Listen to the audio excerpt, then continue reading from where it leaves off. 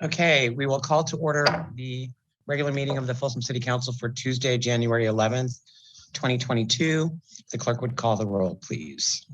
Council members Aquino. Here. Chalem Cherla. Here. Kozlowski. Here. Rodriguez. Here. And Howell. Here. And if you guys will all join me in the Pledge of Allegiance.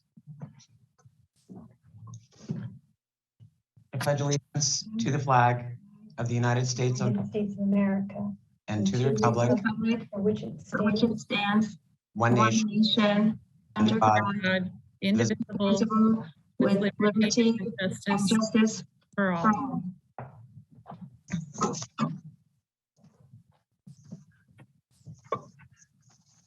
Okay, Krista, do we have any special announcements that we have to make relative to this meeting? You have 3 agenda updates this evening, Madam Mayor. Item 8 has been revised, and items 14 and 15 both have additional information. This information has been provided to the council. It's also available on the webpage in the same location where the public can access agenda packets. Okay. Do we have any requests to speak from business from the floor? So business from the floor, if we have any attendees who would like to speak on an item that is not on the agenda, please raise your hand. I am seeing 2.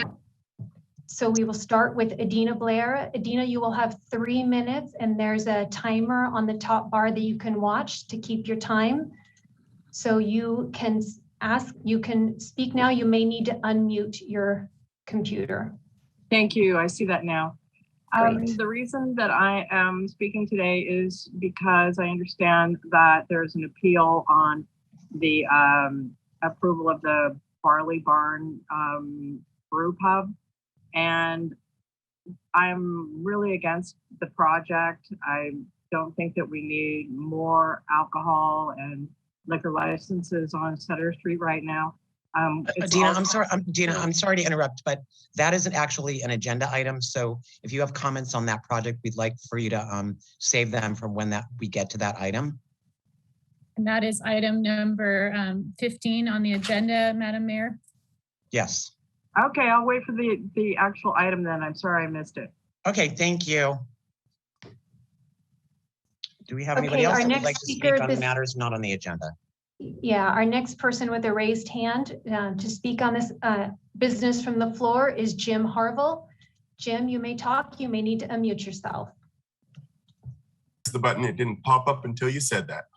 Okay. Well, good evening. Thank you and Happy New Year, everyone. I just wanted to pop in for just a couple of brief comments. First of all, I'd like to thank each and every one of you for meeting with me earlier in the fall. I'm very grateful that you were each able to meet with me individually and get your own perspective on our program. So I think that was very important. Much has happened over the last 3 months, most of it good. So I'd like to first report that even though the issues south of 50 did keep us from rolling out our Dickens Christmas train, which had been so successful years ago when we piloted that, we were able to fall back on our motor car operations in the grotto below Mercy Hospital. And due to an increase in ticket prices, as well as just solid response from the community, we were able to generate nearly $18,000 in December alone, which helped us keep our nose above water as we navigate, again, these issues south of Highway 50 and the various things that are keeping us from rolling out the full-size train. We have been in communication with staff and are working through those issues. Anybody that's driven by down Placerville Road along the tracks has probably seen several, and not just several, there's 20 some odd piles of reclaimed ballast right on the rails. We were able to get a donation of basically free rock, the ballast that goes and holds the railroad tracks in place. It's not as clean as new stuff, but it's useful for what we need to do to correct the drainage issues that were created when that plan was originally laid out. south of 50.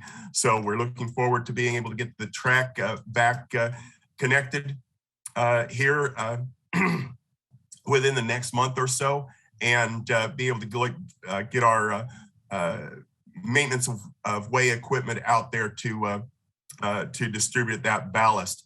That will leave the only two items restricting us from bringing out the full-size train in the spring would be the completion of the paint markings on the roadways, and then of course a commitment from the city to follow through with the grade crossing protection there.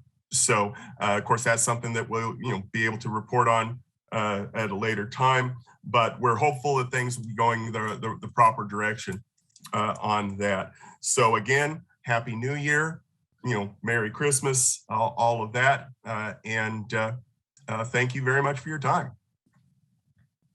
Okay, thank you, Jim. Our next speaker is Hefreth. You may need to go ahead and unmute yourself. Yeah, so this is Mike Reynolds. Just a couple of comments from the last meeting regarding the selection of the Historic District Commissioner. And so my 2 points, since there really wasn't an opportunity to open those up last time, was number one, the council is a team, right? And with any team, you want kind of a diversity of thought. And, when I look at who's exited, and I think of Kevin DeWall as, sort of my poster child for this. Kevin was a sort of, I will call it a very detail-oriented person, kind of an analytical thinker. And so he's the type of person, when you bring in a report, he's going to dive into those details and raise questions that maybe other people on the council wouldn't see. And so just keep that in mind when you're selecting, one of the candidates for the next slot, that if you've lost that sort of capability on there, that we want the soup to be a fairly balanced soup. And so, consider those characteristics in some of the candidates. And then the second piece is sort of more of a concern piece, which is we have this business of this 500 feet for recusal. And I'd really like to see what the definition of recusal is, because I see it being applied where sometimes 2 and 3 commission members exempt themselves. And, one specifically, and again, this isn't an indictment of Mark, but, him being at the Gaslight in the 700 block puts him dead center, and yet he's the business representative. And so anything that affects the business in the historic district, he recuses himself, when in fact he might be the most powerful opinion there. And while it may be that he doesn't need to vote because of that conflict of interest, his opinion should at least be heard. And so I just kind of want that also in who do we select, but also in being conscious of, are these rules really serving the purpose of the council or the Historic District Commission if we have 2 and 3 people recusing themselves over and over again as being part of any discussion. So just some food for thought to toss out there, because I know that the city council sponsors that group and therefore has the ability to make some adjustments if we need to make it more effective in terms of a team and in terms of a meeting. That's it. Okay, thank you. Madam Mayor, you have no more requests to speak under business from the floor. Okay, which moves us on to the consent calendar. Do we have anybody that would like to pull anything? I'll move 1 through 12 on the consent calendar. Okay. I will second that. Okay. Call the roll, please. Councilmembers Aquino, Yes. Chalem Chella, Yes. Kozlowski, Yes. Rodriguez, Yes. and Howell. Yes. And we will then move on to our first public hearing, which is item number 13. Yeah, your first public hearing this night is item number 13, resolution number 10780. This is a resolution to approve a small lot vesting tentative subdivision map and minor administrative modification for the Toll Brothers at Folsom Ranch Phase 2 subdivision project. And just a reminder, if you want to speak on this once the mayor opens the public hearing, please go ahead and raise your hand. Good evening, Mayor Howell, Councilmember Steve Banks with the Community Development Department. Good to be with you this evening. The project before you this evening is a request for approval of a small lot vesting tentative subdivision map, as well as a minor administrative modification for development of the second phase of the Toll Brothers at Folsom Ranch subdivision project. This is a vicinity map showing you where the overall Toll Brothers at Folsom Ranch project is located. As you can see from the graphic, it's located in the southern portion of the Folsom Plan area, just north of White Rock Road and just west of East Bidwell Street. Phase 2, as shown in the red letters and red arrows, is right in the center of the overall Toll Brothers at Folsom Ranch subdivision project. A quick little bit of background for you. As you may recall, back in 2020, the City Council approved a number of entitlements for the overall Toll Brothers at Folsom Ranch subdivision. The overall project included over 1,200 units, including active adult units, as well as a traditional single-family residential component. In October of 2020, the Planning Commission approved design review application for a clubhouse facility that's intended to serve the overall Toll Brothers subdivision. Some key details regarding this specific project. Again, the applicant seeking approval of a tentative subdivision map for a 329 unit residential subdivision. The project site, a little over 64 acres in size. These are all age restricted residential units, 55 ages and above. The units themselves include attached units as well as detached units. All of the homes are single story homes. The design of these homes was previously approved by the City Council back in 2020, and the approval included over 15 master plans within the community. And the applicant's intent is to build these master plans within phase 2 as well as phase 1, which is already under construction. In addition to the residential lots, there are also some landscape lots, some open space lots, a dog amenity and a dog park amenity, and a private recreational lot amenity. This is a private gated community with access being provided at 2 locations, a gated access point off of East Bidwell Street and a secondary gated access point off of Mangini Parkway.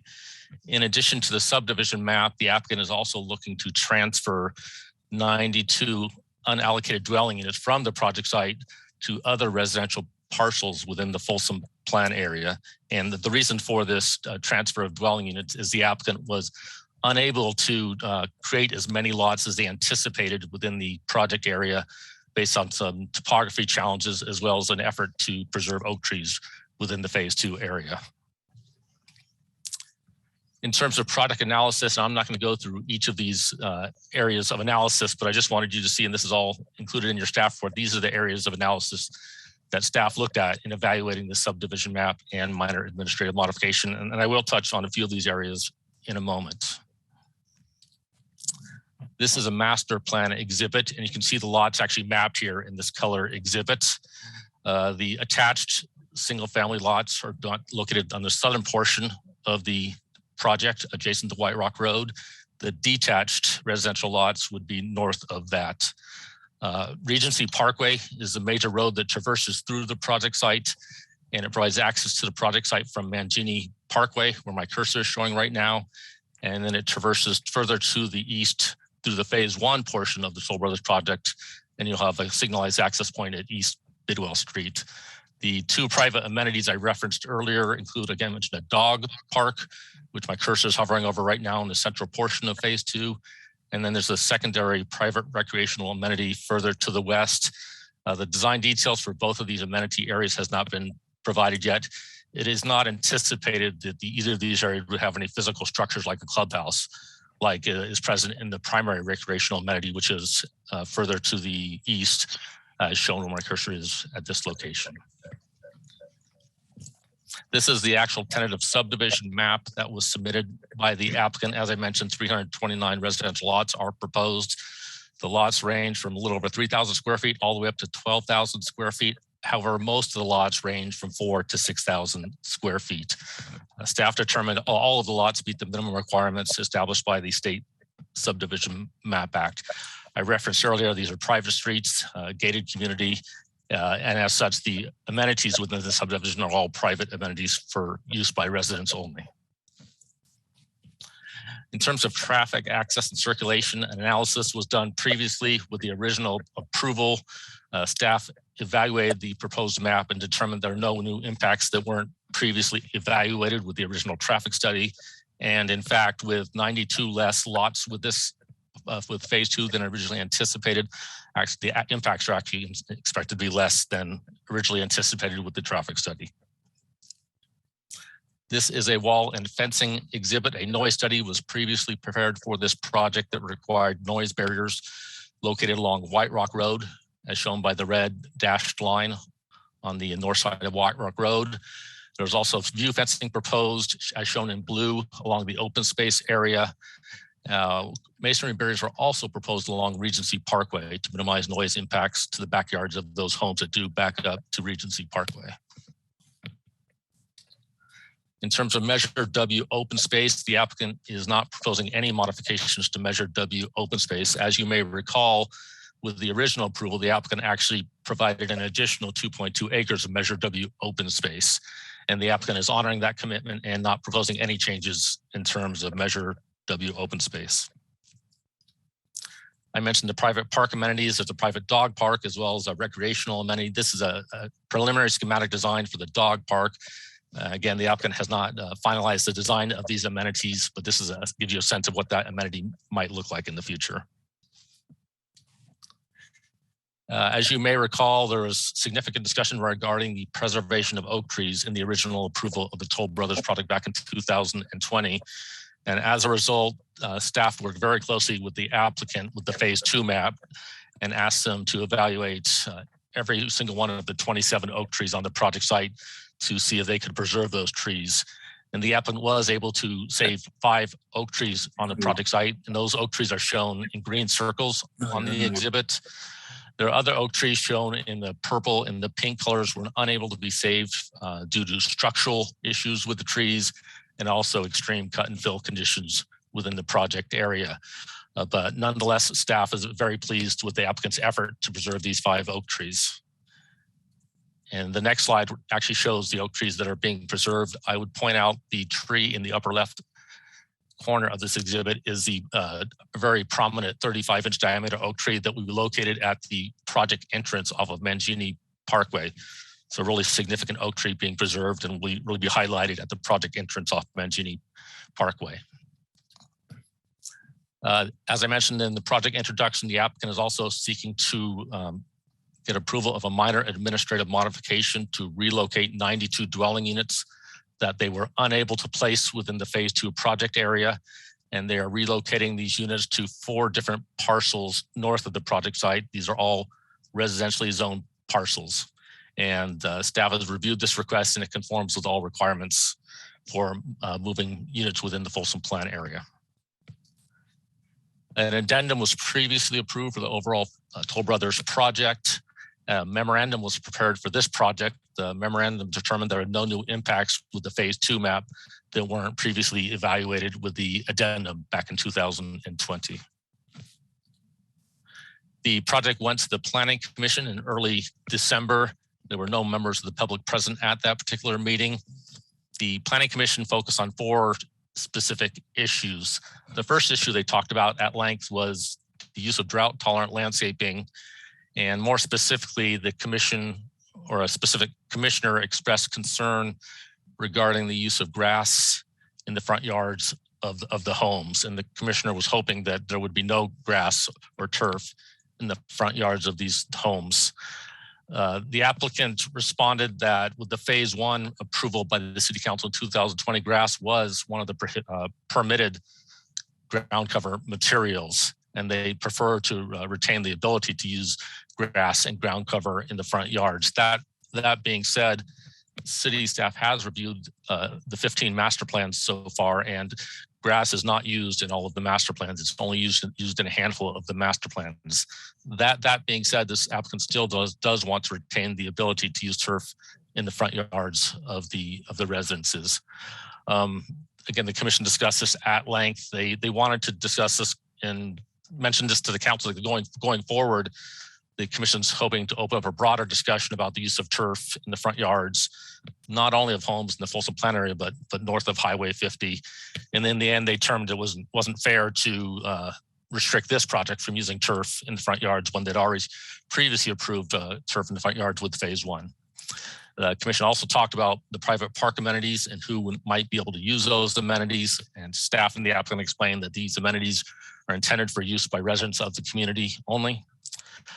With respect to tree preservation, the commission was very pleased about the preservation of trees within the subdivision and the efforts the applicant made to preserve those 5 oak trees. And lastly, the commission discussed the transfer of allocated dwelling units, and they were satisfied with that transfer. Ultimately, the commission voted to recommend approval to the city council by a vote of 6-1. The one dissenting planning commissioner, again, their reason for not voting yes was the use of turf in the front yards of the homes. And with that, I'd be happy to answer any questions the council might have this evening.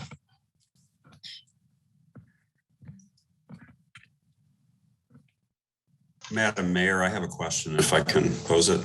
Please do. Steve, the very large oak tree that's to be preserved, is the final grading similar to the existing grading in the area of that tree, so it won't be in a well or on an exceptionally tall pedestal?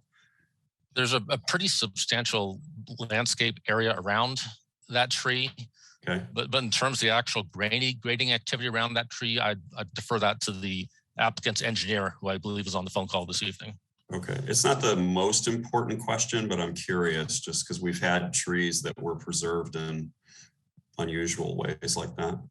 Well, this is definitely a very significant tree, and we definitely want to make sure the grading activity doesn't impact the ability to preserve that tree.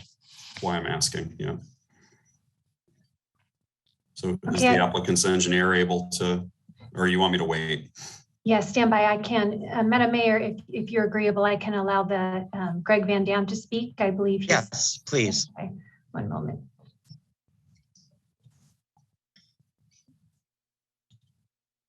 Okay, Greg, you should be able to speak now. Go ahead. Okay, thank you very much. Yeah, Tom, this is Greg Van Dam with Toll Brothers. I'm the Vice President of Land Development. And to address that question, yes, the grading at that tree location is nominal. It's actually, there's 0 grading within the drip line, along with the additional buffer around that tree that we've worked out with the city arborist.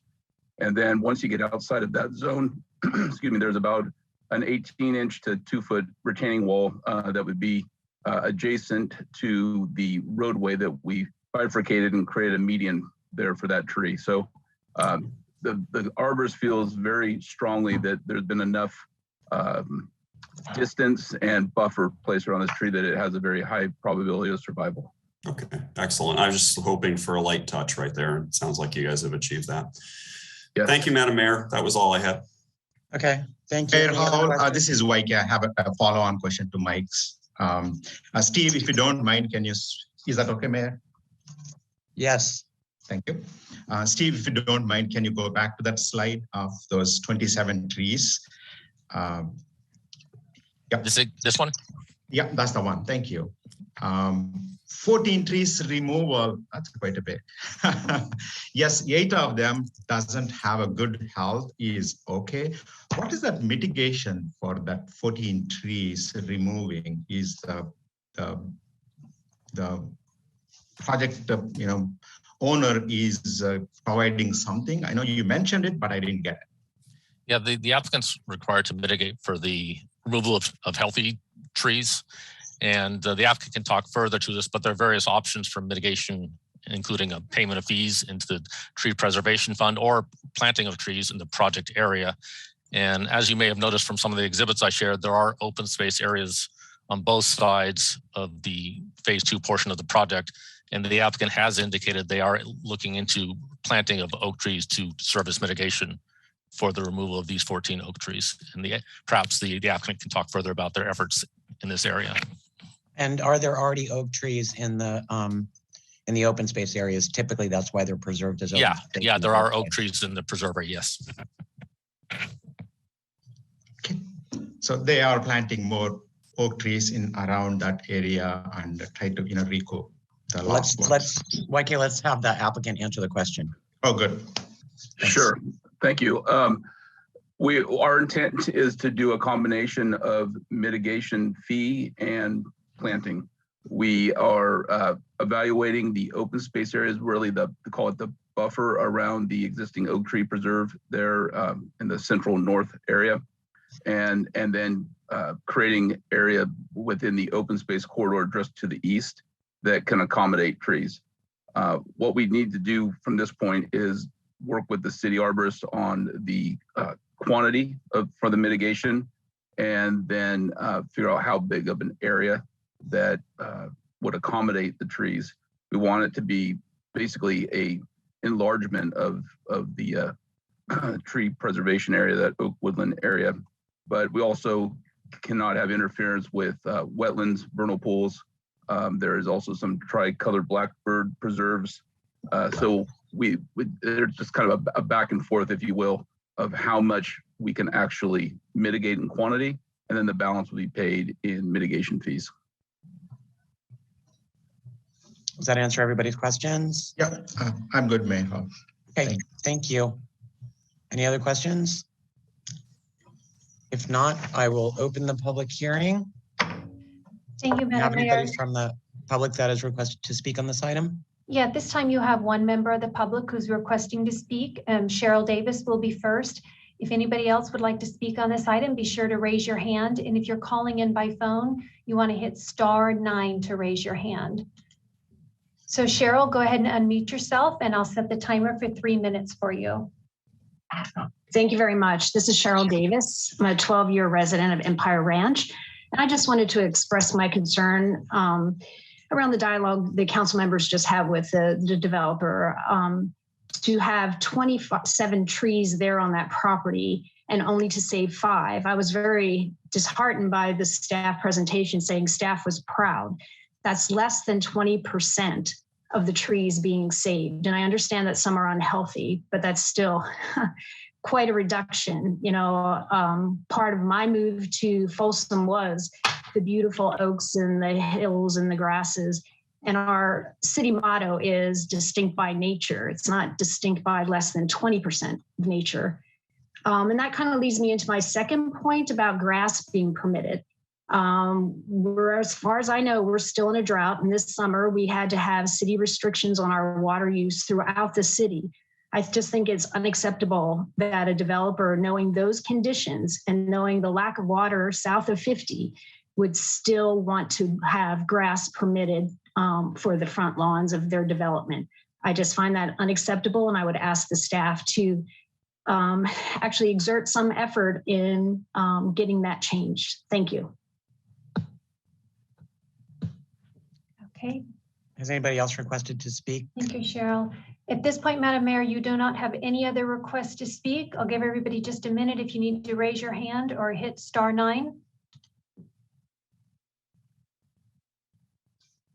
Okay, seeing none, Madam Mayor, you have no more requests to speak from the public on this item. Okay, any other questions of our staff or the developer by the council members?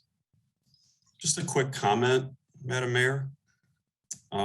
With respect to the comment from the member of the public, the open space that is shown shaded green on the map that's on the screen is the densest amount of trees on that lot. So while there are a number that ended up getting removed, there is a big swath of them that are being preserved as pure open space. So while they won't be in and around these houses, there is quite a bit of tree preservation going on by nature of our requirement for open space preservation. That may have not been obvious from this exhibit.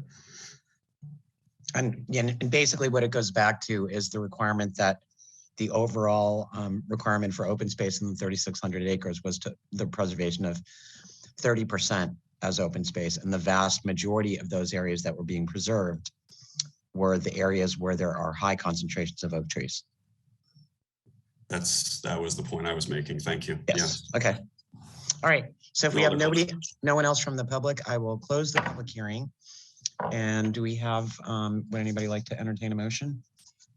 I will move to approve resolution 10780. A second, this is YK. Okay, we have a motion and a second. Council members Aquino? Yes. Palomchella? Yes. Kozlowski? Yes. Rodriguez? Yes. And Howell? Yes. Okay, Thank you. And we will now move on to item 14. Yeah, your next item is item 14, and this will be public hearing number 3 under the California Voting Rights Act regarding the composition of the city's voting districts pursuant to Elections Code Section 10010. Good evening, Madam Mayor and members of the City Council. This is Stephen Wang, your city attorney. This is the third of 5 public hearings required under California law to transition to by-district election.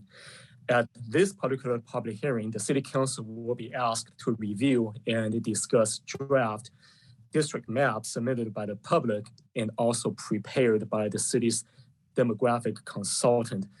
I would like at this time turn this over to Mr. Doug Yocum of the National Demographics Corporation, who is the city's expert consultant assisting with the transition process.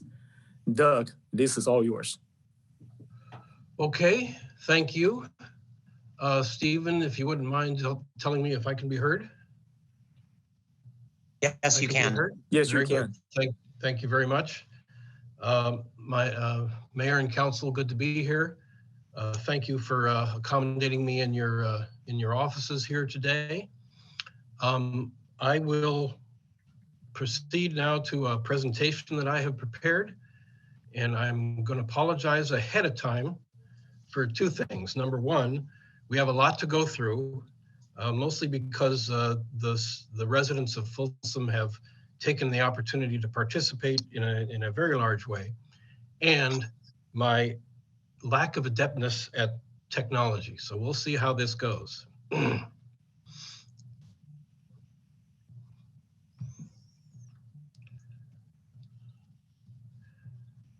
I think I have to share screen first, just a moment.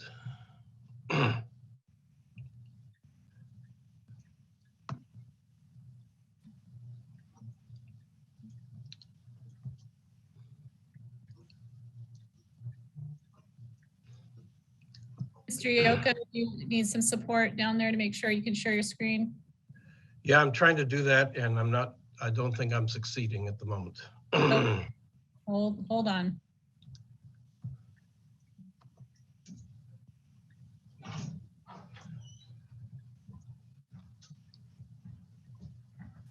Okay, Chris is here, so I need to go to PowerPoint.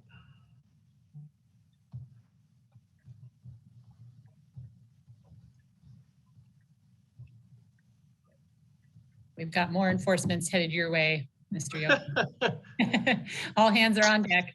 We'll get this handled.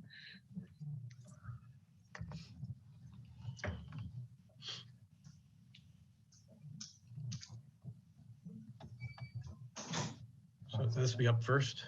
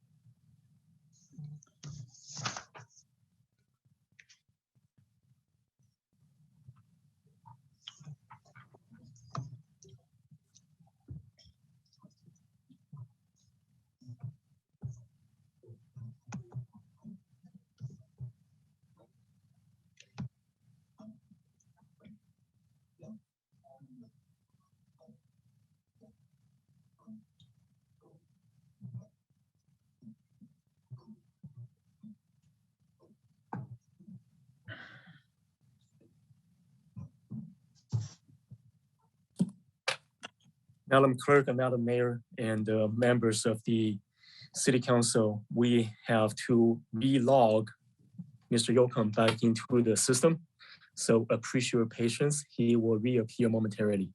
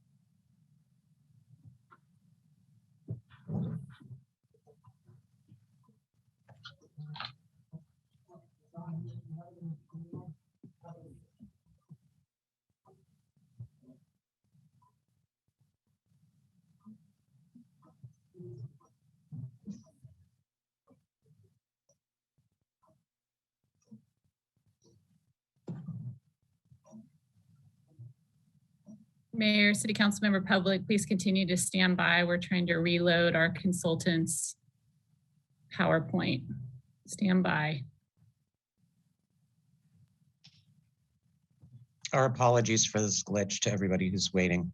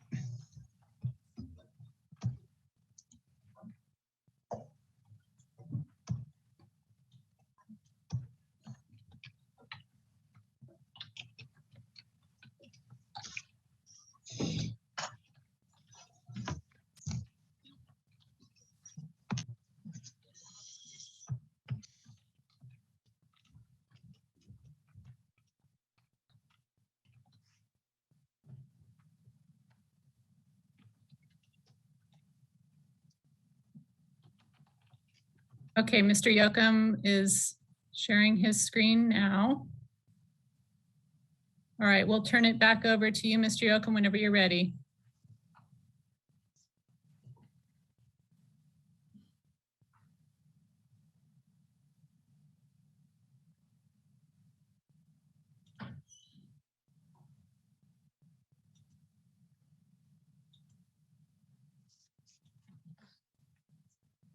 Just a hunch, but he might be muted. I know, I'm looking for him right now. Okay, I believe I'm on. You are on.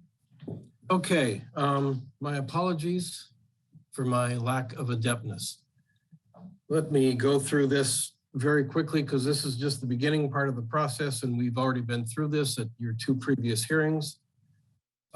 We've had the two previous hearings and we're using California adjusted statewide data for our districting.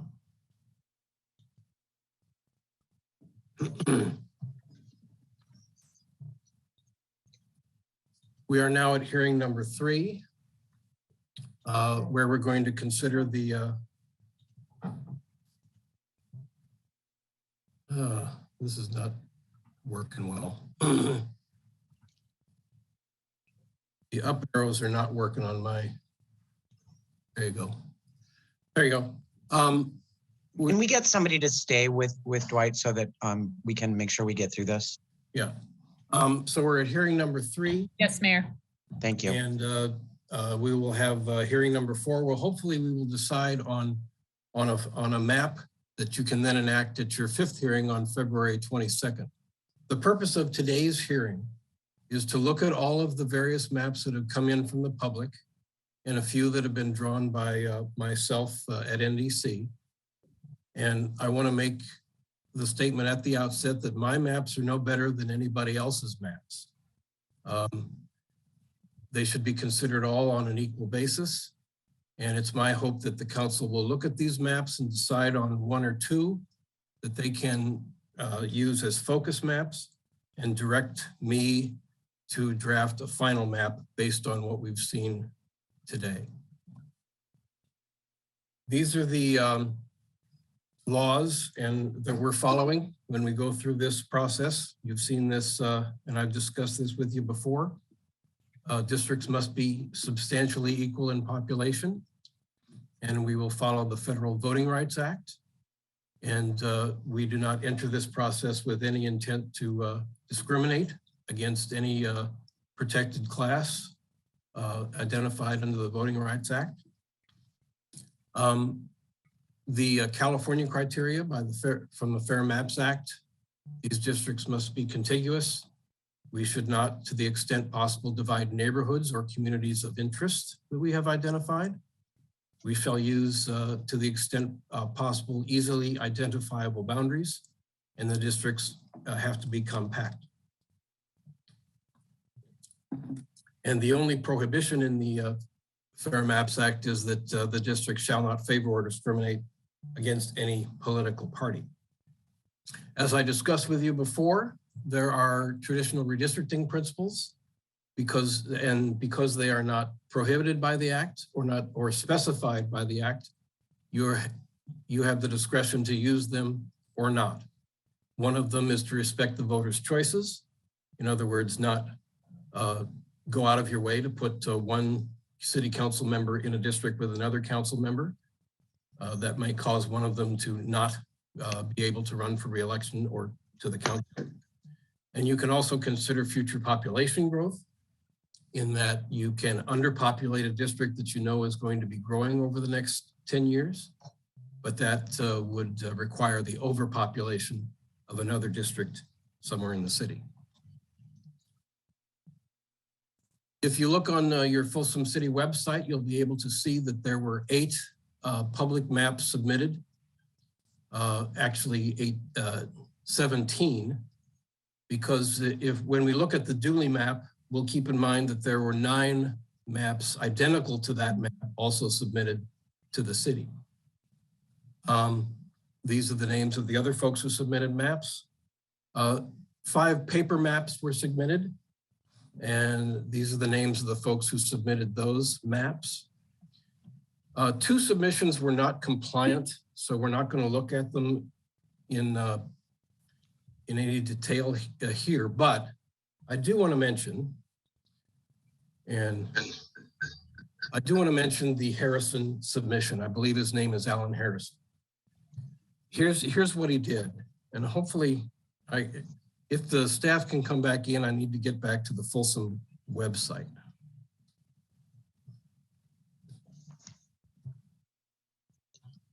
Can I request that whoever's helping Doug, if they just stay in the room with him?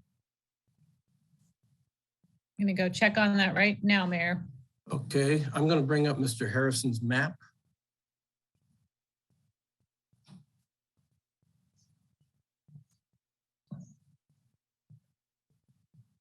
Where is he? There he is. Okay. Here's what Mr. Harrison did. He assigned the historic area to 5 different districts in the city. And then he randomly assigned every other area of the city to a district. So this map is not contiguous. It's not legal. But I wanted to show you his explanation. It's a perfect indiscriminate map of randomized districts. The old Folsom area was taken as a start point, and then he assigned 1 to each district, and the rest of the city was randomly assigned. Each representative has responsibility for an equal area of newer Folsom and older Folsom. Unfortunately, this is not legal. We can't do this. But here's the point he's trying to make, I believe, and I hope he's on the call and perhaps can speak for himself. But he put the words equality, shared responsibility, and Folsom together as his talking points. And he's right. When the city was elected by without districts, each member was responsible for the whole city. And this is one of the arguments that's often used against drawing by district.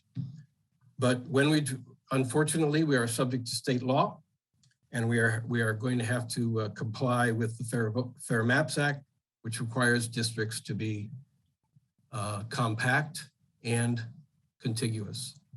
And unfortunately for Mr. Harrison, this map doesn't comply with that.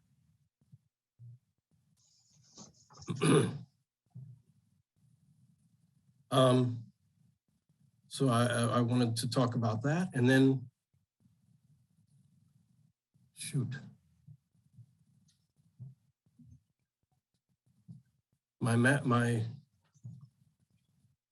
this map should be, it can't be displayed. Go to the website because the slides are on the website also. Okay. Go to the website. I don't have my list with me. Go back up. You might want to mute while you're figuring that out.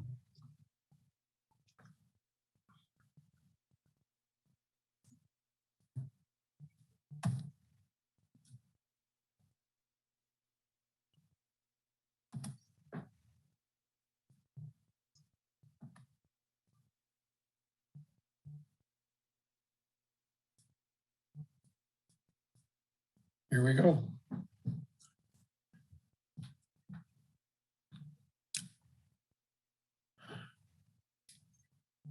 I don't see the.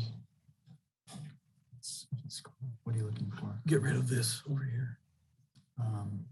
You might want to mute while you're figuring it out.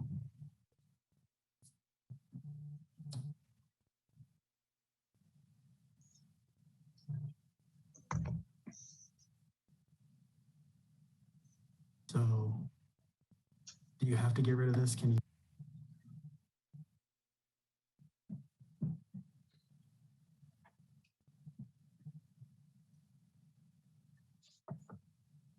My apologies again. Here's the submission from Mr. Klein. You'll see, and you'll see some similarity between all of these various maps. Usually there's a district to the north, on the north side of the city, involving the American River Canyon and the prison. There are usually 2 central districts and then 2 to the south. Mr. Klein has got a similar configuration here. He submitted an extensive explanation that I invite everybody to look at on the website. It regarded major streets, keeping communities together, And he had an extensive analysis in here of how south of 50 is going to grow and be planned. And for that reason, the district that is south of 50, District 2 in this configuration, I believe he underpopulated it. Yes, he did. So his total population deviation is about 9.29%. A little high, but still compliant with equal population standards as adopted by the courts over the last 30 years. Mr. Yocum, for the benefit of anyone watching, this is page, Mr. Klein's map is page 450 in your council packet, and we'll try to give that page number for each map you bring up. Next is the Leary submission. Again, we have a southern district, one northern district, 2 central districts, and 2 southern districts. And this is page 457 in your packet.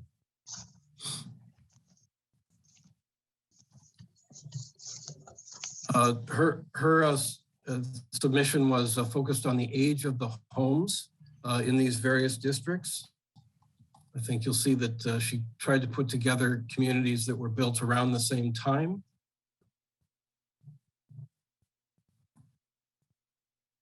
And she also underpopulated the district south of 50. Unfortunately, her total deviation is 10.81%, which is not compliant with population standards, as I mentioned before, that have been accepted by the courts. This is the Dooley submission, and I believe this is one where there were 10 identical maps submitted. It has the northern district with the prison and American River Canyon, but it also kind of slips down and comes close to the historic area. And if you look at the map on the right, it has Briggs Ranch in it, which I believe is, no, that's the District 3 line is Oak Parkway, if I'm not mistaken, and the transmission line that goes to the west of Oak Parkway. And that's page 454 in your packet, the Dooley map. So there were 10 of these submitted, and you'll see an Empire Ranch and other neighborhoods on the right-hand side in District 4, and then the central southern area is combined with south of 50 in District 5. It has a 7.848 deviation, which is certainly within tolerable levels. And District 4 in this map is the district that has been underpopulated, but certainly not within any illegal standard. Except that we don't expect growth to be taking place in that district. It's the southernmost one. Yeah, I think it starts at Empire Ranch and goes to the freeway. Right, but there's not going to be much additional growth in that area is all the only point I'm trying to make. So underpopulating south of the freeway makes more sense because that's where the growth is going to occur. Let's see what she did to District 5, or all of these maps do to District 5. It's just a little bit over 1.5%. This is the Kempenaar submission. Let me try to remind myself. This is page 449 in your packet, the Kempenaar map. It's nearly perfect in deviation. It's only a total of 1.3% deviation. The Northern District, District 1 here, drops down and into the historic area. And I believe might split it in half. Then it goes from Empire Ranch to the west rather than take that district to the south. Then there's District 5 in the middle. District 3 has the Auto Mall, Natoma Station, and part of the historic area. And then it actually does creep up into the American River Canyon area. District 4 is the southeastern portion of the city, along with the south of 50 area. She did underpopulate the 4th district, but only slightly. It's less than 0.5%. As I mentioned, this map is almost perfect in deviation standards.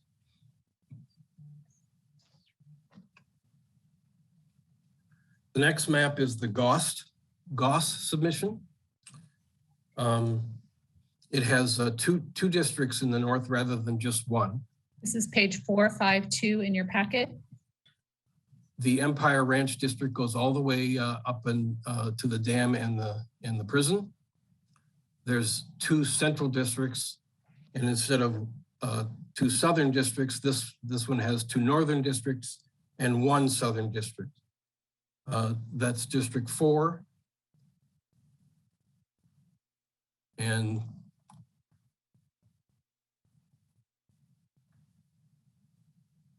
which was purposely underpopulated, and it's not compliant with the equal population standard at all. It's almost 24% total deviation.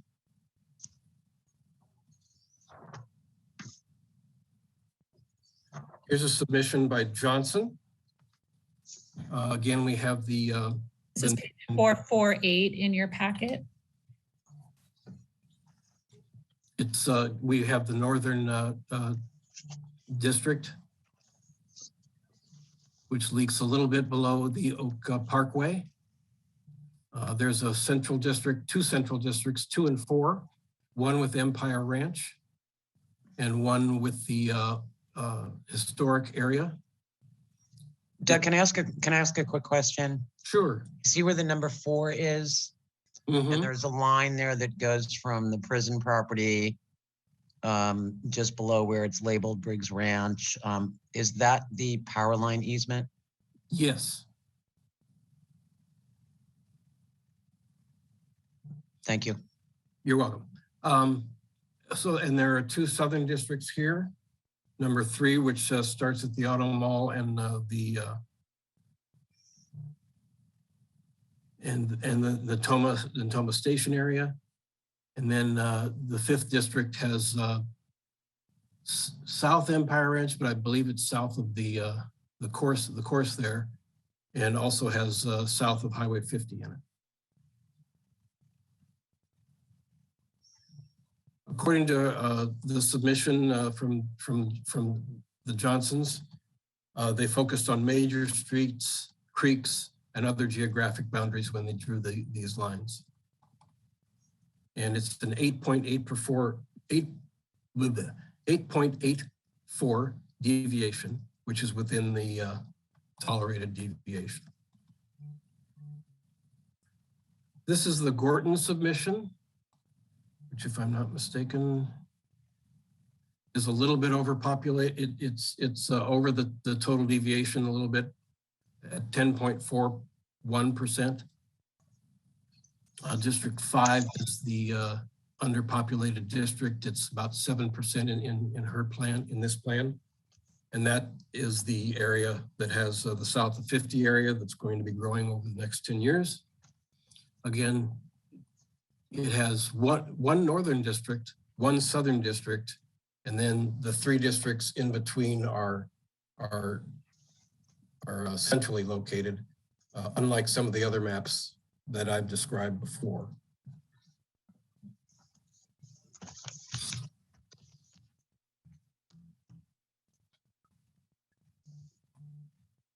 This is the EFROS submission.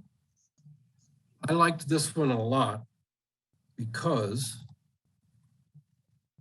she used school attendance boundaries as her basis for drawing these districts. And if you've been on the school board, I think you can see those boundaries and recognize them. And what it ends up as is two northern districts, one with the prison, one with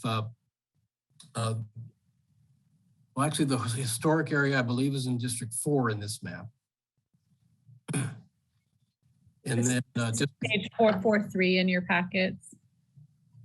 And District 2 has the prison, Empire Ranch, and portions south of it. You can read her explanation. I think she explains which school attendance areas she put in which district. That's all very interesting, except that the city council has nothing to do with the school board or the attendance boundaries. You're correct, but many people use school boundaries as ways to identify communities. And it just came up with a very clean looking map. Good. With a very low deviation number, 3.72%. And I believe she did, let's go to District 2. District 5, which is the growth area, is a little overpopulated in this particular drawing.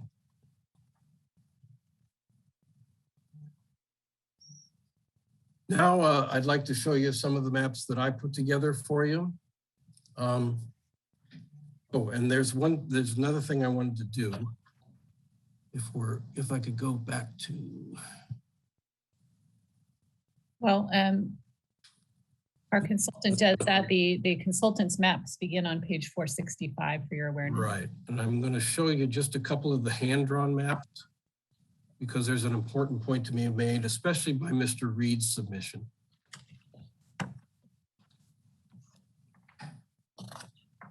Can everybody see Mr. Reed's map? Yes, and that's on page 476 of your packet. He did not draw an entire plan for the city. He simply wanted to highlight for us this part of the city, which is the southern part of the city north of Highway 50. And I'll show you his explanation here. Hopefully, I'll have to go back to the main page in order to find his explanation.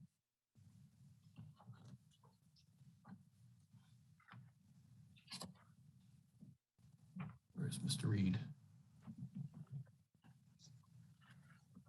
Oops, I must have passed him up.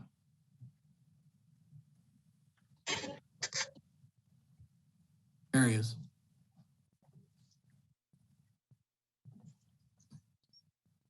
He would like to advocate for the neighborhoods that comprise south of East Bidwell and north of Highway 50, comprised of Natoma Station, Prairie Oaks, and Broadstone.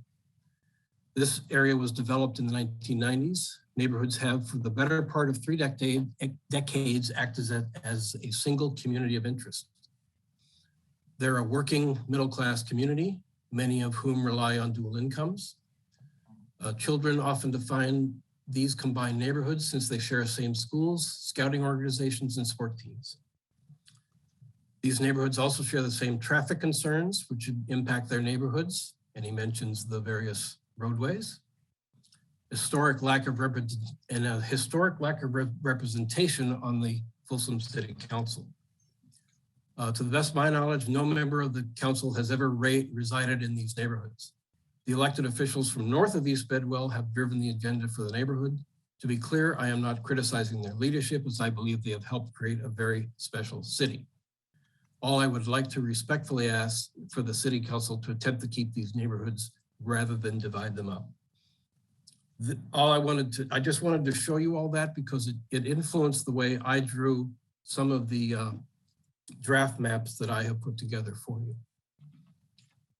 But the other thing I need to do at this point is go through the other hand-drawn maps that have been submitted. And I believe there's only 4 of these maps left before we get to my draft maps. We'll start with Mr. Bulga. Mr. Bulaga's map can be found on page 441 of your packet. And Mr. Bulga did a pretty good job of reflecting Mr. Reed's comment. If you look at District 3. District 5 then is the south of 50 area and the east area up to Empire Ranch. Then you have 2 centralized districts, 2 and 4.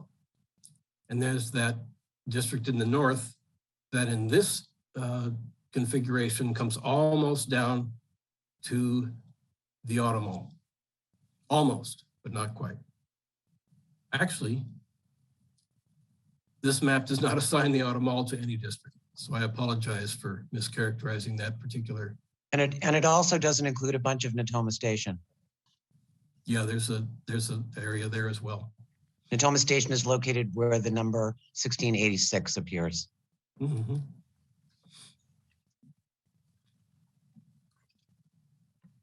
As well as 3001. Let me go back to the Nornheim submission.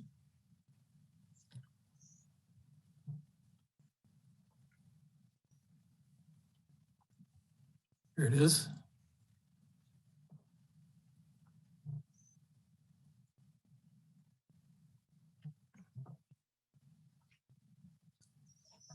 On page 459 of your packet.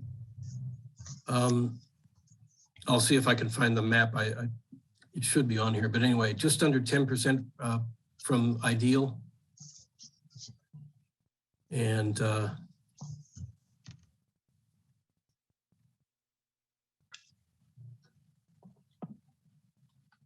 Doug, if I may, and Madam Mayor and members of the City Council, Stephen Wang speaking.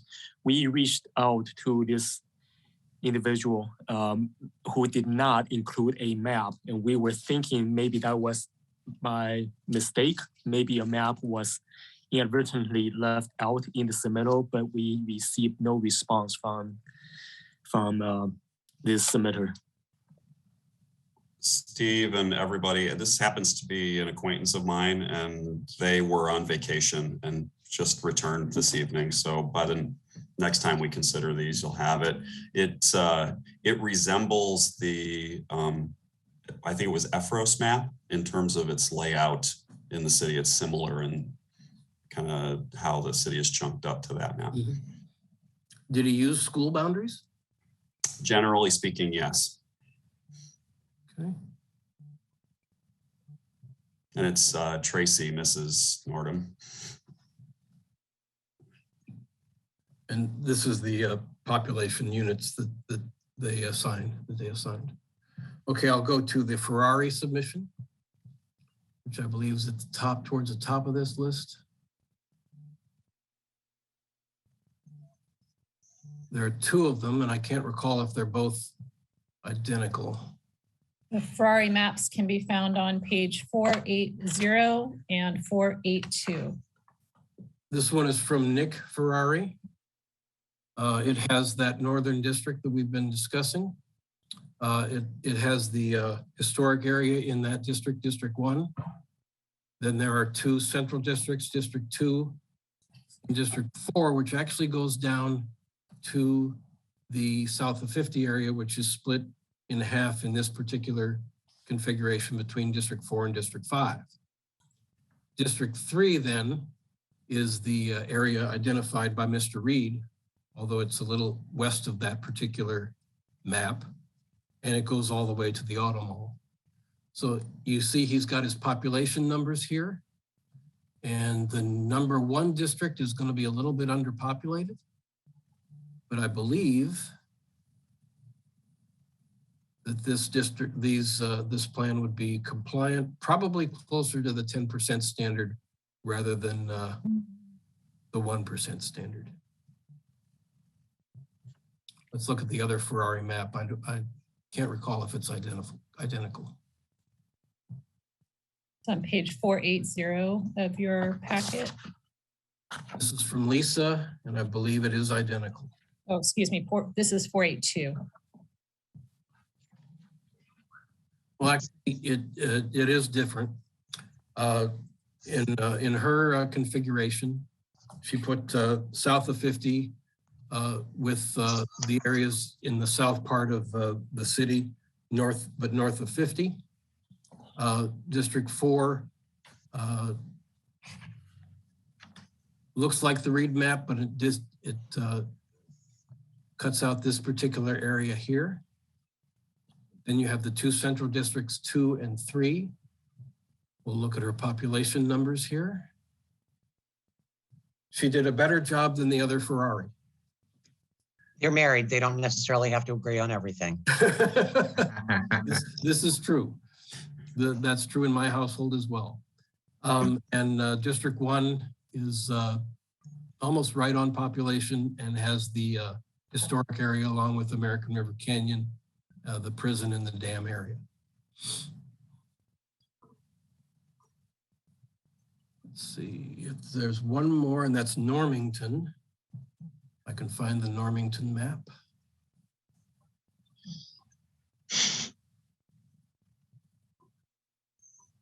Above Campbell. Correct. Page 472 of your packet.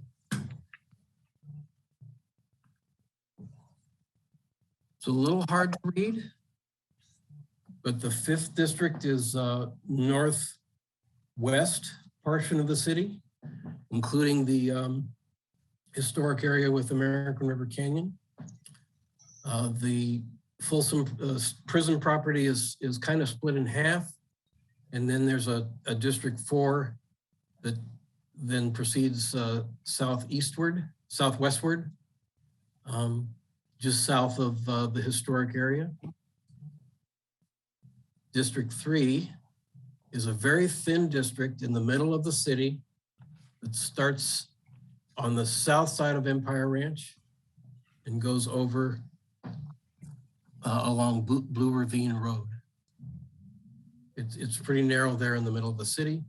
And then District 2 and 1 divide the Highway 50, the south of 50 area. And 2 has the Auto Mall, and 5 has the portion of the southeast portion of the city.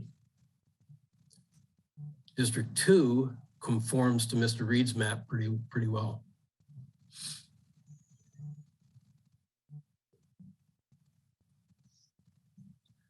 So that's all the maps that were submitted by the public. Doug, this is Sarah. If I could interrupt for just 1 second. Jay Normington, actually, it says there are 2 separate maps there. It says proposed map, it's twice, and it is 2 different maps if you want to click on the second one. Oh, okay.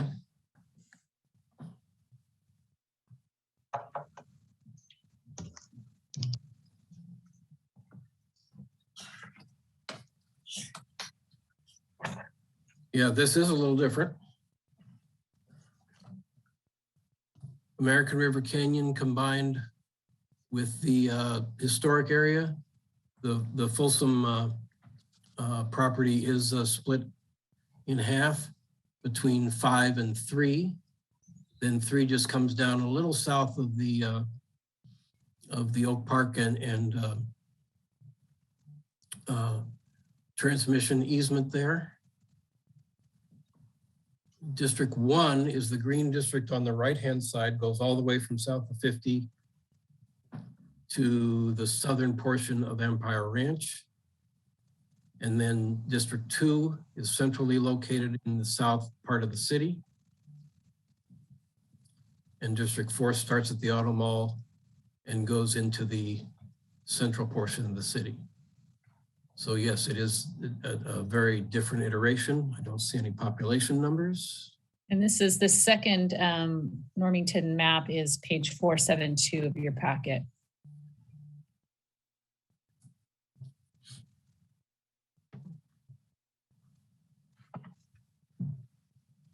So if I could have the staff come back in, I need to get back to my PowerPoint.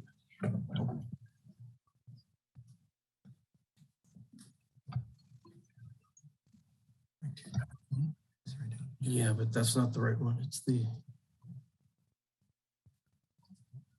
oh, I think it's this one. Yep, there we go. Okay, thank you.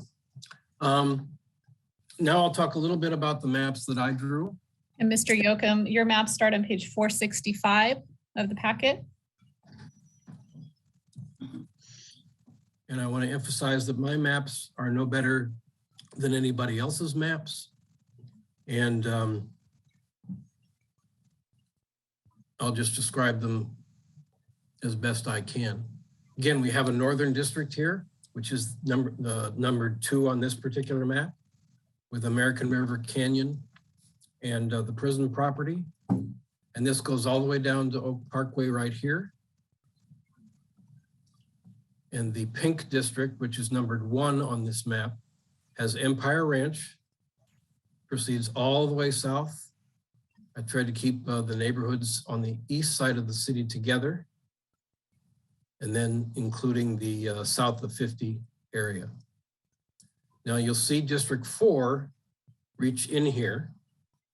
And the reason for that is because there are two members of the city council that live very close to each other right in this particular area right here. So District 4 would be, I'm going to mess up your name, sir, and I'll just call you YK. YK is good. District 4 has the residence of YK in it. District 1 has the residence of Miss Aquino. District 2 is Miss Rodriguez's residence. It's located in District 2. District 3, which is the historic area down to the Auto Mall and to the Natoma Station area, is the residence of Miss Howell. And District 5, which has this central area of the city, is where Mr. Kozlowski lives.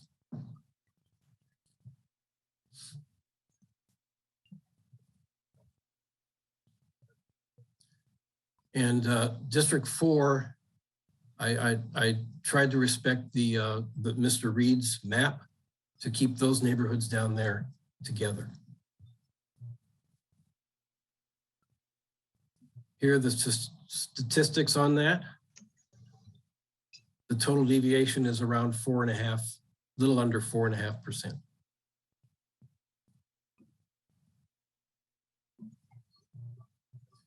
Here's my second drawing of a map. District 5 is the northern district containing the residence of Ms. Rodriguez. Then I have two central districts here. Number 4 has the residence of Ms. Howell, which has the old historic area. District 3 has Mr. Kozlowski's residence. And the reason for these in and outs here are basically population equality. That's just the way those blocks are formed. And it looks funny, but I'm trying to keep this neighborhood together and this neighborhood over here together. And this has the entire Empire Ranch area as well. Then District 1 has the Aquino residence south of 50, and then includes the Auto Mall and most of the Natoma area. District 2, Mr. YK's residence district is centrally located, and this one does not follow the Reed map nearly as closely as my first draft map, which was numbered 101. Doug, this is YK. Sorry for interrupting. Besides positioning the city council members, have you taken anything else into consideration between your 101 to 101A? Other than equal population, no. Whenever I'm drawing these districts, though, I'm trying to respect neighborhoods that and not separate them. Now, I know there's a comment on the website that speaks to that issue. And unfortunately, it's hard for me to understand. I believe, what is her name?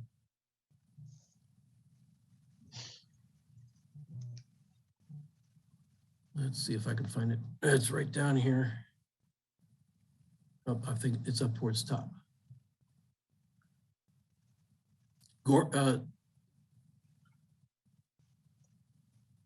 Is it Gorton that made the comments to Matt? Yeah, I think it's C. Gorton is the name. She drew some maps that try to define what her community is. And the maps, as I looked at them, showed that all of the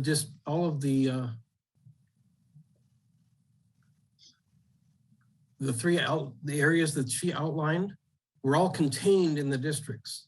So I was having trouble understanding the boundary of her particular neighborhood because they were all contained within one district. So if she's on the call, I'd love to hear from her as to what she was trying to say regarding her neighborhood and whether or not it was split up in these various maps.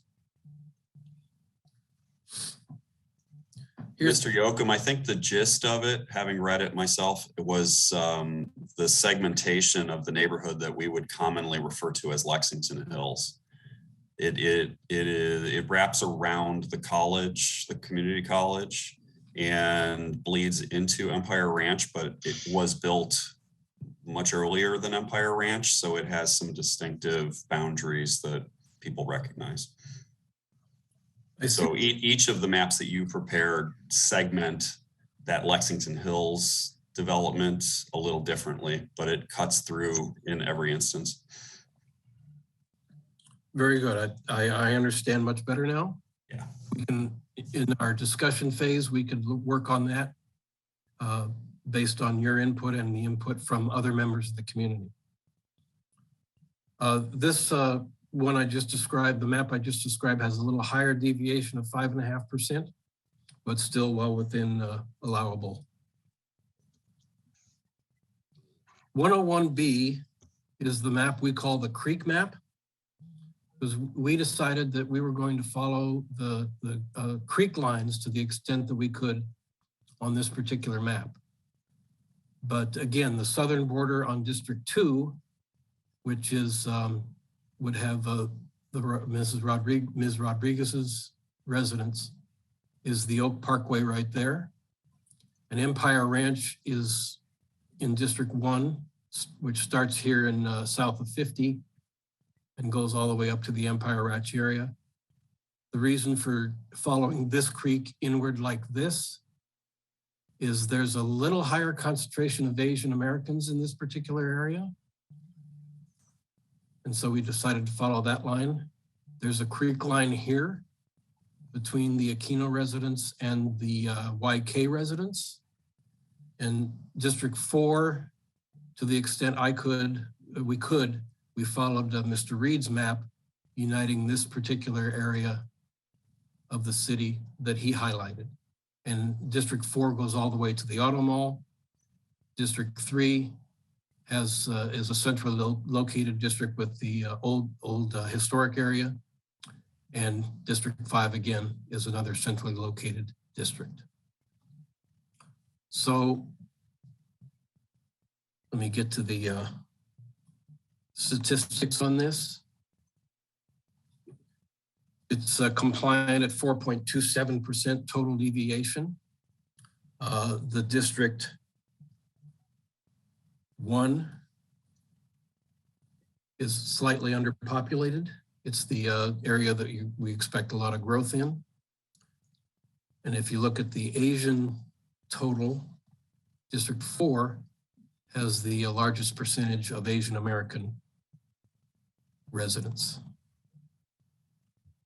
That's District 4 is the one that tries to respect Mr. Reed's map there.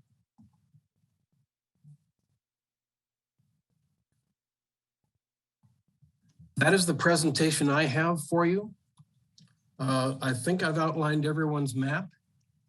If I've inaccurately outlined anyone's map, I welcome their participation and comments to this meeting. And I'm ready to take any questions that you have. Anybody have any questions for Doug? Yes, I do. Go ahead, Sarah. So Doug, your three maps all have a population variance between the least populous to the most populous of between about 4.25 to 5.5. But knowing that the census data for south of 50 is already out of date, and knowing that that's where all the growth is going to occur, is there any reason we wouldn't go as close as we can to that 10% variance that the court allows? It depends on what you're most comfortable with as a council. If you're comfortable at 8% or 9%, your lawyer will tell you that you enter any possible proceeding with a presumption that you have districts that are equally populated.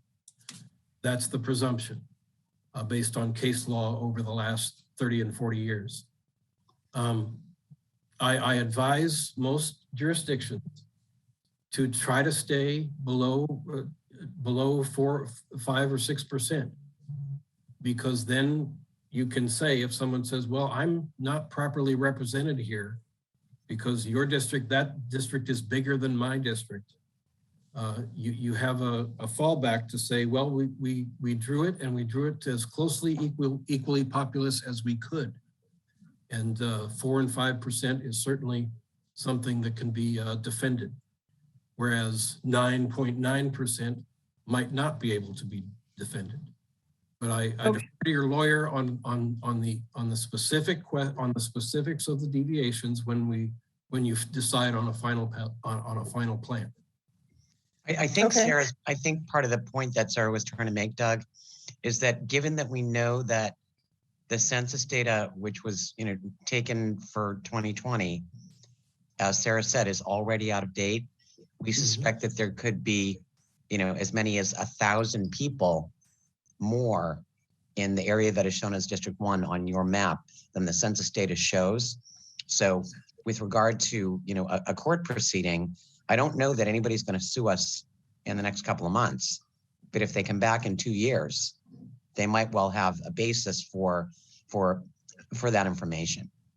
Because, then there will be, although, I know it's based on the 2020 census data, but by 2024, that's going to be a much bigger differential in the area shown as District 1.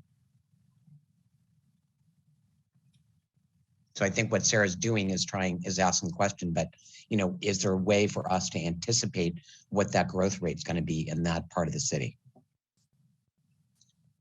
Well, I guess to me, it makes sense to get as close to 10% as we can, as long as it's legally defensible. But kind of as a follow-up question to that, there were a couple maps, for example, from N. Ferrari, who divide south of 50 in two. I think the reason not to do that is because south of 50, at least so far, has a very, very high Asian American population. And in an attempt to keep that population together, you would keep south of 50 together. But just in terms of the growth that we know that's going to happen there, I believe Roseville did this. So is there any reason to have south of 50 be split into 2 districts so that instead of getting, by the time the next census arrives, instead of having 1 district totally out of whack, you have 2 districts that are considerably bigger than the other 3, but still not having one that is so far out of whack? These are issues I think you should discuss as a council.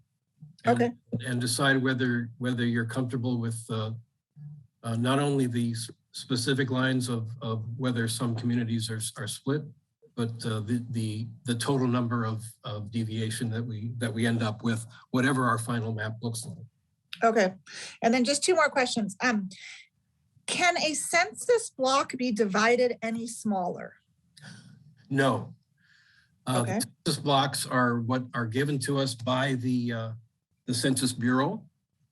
And there are instances that my company has been involved in where we split census blocks, mostly because the census block was at the top of a mountain or something. And it was too far afield of the populated portion of a district to have it included in a district. So we have split census blocks in the past. And one of our clients was Sacramento County. We've completed the Sacramento County process. And if we send a map to Sacramento County from Folsom or any one other clients, they're going to call me and say, why did you do that? So it's kind of a sensitive issue among geographers at the county because they have to base their put together maps, precinct maps based on the maps that all the jurisdictions draw. And it drives them crazy when you split a block. Got it. Okay, well, I'll come back to that when we get into the nitty gritty. But the other thing I just want to ask, just because it was asked of me on social media, in your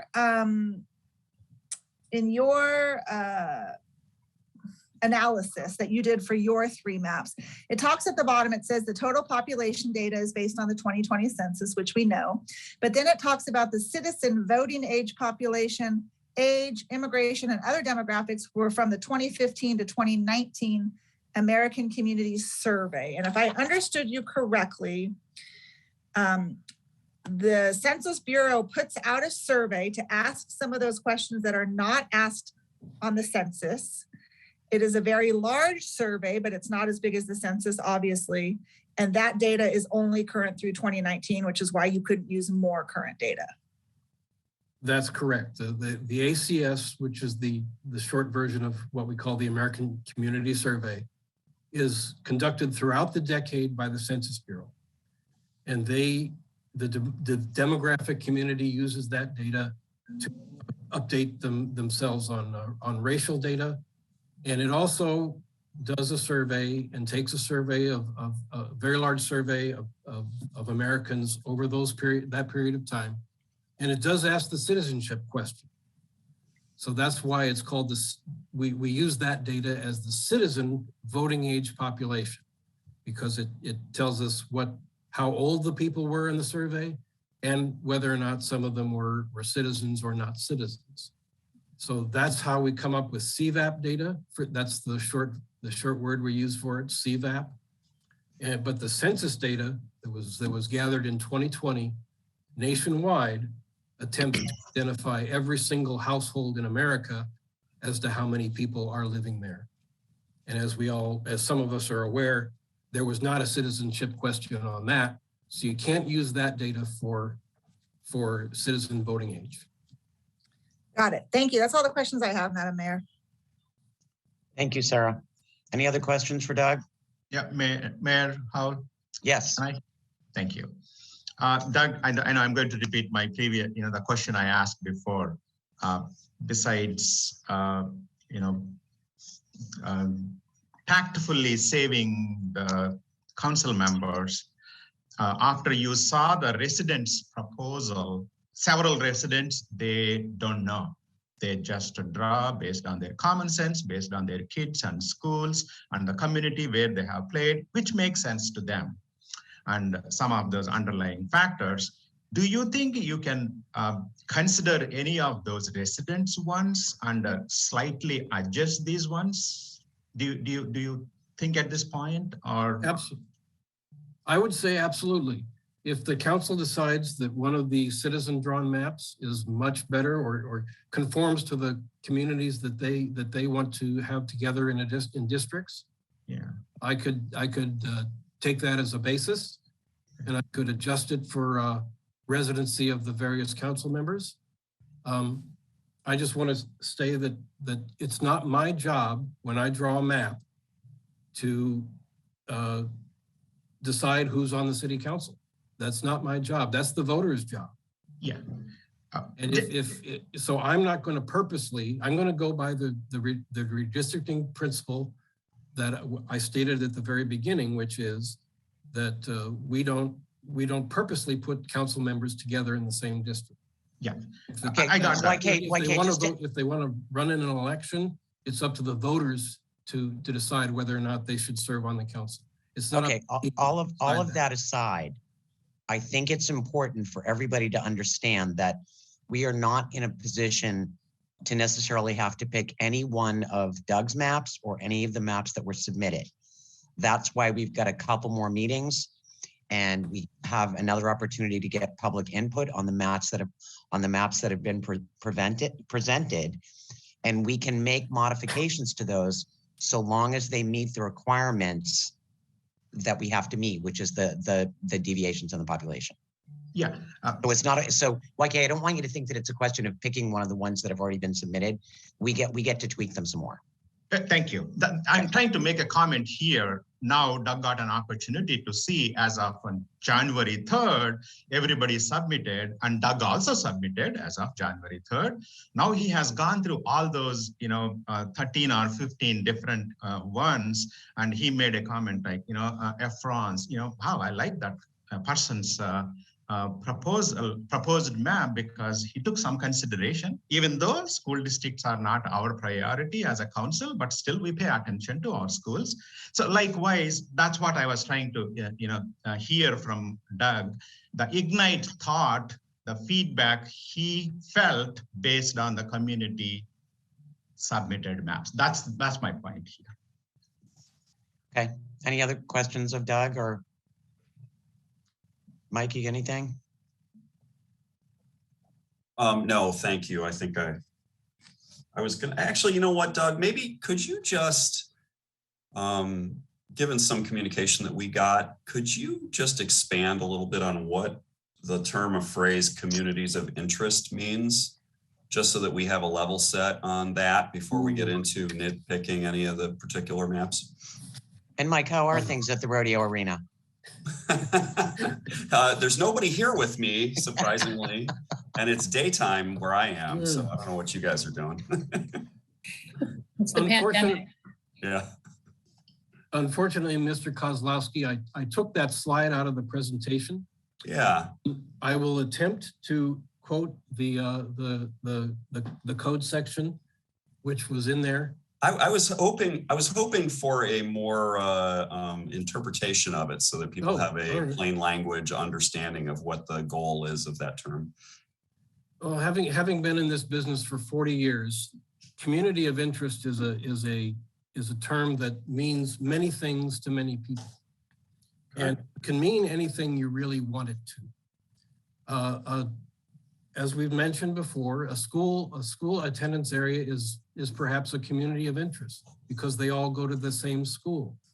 A neighborhood that is located around a park could be a community of interest because they're around that park and they all use that park. A group of folks in the southern portion of your city that's concerned about traffic on East Bidwell, that's a community of interest. People who have the same concern about a specific issue are often referred to as a community of interest. Farmers in general are a community of interest. And of course, ethnicity and race can be considered a community of interest as well, if they're together in an area that you can put a line around. So community of interest can mean just about anything you want to, but it's usually associated with a social or an economic either group or issue that people are concerned about, or people consider themselves together as a part of. Okay, so then with respect to our assignment here, part of what we're doing is trying to prioritize those communities of interest as we determine what ultimately a final map will look like. Would that be fair to say that? It would be, and the Lexington Hills issue that you mentioned certainly is one of them.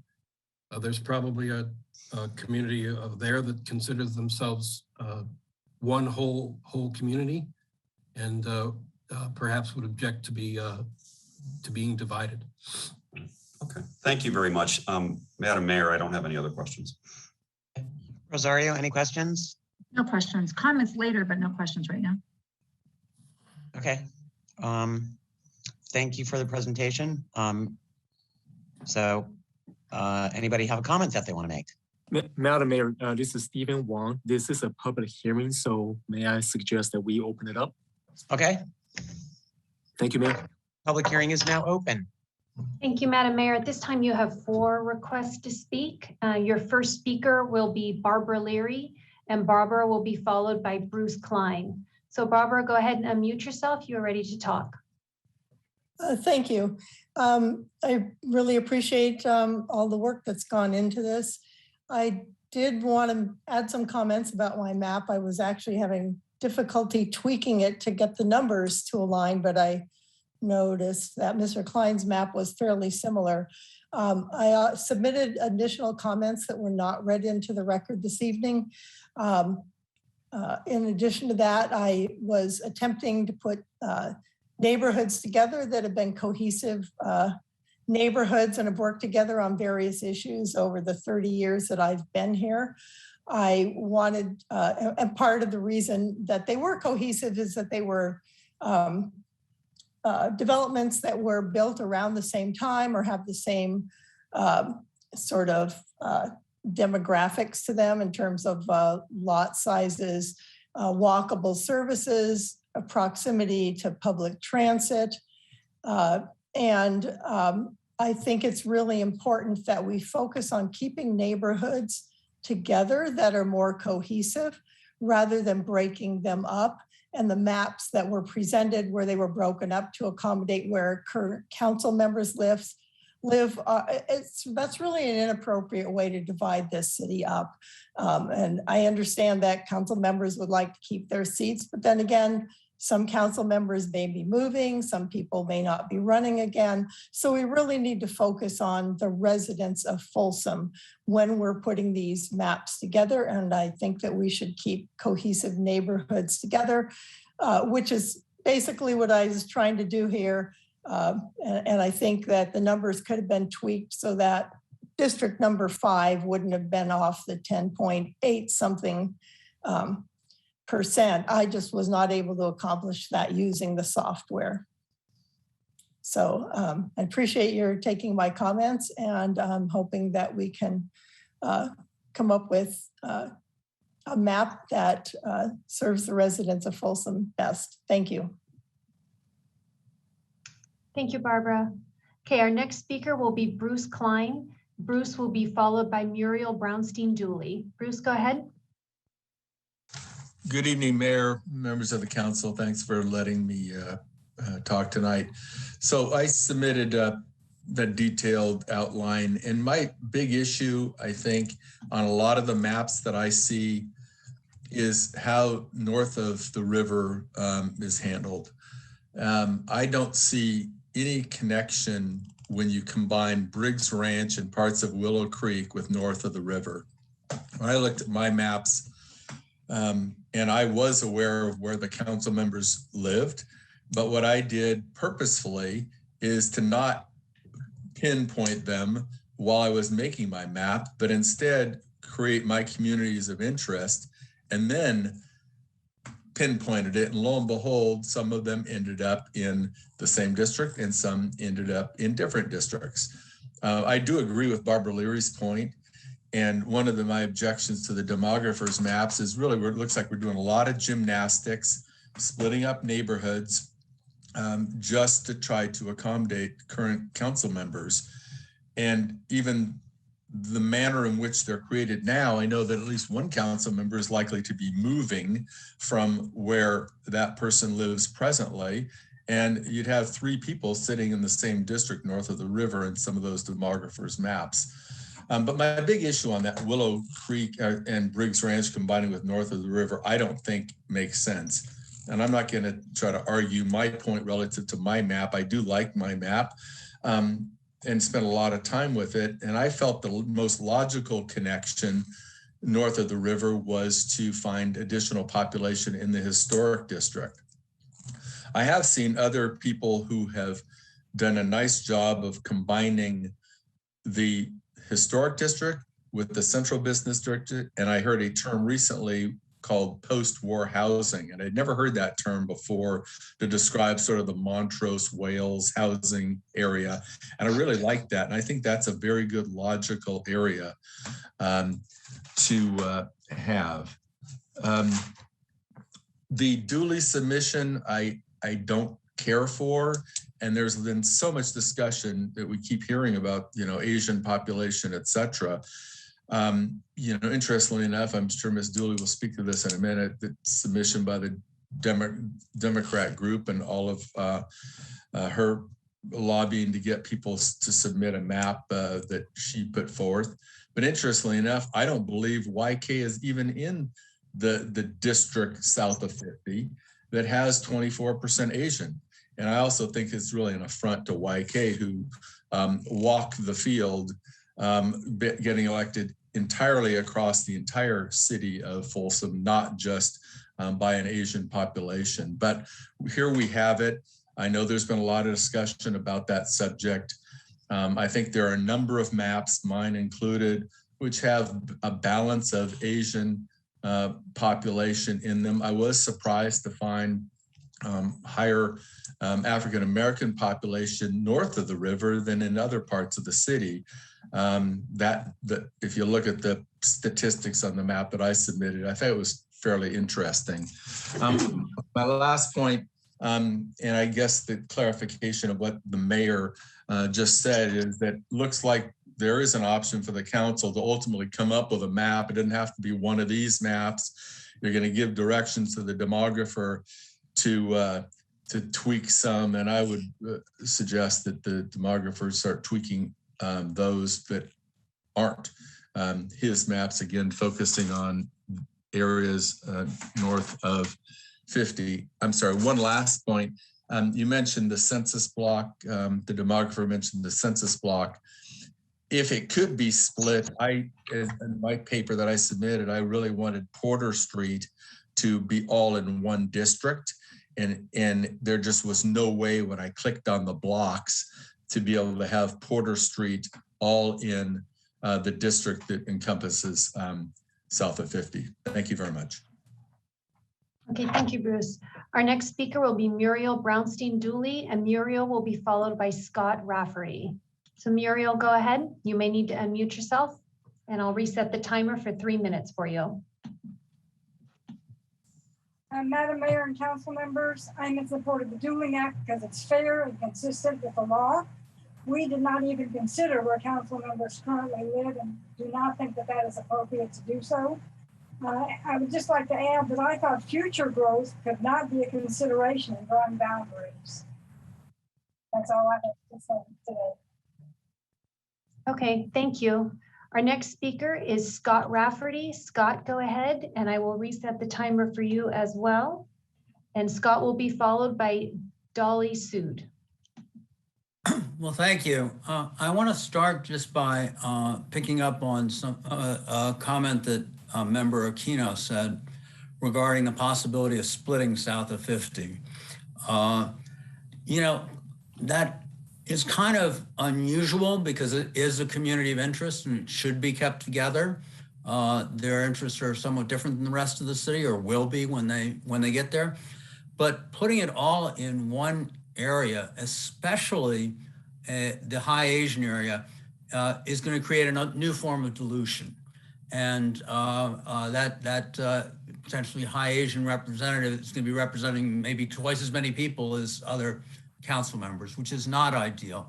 And it's very hard to fix mid-decade because of the new law. But Folsom is just some place where it creates a lot of difficulty. So I think that is a fruitful area of discussion to kind of buffer that.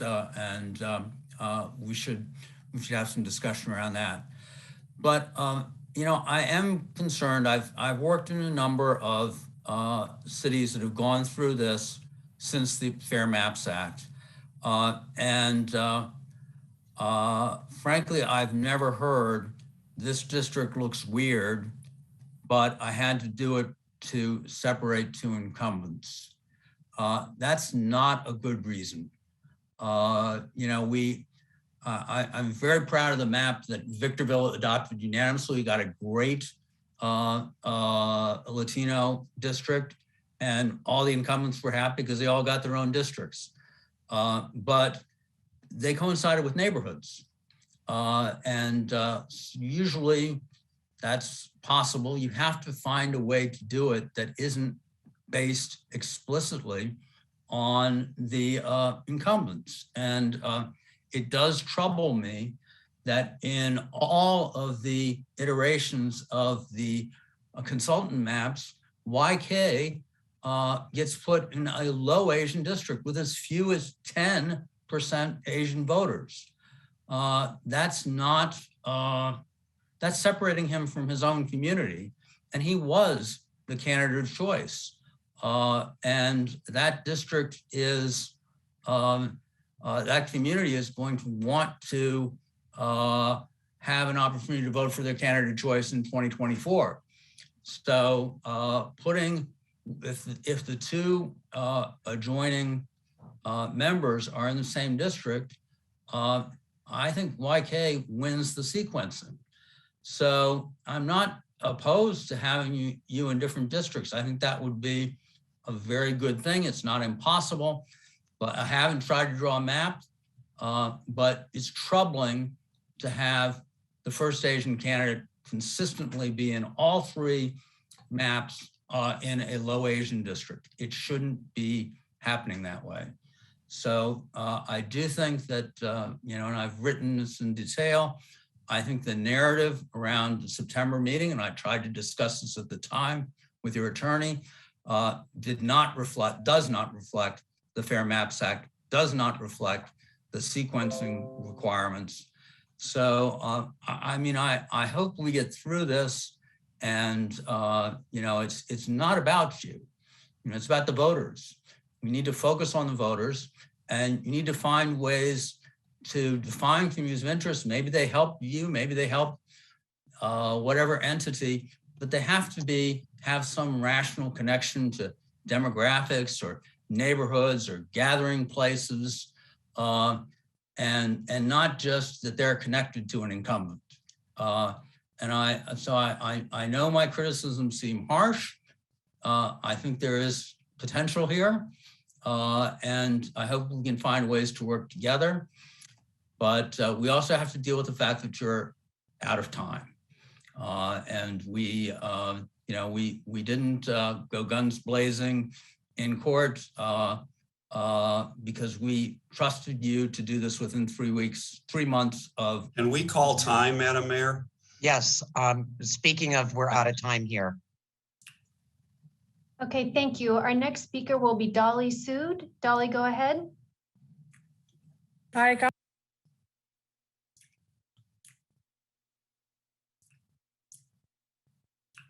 Is it me or is Dolly muted herself? Hey, can you hear me now? Yeah, Dolly, Yes. Go ahead. We can hear you. Okay. Hi, council members. Thank you for taking this by district, and you're going ahead with the maps discussions. That is really a good change. I still would emphasize that the Dooley map is respectful of the neighborhoods, and it does keep communities together. Present council members can move and things always change. So that cannot be a consideration to draw maps. Thank you. Thank you, Dolly. Our next speaker will be Robert Campbell. Robert, go ahead.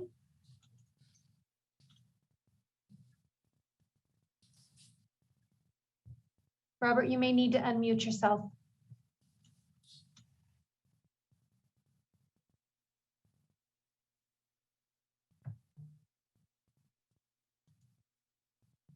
Do we know if he's still there, Krista? Well, his hand is still raised. Did he just raise it recently? Fairly recently. Okay. Perhaps he's walked away from the computer for a moment. Yeah, Robert, we're going to lower your hand if you come back. Go ahead and raise it again, and we'll give you another chance. Do we have any other speakers while we're waiting for that? You have no other request to speak. Okay. All right, we'll give him a couple more minutes. Anybody want to start a discussion amongst the council members and give Mr. Campbell an opportunity to come back to us? Madam Mayor, this is Mike Kozlowski. I have just a couple of things. In reviewing all of the maps that were submitted, it made me reconsider two particular considerations, and that is, of the parts of Folsom that have existed for a good long time, the historic district is absolutely a community of interest because of its kind of distinctive issues with traffic and parking and commerce and the blending of all of those things. And the area that I'm going to refer to as American Canyon, but I mean to include everything that is Folsom on the north side of the American River. I was wrestling with whether American River Canyon area is best served by connecting it eastward across the top of Folsom. Just as Mr. Klein suggested, I'm not sure that there's a super sensible community of interest type combination with Briggs Ranch. Although I'm not sure that there is a super sensible communities of interest connection to the historic district either. So I wrestled quite a bit with that.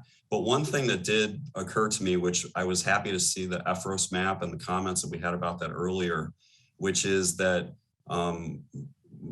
for good or bad, a lot of the experience that people have in Folsom is tied to, at least for many people, it's tied to the schools and the people, the places that their kids go to school. So respecting the school district separations between elementary districts, or at least the high school separation, I think is sensible, which may mean that it's more natural for the Klein map to make sense, or the EFROS map to make sense, or the map submitted by Robert Goss to make sense.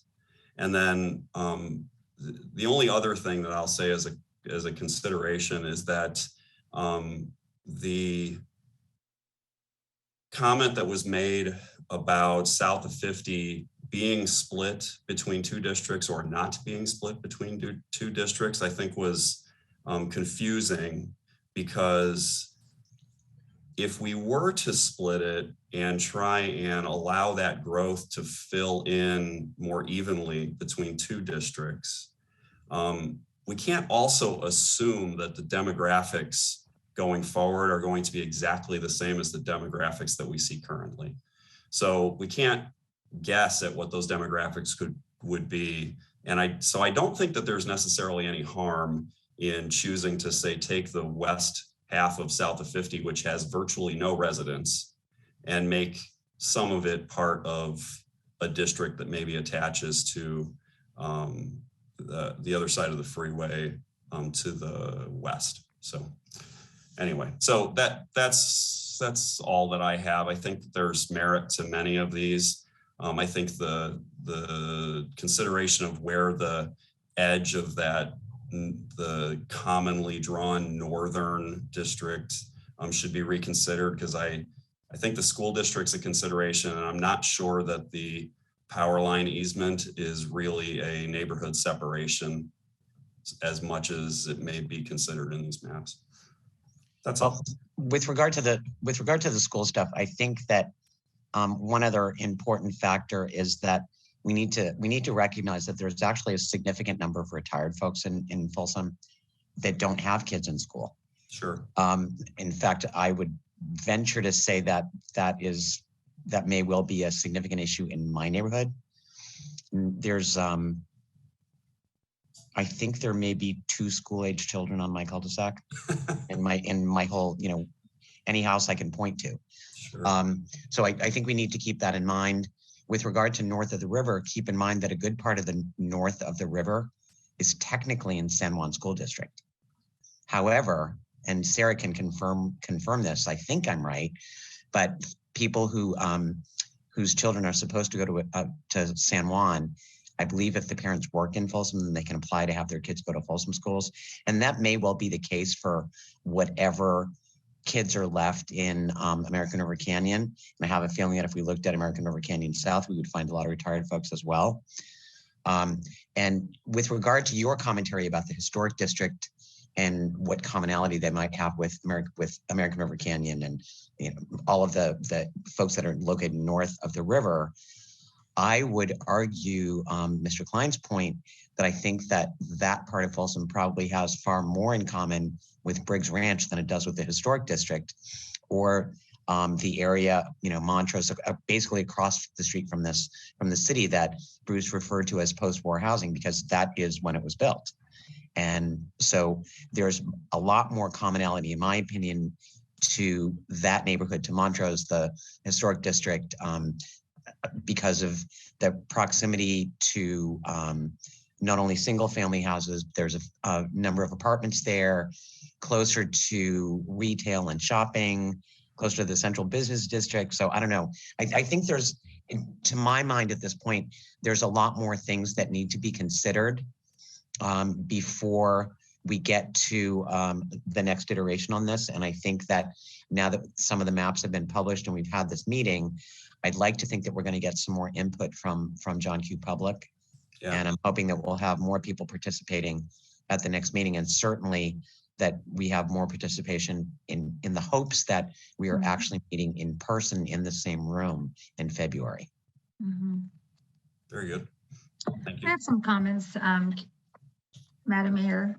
One of them is, I like the idea of splitting south of 50 and allowing those areas to grow and having some of those areas shared with the other side of the freeway. There's something about the growth, and Mr. Rafferty shared some concerns that I kind of agreed with, that in terms of ensuring that, I think it was, he said section 4, I think it was, that that had the lowest Asian population. There was just something about splitting south of 50 right on East Bidwell that made sense to me. And also, I do see a correlation between the historic district and the American River Canyon, because they share the river. And if we do some, the river district down the road, this is an area that they will be sharing. So those are my comments. Good point. Sarah, anything further?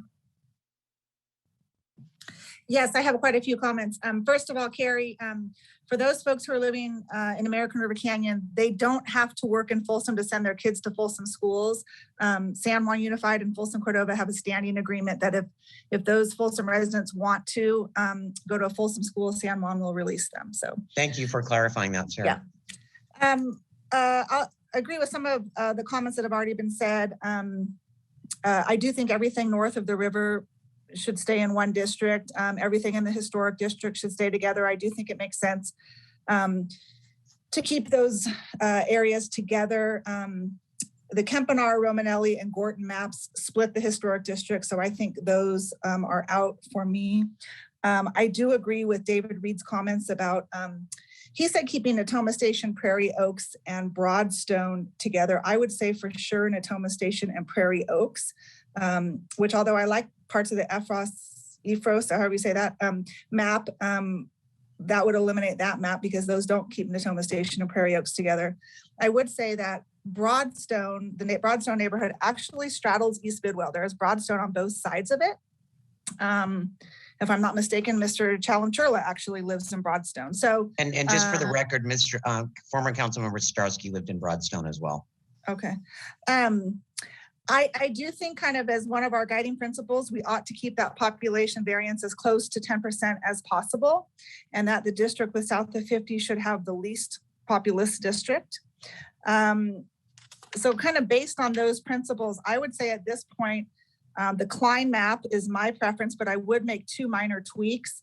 I think the boundaries of the historic district need to be expanded in that map just a little bit, because it really needs to go to Bidwell Street and Dean Way. And I think right now it stops at Natoma Street. And then I think Bruce Klein mentioned Porter Road, which is why I asked the question earlier of Mr. Yoakum, if we can split a census block, because some of the maps divide the districts at Broadstone Parkway in Empire Ranch, which is a major street, but Broadstone Parkway technically ends at Empire Ranch Road. When you keep going straight, you then become, you go into Palomino Court.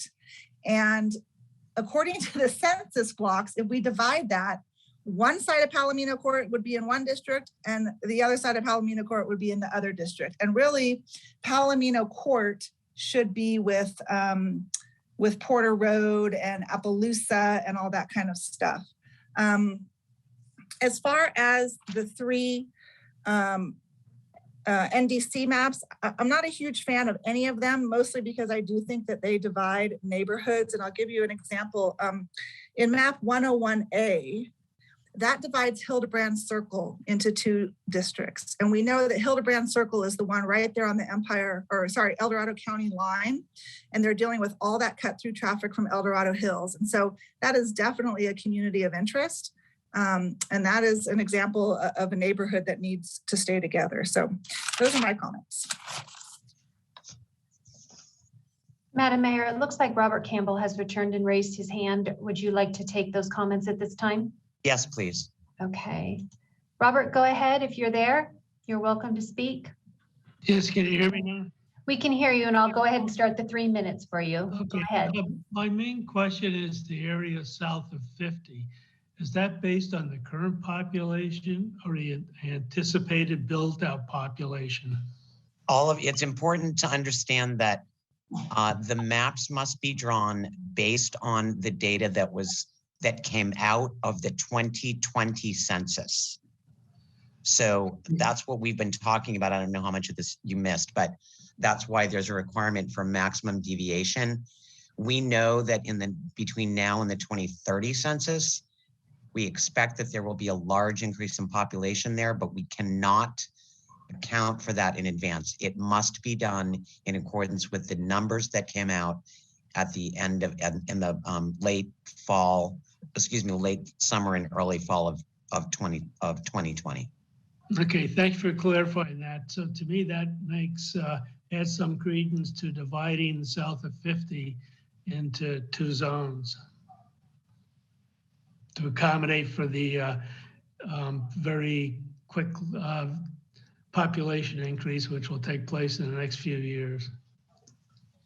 Did you have any other comments? No. Okay, thank you. Okay, Any Madam other Mayor, members?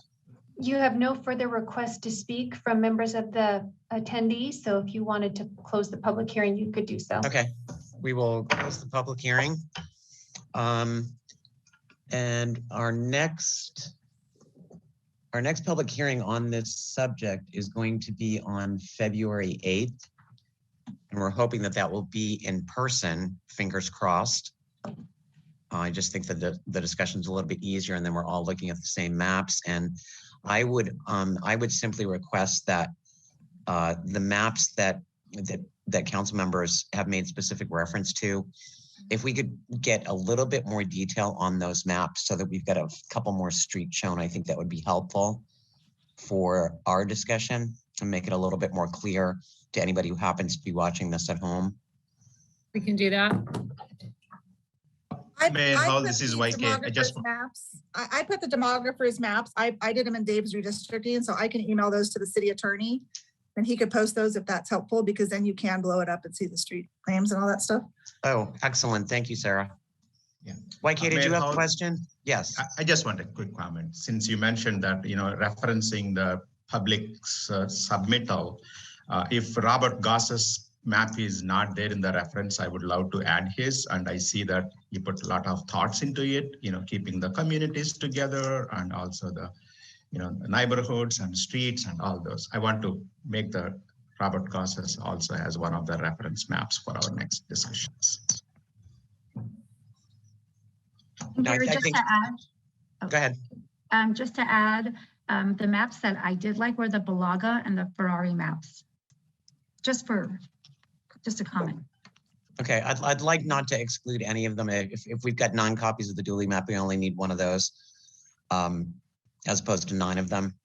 But I think that there's, some relevance for all of them, and there's pluses and minuses, and I think that will make it easier for the council members to have a discussion about that in early February, about what we think works, what we think doesn't work, and in the interim, it gives us a bit more time, all of us, as well as the public, now that the staff report is out there, to digest this. We've had the weekend to do it, but the public, for the most part, is seeing this tonight, unless they too looked at the staff report. And the only other comment that I'm going to make, and this is directed at Mr. Rafferty, I find it interesting that he basically did not want to see anybody, and none of the council members attempted any influence on the demographer whatsoever, nor do I think any of us intended that. But I find it interesting that he thought that it was completely inappropriate for any incumbent to, for somebody to be trying to protect an incumbent, yet he was very, very concerned that YK wouldn't be included in a district where at the moment we have a high percentage of Asian Americans. I just think that's a little bit disingenuous. So it's, we all care about all of this city, and for him to make that kind of a comment that any of us is trying to preserve our own seat is completely inappropriate. So, and frankly, Mr. Rafferty lives 100 miles away from here, and I think really knows very little about what the neighborhoods in the city of Folsom are comprised of. So if no one has any other comments, then I guess we'll return to this issue on February 8th, hopefully in person. Madam Mayor. Yes. Madam Mayor? Okay, go ahead, Doug. Yes, I just wanted to, I missed Mrs. Rodriguez's comment. She said Balaga and one other that she. Ferrari. Ferrari, which one? Both. Oh, Ferrari, the first one. Mr. or Mrs.? Oh. The first one was Nick. It was the first one. Okay. So in trying to narrow down, coming up with something that you can look at next time, is it fair to say that Klein, Goss, Balaga, and Ferrari are focus maps, or are there others? No, there's others. I'd like to see yours continue to be included, and I'd like for one, not all 9, but one of the Dooley maps to be included. Okay, just to be reviewed again. Right. Madam Mayor, all 3 NDC maps? Yes. So Klein, Goss, Ferrari, Balaga, 3 NDCs, and a Dooley. The council's wanting to see all of those again. Yes, I do. Anything else anybody else wants to see? Mayor Hall, is the outcome, Mr. Doug is going to take a deeper look and try to produce any new ones? That's what I'm thinking in my mind. He's gonna take a look at all the maps. Yeah. He's gonna make some suggested adjustments, but at the end of the day, we are not here necessarily to pick. It's not about making a decision to pick a map that Doug gives us. We can further make modifications to the map as long as it meets the requirements that we have to meet based on population deviations. And Madam Mayor and the members of the City Council, allow me, please. This is Stephen Wang, City Attorney. So the process is that the council will give direction to our demographer as to which maps they would like to have the demographer focus on. And those are the focus maps. I think the city manager has listed out the focus maps that the council would like to be brought back to focus on at the next public hearing. At the next public hearing, the council will be asked to identify one preferred map. No, Steve, that's not what I'm asking. No. What I'm asking is that Doug comes back with a map that we may well want to adjust on the fly at the next meeting. That is the purpose of today's meeting, Madam Mayor. One map? Okay, well, we're not in a position right now, Steve, to do that because we're just seeing them and the public is just seeing them for the first time. And hence the question is allow me to refresh. The demographer, Doug Yoakum, will bring back the 3, 4, 5, 6, 7, 8 focus maps at the next council meeting. I'm sorry, not the next council meeting, but the next public hearing on this matter in February. And then the council will help the demographer to refine one of the 8 maps. No, we will probably be creating a 9th map, Steve. That's totally okay. The goal is to have a preferred map identified by the council at public hearing number 4, which is in February. Right, that's my point. So we've made commentary to Doug, and if council members want to contact him further in the course of the next month, I'm sure we can have staff make arrangements for that. And when we come back to the council meeting on February 8th, I believe that what we will really be doing is creating, and let's just call it map number 9, that does not currently exist. That will be a tweak of the combination of the maps that we saw this evening. Understood, and that is perfectly okay. Okay, so I want to make sure that we have the tools and the technology available to do exactly that on February 8th. So Doug, if that means that you need to bring somebody with you to make this go a little bit more smoothly with regard to adjusting the lines and all of that, I think that would be very helpful. You envision us actually live drawing on February 8th? I envision you taking a stab at what you've heard tonight, based on the maps that have already been produced, including your 3. Come up with map number 9 and maybe at, number 10. I don't know, but I want to be we must be able to adjust this on February 8th. I am not willing, as I sit here right now, to say that I'm going to turn this all over to you based on what you've heard tonight, and you're going to come back with a map and we're going to approve it. I think that's unlikely. Very good. I will be prepared at the next meeting to do what we did at the county, which is draw as at the meeting. Okay. Mayor Howell, thank you so much for confirming the last statement. So based on the last 1.5 hours input, so, Mr. Doug is going to at least give a shot on 1 or 2, then we all can finalize, 1. So thank you. Okay. Madam Mayor, would it make sense though to at least give him maybe some guiding principles that the entire council agrees on? For example, if we all think the historic district should be kept in one district, I think that would be helpful for him to know, because that automatically eliminates some maps. If we're thinking that north of the river should be paired with the historic district, if everybody agrees with that, then that would help him prepare another iteration. And if there's not agreement on that, that's fine. But I was just curious if there was kind of some guiding principles that maybe we all agree on. I mean, do we all agree that the population variance should be as close to 10% as possible so that we are accounting for future growth? I want to account for future growth, and knowing that that is going to take place south of the freeway.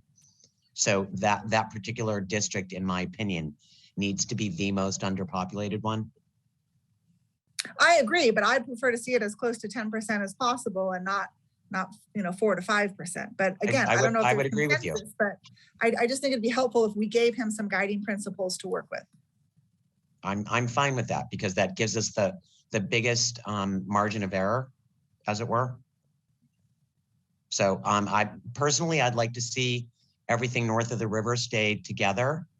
I don't have a problem if some part of Briggs Ranch or the stuff on this side of the river, but Natoma Street, East Natoma, the Elvis Lane, that sort of stuff, I think there's a lot of commonalities with north of the river. I'm going to have to think about whether or not I want to see south of 50 split, because I think that the stuff in the property in the eastern edge of that 3,600 acres is developing faster because of the elevation and the saleability of those views. That's probably all I have to say on the subject. So I'm open, and I think that Doug has heard all of our comments, and we all have different comments. I don't know that we could all agree right now on what on everything that Doug is going to need to take into consideration. We've all got thoughts about this, and I think that there are tweaks that could be made that'll be compromises that hopefully will work for everyone at the end of the day at the next meeting or on February 8th. Would it be possible or useful for each of us to at least identify a map that most closely fits our I'm view not of these prepared to do things. that right now. What's that? I'm not prepared to do that right now. So Okay. if you guys want to do that, go right ahead, but I'm not ready to do that. Okay. All right. Well, then for whatever it's worth, I think the Balaga map is probably the one that most closely sort of fits what I had imagined, or kind of fits this discussion. There's some tweaks that need to happen to it, but I think that one's closest. And I would agree that what Councilmember Aquino said about the, testing the, going close to the limit on the population variance in order to account for future growth south of 50, and those other, and the other principles that she mentioned generally. Thank you. Is there consensus on those guiding principles that Councilmember Aquino described? Maybe you could restate them, Councilmember Aquino. It would be helpful to have some overriding principles that we knew that you as a body agreed upon to help narrow in for the next meeting. So I'll just say these again, and then we can go yay or nay. The first would be to keep the historic district all in one district. The second would be everything north of the river in one district. The third would be Natoma Station and Prairie Oaks in one district per David Reed's comments. The fourth would be to have the population variance as close as possible to 10%. And the fifth would be to have one or more, whichever district houses south of 50 should be the least populous district. Yeah, I can agree with all those. This is YK. I just want to, put some. YK, we know it's you. We can see you talking. I know, right? At a day job, we turn off the camera. So anyway, just to keep in mind, the next census are in 2030. And on an average, what we know today on Folsom South, on an average, every year we have around 1,500 to 2,000 residents are moving in. On an average, this is coming from our the Steve Banks and our what department is that? I'm drawing the community development, but that's community development. But based on the licenses we are pulling in, on an average every month we are pulling the 100 plus licenses for every home. Keeping that, I just want to make that point. In addition to what Sarah mentioned, possibility of splitting that south on the East Bidwell into two. I think they are equally developing fast enough. At least the amount of people is going to be on two districts rather than one district, that growth. I just want to make that recommendation. Okay, any other comments? So was the council, I heard Councilmember Rodriguez, I heard, I believe I heard Mayor Howell, I heard Councilmember Aquino. Are you as a body supportive of generally that the historic district and north of the river would be kept together? Maybe we could just. No, that's not what she said. Okay, she said she wants north of the river together and the historic district not be split up. And keeping the historic district together. Is the council generally favorable toward those principles? Yes. Okay. And then Natoma Station. But just to clarify, Elaine, that was not putting the historic district north of the river. Understood. Okay. Yes. Okay. Yeah, got it. Thank you. And then Natoma Station and Prairie Oaks together. Are you generally supportive of that as a body? Yes. Yeah. Okay. And then pushing the population variances as close to 10% as possible. Are you generally supportive of that? Yes, dominantly to accommodate for future growth south of the freeway. Okay. And then that kind of captures this point, but generally supportive of keeping the south of 50 district, whatever district south 50 has in it as being the least populous to accommodate for future growth is a principle. Yes. Yes. Yes. Yes, and I think it'd be helpful to see a map where it's all in one district and it's split in two. Yes, I have that noted. Okay. That's some very helpful direction. Is there any other guiding principle that anyone on the council would like to share for review by your colleagues? Or is that kind of about where you are today? This is YK. I think I know there are so many people put a lot of efforts from the residents. If Ephraim, based on his 30, 40 years experience, if he found something more meaningful and useful, we would love to see it, as a council, public's inputs, what he heard. Understood. Thank you, Councilmember Challengerla. Okay, any other comment? Mayor Howell, just before you move on, while you have closed the public hearing, 2 of the attendees have raised their hands to request to speak again. That would be Robert Campbell and Bruce Klein are both asking to speak again. Okay, they can have 2 minutes this time. Okay, 2 minutes. Robert Campbell, you're going to go ahead and go first.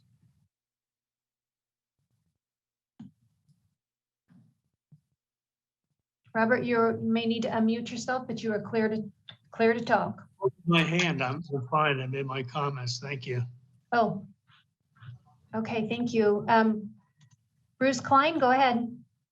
I'll give you 2 minutes. Thanks. I only need about 10 seconds. The Balaga map is a paper map.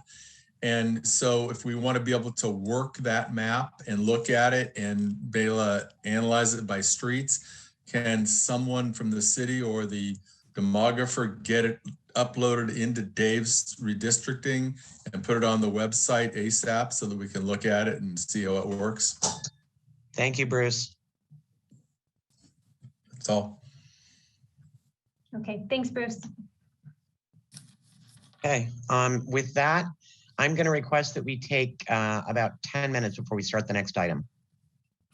Okay. Everybody okay with that? Yeah. 10 minutes, so we'll come back at 9:10. Okay, thank you. Please mute and turn off your cameras in the meantime. Thank you. Okay, so we will move on to item 15. I believe is the number. I'm not looking at my agenda. Yeah, so your next item is new business, item number 15. This is an appeal by Bob Delp, Folsom Railroad Block Developer LLC, and the Historic Folsom Residents Association of decisions by the Historic District Commission approving a CUP and design review for the Barley Barn Tap House project located at 608.5 Sutter Street, and determination that the project is exempt from CEQA. We wanted to just give a quick overview of how this appeal hearing is going to go. The mayor will open the hearing. Next, city staff will make a presentation. Then we'll hear from the appellant, Bob Delp, who will have 10 minutes to speak. We will give you a verbal 1-minute warning when you have 1 minute left. Bob Delp will be followed by appellants Craig Sandberg and then Michael Reynolds, who again will each have 10 minutes. That will then be followed by the project applicant, who will have 30 minutes and who will also be given a 1-minute warning. At that time, members of the I'm sorry, Chris, did the notification that I have in my hand that was in the council packet indicates a 10-minute time limit for the applicant. Is that correct or is that incorrect? That is incorrect. It is 30 minutes. And I understand that what went in your packet did have 10 minutes. We somehow had an incorrect version of that, but I confirmed with the city attorney today that the applicant will have 30 minutes. Okay. Okay. So following the applicant's presentation, at that point, we will hear from members of the public who will have 3 minutes to speak each. And again, we'll be given a 1-minute warning. After members of the public, then the appellants will each have 5 minutes, again, to address the council. The applicant will have a final 15 minutes for closing remarks.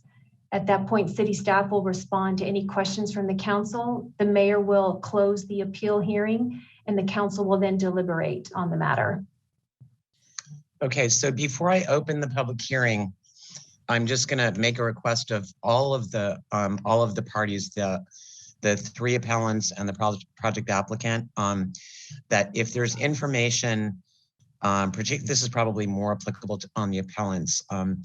Given the documentation that we were provided, parking seems to be a major issue for all of those appeals that were filed. So what I'm just going to request, because we are right now looking at something on the order of about 2 more hours. It's already 9:15 according to my watch. So I'd appreciate it very, very much if we could limit the amount of duplication from one speaker to the next.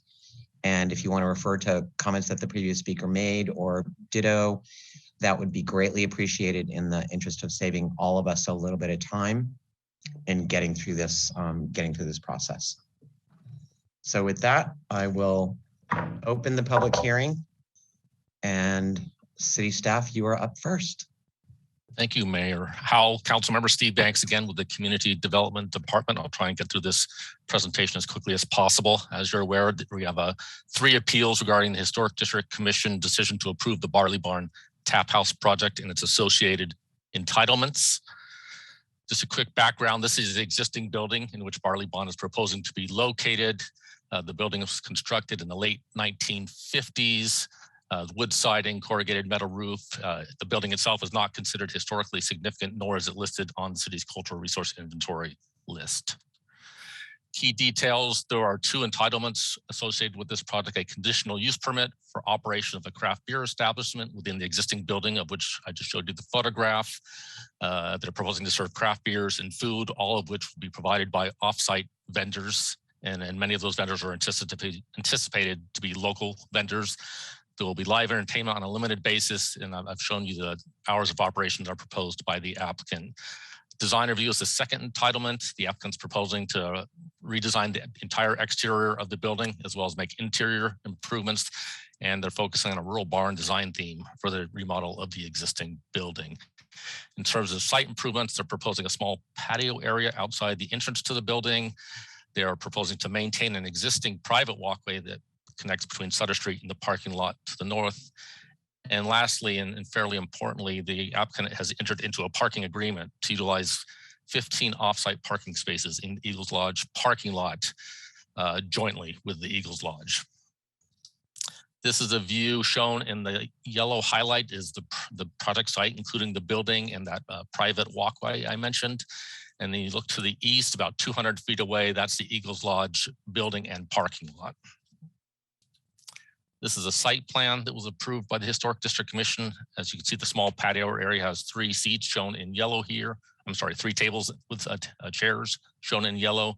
We have tables on the interior. We also have a bar area. We have a total of 72 seating opportunities inside and outside the building.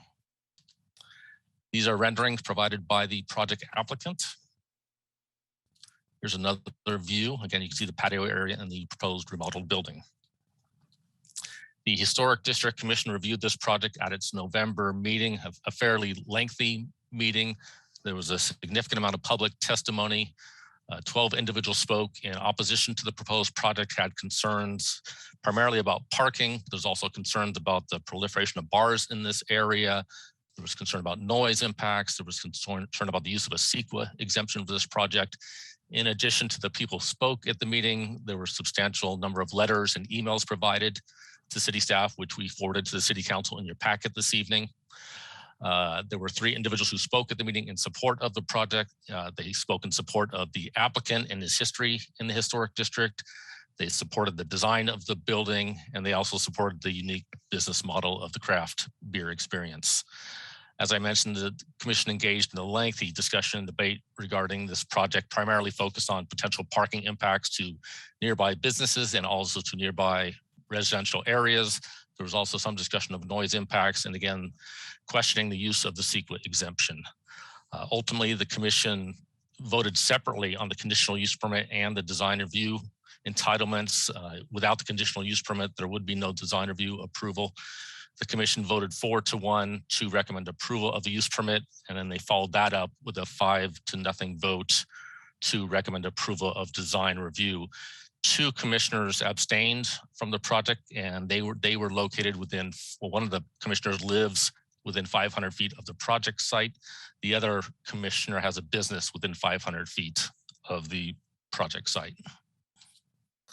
As you're aware, the city received 3 timely appeals on the Historic District Commission's actions, 1 from Bob Delp, the 2nd from the Folsom Railroad Block developer, and the 3rd from the Historic Folsom Residents Association. These are the key points in Bob Delp's appeal, and they're discussed at length in your staff report. And I'll go through these very quickly. Mr. Delp thought there was insufficient information and analysis provided to the commission. Staff disagrees with that interpretation. Staff utilized the Folsom Municipal Code to evaluate this project and also the Historic District Design and Development Guidelines.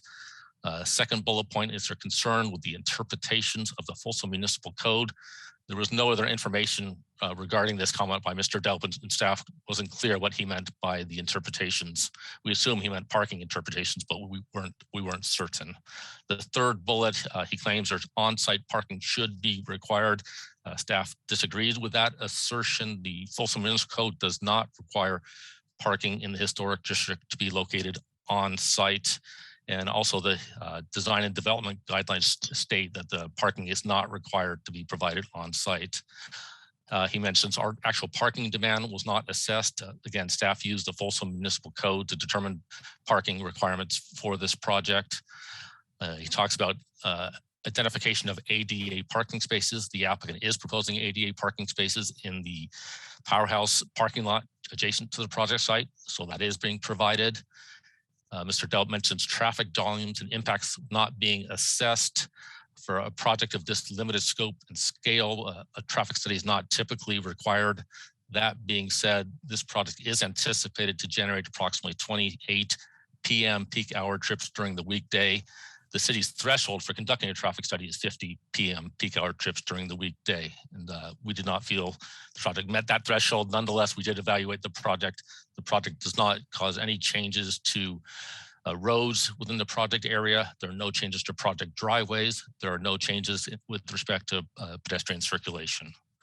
The next two comments, Mr. Delp discusses the Eagles Lodge parking lot and the fact that those spaces are not fully vetted by the commission. Staff disagrees with that assertion. And again, that discussion is contained within your staff report. Mr. Delp claims that the product should not or does not qualify for a CEQA exemption due to the change in use. Staff feels very confident that this project does in fact qualify for the CEQA exemption section 15303, which deals with new buildings and expansion of existing buildings. And lastly, Mr. Delp commented that the project's economic benefits were not provided for public review. At the Historic District Commission meeting, Joe Gagliardi of the Chamber of Commerce presented some information on the economic benefits of the project. That information was not provided to city staff in advance, and city staff did not use that information in evaluating the proposed project. Nonetheless, that information provided by the Chamber and Mr. Gagliardi is included in your packet this evening. The second appeal from the Folsom Railroad Block developer states that the parking analysis and conclusions are insufficient. And again, staff would disagree with that comment. He mentions that previous parking studies should have been provided to the commission. Staff believes that the project is providing sufficient parking and is in compliance with the Folsom Municipal Code with regard to the parking obligations. We also feel there's sufficient parking within the historic district to accommodate the proposed project. And the last bullet states that the Historic District Commission has reached the saturation point in terms of parking supply and demand. And I'll share some slides with you in a moment that discuss that. And then staff does not agree that we currently have reached the saturation point in terms of parking supply and demand. And I'll share a slide with you shortly that discusses that. And lastly, the third appeal is from the Historic Folsom Residents Association, or HEFRA. And it states the project would be detrimental or injurious to residents relative to parking impacts on the residential areas. Staff does not agree with that assessment. He has the same comment that the second appeal had in terms of the 3 prior historic district parking studies, that those should have been provided to the historic district. And again, staff felt the project provided sufficient parking. That being said, the Historic District Commission previously has been provided copies of the parking studies, and they are aware of those parking studies. And lastly, the last bullet comment is that the city relied on past practices in evaluating the conditional use permit. And I believe Mr. Reynolds is referring to the city practice that when we have a change in use within an existing building within the Sutter Street sub area, the past practice has not been to require the new tenant to provide any additional new parking unless they are expanding the square footage and expanding use in terms of area, or if we have a new development, certainly parking would be required. But the city practice is that when we have a new tenant going into an existing tenant space, we have not required any new parking spaces to be provided. And in your staff report, I've listed a couple specific examples of past practices. One is actually very close to the project site. The Donnelly building, which is located at 608 Sutter Street, right in front of this building, was originally occupied by a number of office uses until 2013. And in 2013, Marley and Moo took over that tenant space and operated a restaurant with a bar component in that building. And at that time, city staff did not require Marley and Moo to provide any additional parking to serve their business. Plank Craft Kitchen currently occupies that building. They took over from Marley and Moo, and the same practice was applied to that change in use. The city staff did not require Plank Craft Kitchen to provide any additional parking spaces. The other example I wanted to provide is an example that's ongoing as we speak. The Sutter Street Grill, which closed a while ago, is currently being renovated. That tenant space is being renovated, and Marabou Hair Salon is taking over that tenant space. Again, consistent with city practice, we are not requiring Marabou to provide any additional parking based on the change in use. And I'm going to include this slide just to show you, this is the analysis that was provided to the Historic District Commission. And again, there are no opportunities to provide any on-site parking on this project site, as you saw by the aerial photograph I shared with you early. There are a lot of existing parking options in close proximity to the project site, including the public parking lot to the north, which has 72 spaces, the Powerhouse Pub private parking lot, which is owned by Murray Weaver, the applicant and owner in this case, 21 private. Steve, I'm sorry to interrupt, but could we not read all of the bullet items? We can everybody can see that. Sure. So, if you give us a second and just provide commentary where you need to, that would. Sure. So I just highlight again, I referenced the offsite parking agreement with the Eagles Lodge, which staff feels that parking agreement, which provides 15 private offsite spaces combined with the existing parking spaces in the district is sufficient to serve the proposed project. I stated this earlier, city staff believe the project is consistent with the municipal code in terms of their parking obligation. Some people do better with graphics. Again, this is the project site, the proposed offsite parking, and in the blue boxes, these are the surrounding parking spaces in the immediate project vicinity that to serve they potentially could provide parking for the proposed project. This does not include other parking opportunities within the historic district.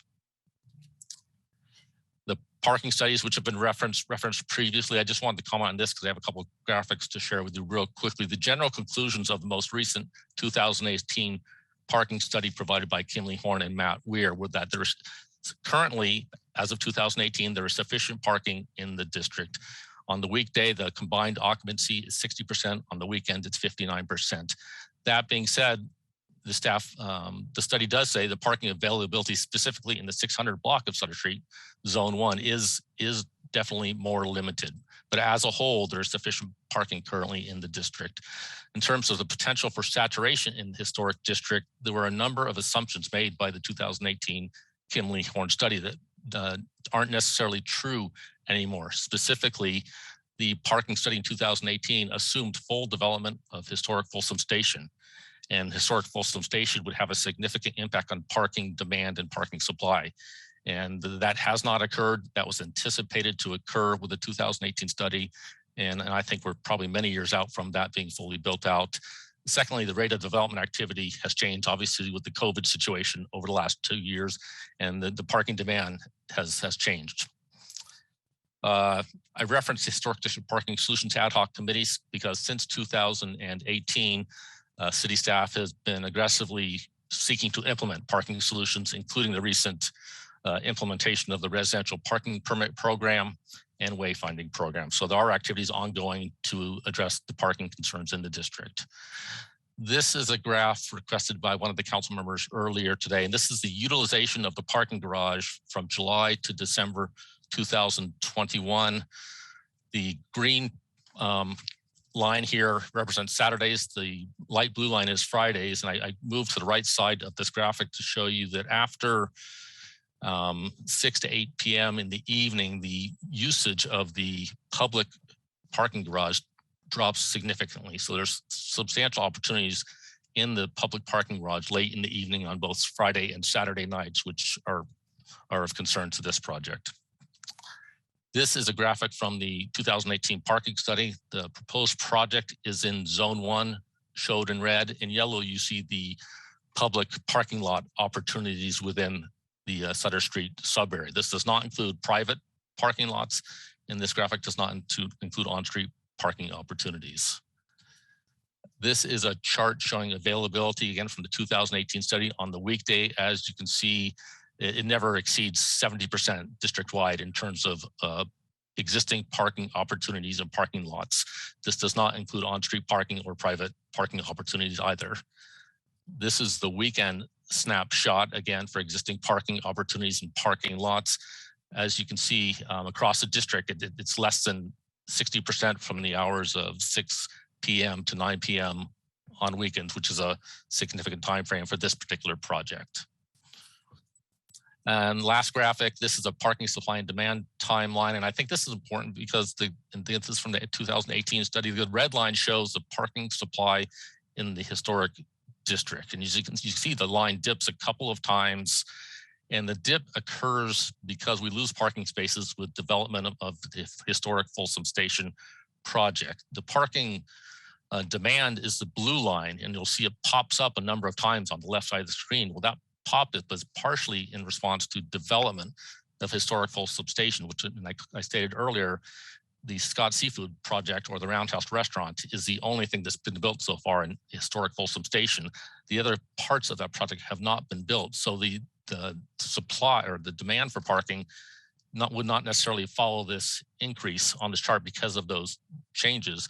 Also, as I mentioned, the change in the last 2 years based on COVID implications.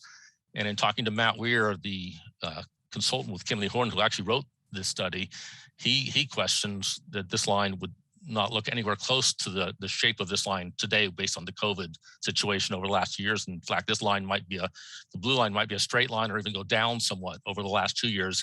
It eventually would come back up. But the point of this is this graphic shows that in 2018, it stated that in approximately 2023, we might reach a saturation point in terms of parking supply and demand in the district.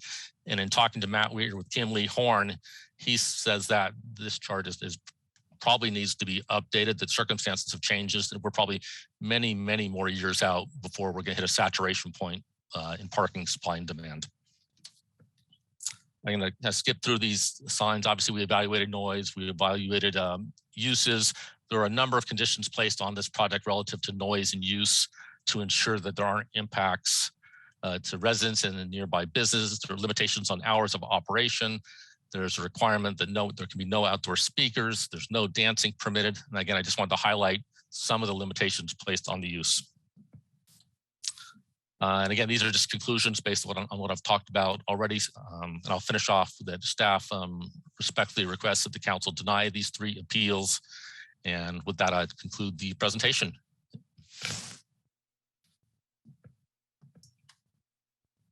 Madam Mayor, I have one clarifying question. Yes.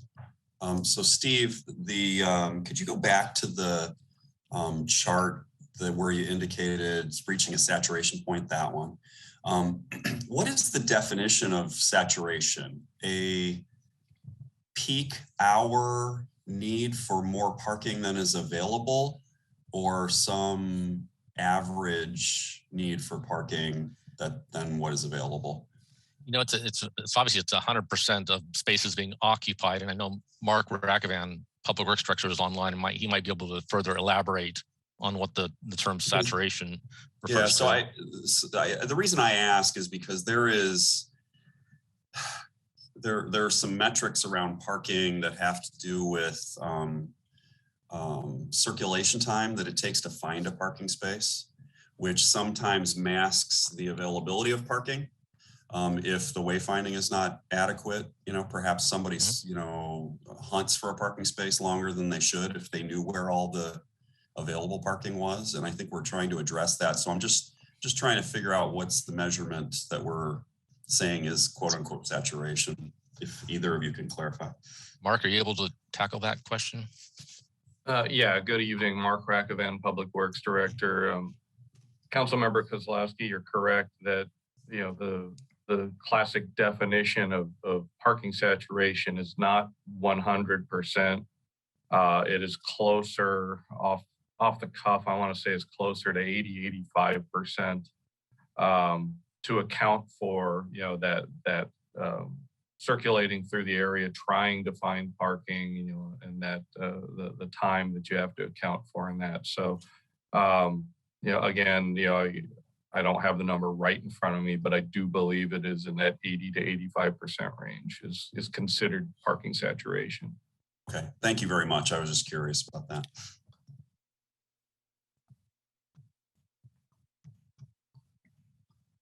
Any other questions? Mayor Howell, we can ask questions in between, or we want to wait until last minute. I just want to make sure it's the process here. Do you have a question related to the slide?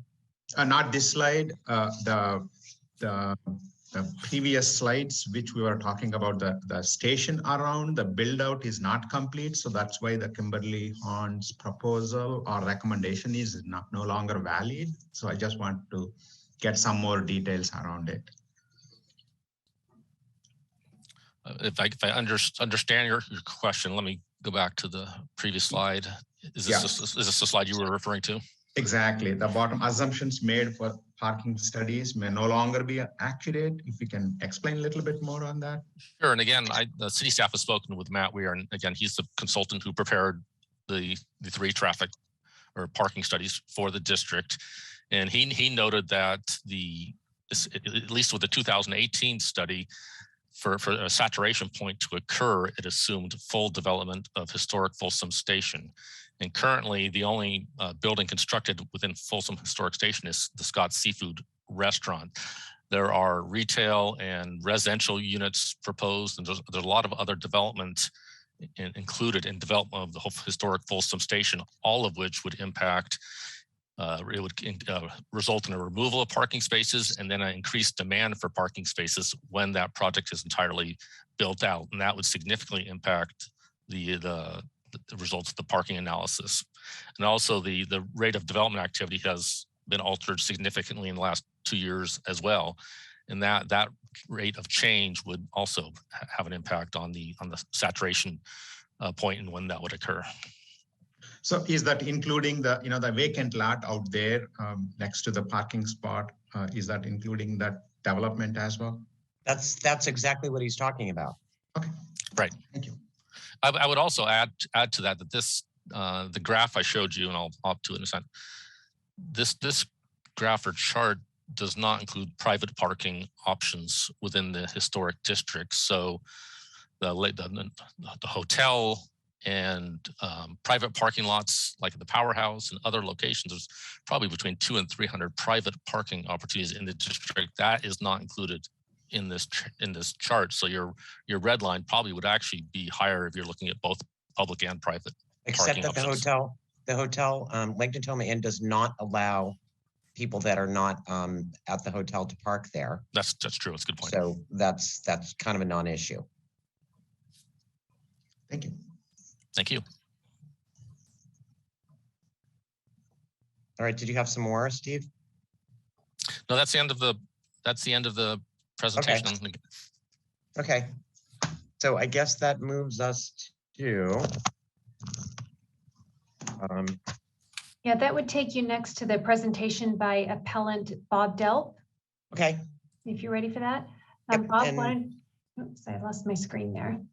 So Bob, when you're ready, why don't you go ahead and you can turn on your video if you like. I'll set your timer for 10 minutes and I'll give you a verbal warning when you hit 1 minute, with apologies for interrupting you. Thank you. Good evening, Mayor and council members. Can you hear me okay? Yes. Thank you. My name is Bob Delp, and I guess I'm appellant 1 here. I submitted a letter this morning expressing my concerns with the procedures for this hearing, and I'm glad to present and participate tonight without reiterating those concerns here, but I do want to let you know that those concerns do remain. I live on the 600 block of Mormon Street, just 3 blocks from the Barley Barn project. Almost every day I ride my bike and walk on the streets in this neighborhood and along Scott Street by the Eagles Lodge. Of course, when my wife and I moved here, we knew we were near the Sutter Street commercial area and we enjoy the opportunities it provides. We knew with the benefits of being so close, there would also be some disadvantages. I want businesses here to thrive. I also respect the applicant's right to request entitlements to expand the use of his property. But I also think it's fair to expect decision makers to take a close look at the potential impacts of proposed new or expanded businesses, and that hasn't been done for this project. As it sits right now, there are too many uncertainties related to the project. Based on what we do know, if developed as proposed, the project will very likely significantly and adversely affect my neighborhood, my property, my health, safety, and welfare. And therefore, I object to the project as currently described and evaluated. As outlined in my appeal letter in your agenda packet and my letter to the council this morning, my concerns are several, and I know you've given some thought already to them. I'd like to discuss a few. A primary reason for my appeal is that information and analysis in the staff report to the Historic District Commission was insufficient for understanding the project's impacts and making a fully informed decision. At tonight's hearing, I'm not asking you to deny the project. Instead, I'm asking that you consider the information that was presented to the commission and conclude it was insufficient for a project approval decision. In doing so, my expectation, or at least my hope, is that you'll set aside the commission's decision and provide input to staff on gaps that need to be filled before the project returns for your consideration. The project's parking demand has not been assessed or disclosed. Without this information, it's impossible for decision makers to know the extent to which the project might affect this community and to consider reasonable mitigation. An evaluation of impacts from increased vehicle trips on Riley, Sutter, and especially Scott Street is needed to fully understand the potential impacts to historic district businesses, visitors, and residents. Last year at your April 27th meeting, now Mayor Howell expressed concerns about irresponsible driver behavior and encouraged pedestrian safety, saying, "We have beautiful sidewalks, so there's no reason to be walking in the streets." Her point about sidewalks is well taken, and it holds true for most of the city, but not in the 15-block historic district neighborhood nearest the project. Except for a few short and unconnected segments of sidewalk, residents and visitors have no choice but to walk in the street. Reckless and aggressive driver behavior is not unique to the historic district, but rushed, frustrated drivers cutting through our neighborhood streets, wanting to avoid congestion on Riley Street or looking for parking to visit Sutter Street are frequent and obvious to anyone who takes time to observe. This is especially the case in the late afternoon and evening. Pedestrians walking in the street are at an increased risk and stress from this type of driver behavior. And when street sides are crowded with parked cars, the situation is much worse. Real consideration of the project's incremental contribution to these existing conditions wouldn't need to lead to a project denial, but could help identify ways to avoid increasing the risk. Issues surrounding the proposed use of the Eagles parking lot for the project have not been seriously vetted. First, information submitted by the applicant indicates that the lot has, at most, space for 14 stalls, not the 15 repeatedly referenced in the staff report. I realize that's not a big difference, but it's an ongoing uncertainty and inconsistency that's indicative of the level of attention that has or hasn't been given to the Eagles Lodge concept. Also, staff's position on the Eagles' use of their lot has evolved from once a month or once every 2 months to now acknowledging that the lot is used by the Eagles at least 2 or 3 times a week, and also for any number of special events. Yet this continuously evolving understanding of the lot's availability hasn't kept the applicant or staff from holding steadfast to the position that the lot is a great find and available for Barley Barn patrons. Although I think we need to know more about the lot's availability, my larger concerns begin when the lot is available for Barley Barn customers. The gravel, unstriped, and unlandscaped lot does not meet current city parking lot design standards. Expanding the use of the lot beyond the existing Eagles use triggers the need for design review and improvements to bring the lot and its interface with Canal and Scott Streets up to city standards. Your staff report says that no change of either the Eagles Lodge or its parking lot is proposed, so no review of the parking lot is necessary. But changing the use from only Eagles members and adding a separate offsite business certainly changes and expands the use. That's the purpose of the lease for the Barley Barn. My appeal also suggests that an assessment is needed to determine what modifications might be necessary for ingress and egress to Canal and Scott Streets from that lot. The staff report responds to this saying this project doesn't involve any changes or modifications to Canal Street or the Eagles Lodge parking area. That's my concern, that there might be a need for modifications, but the need hasn't been adequately considered. We don't even know if the entrance width from Scott Street to Canal Street has been measured to determine if vehicles can pull in and out at the same time. That might not be a problem now, but the way the lot's used would be very different when Barley Barn patrons are pulling in and out throughout the day and night. My appeal also states my concern about the lack of meaningful consideration of pedestrian safety, including in and around the Eagles lot. The commission made its decision without input from the Traffic Safety Committee, and I encourage the council to reconsider that. I sit on that committee, and my comments tonight are certainly not with regard to my position on that committee. As a final point, I'd like to say a few things about the California Environmental Quality Act.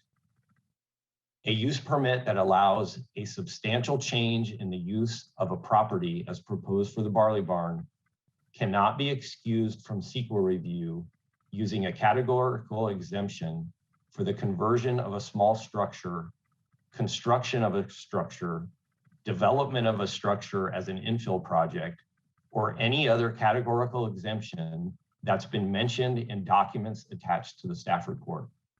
There just isn't one or even a combination of several that apply. Even a single discretionary action that combines the conditional use permit and design review approvals wouldn't make any exemption applicable to this project.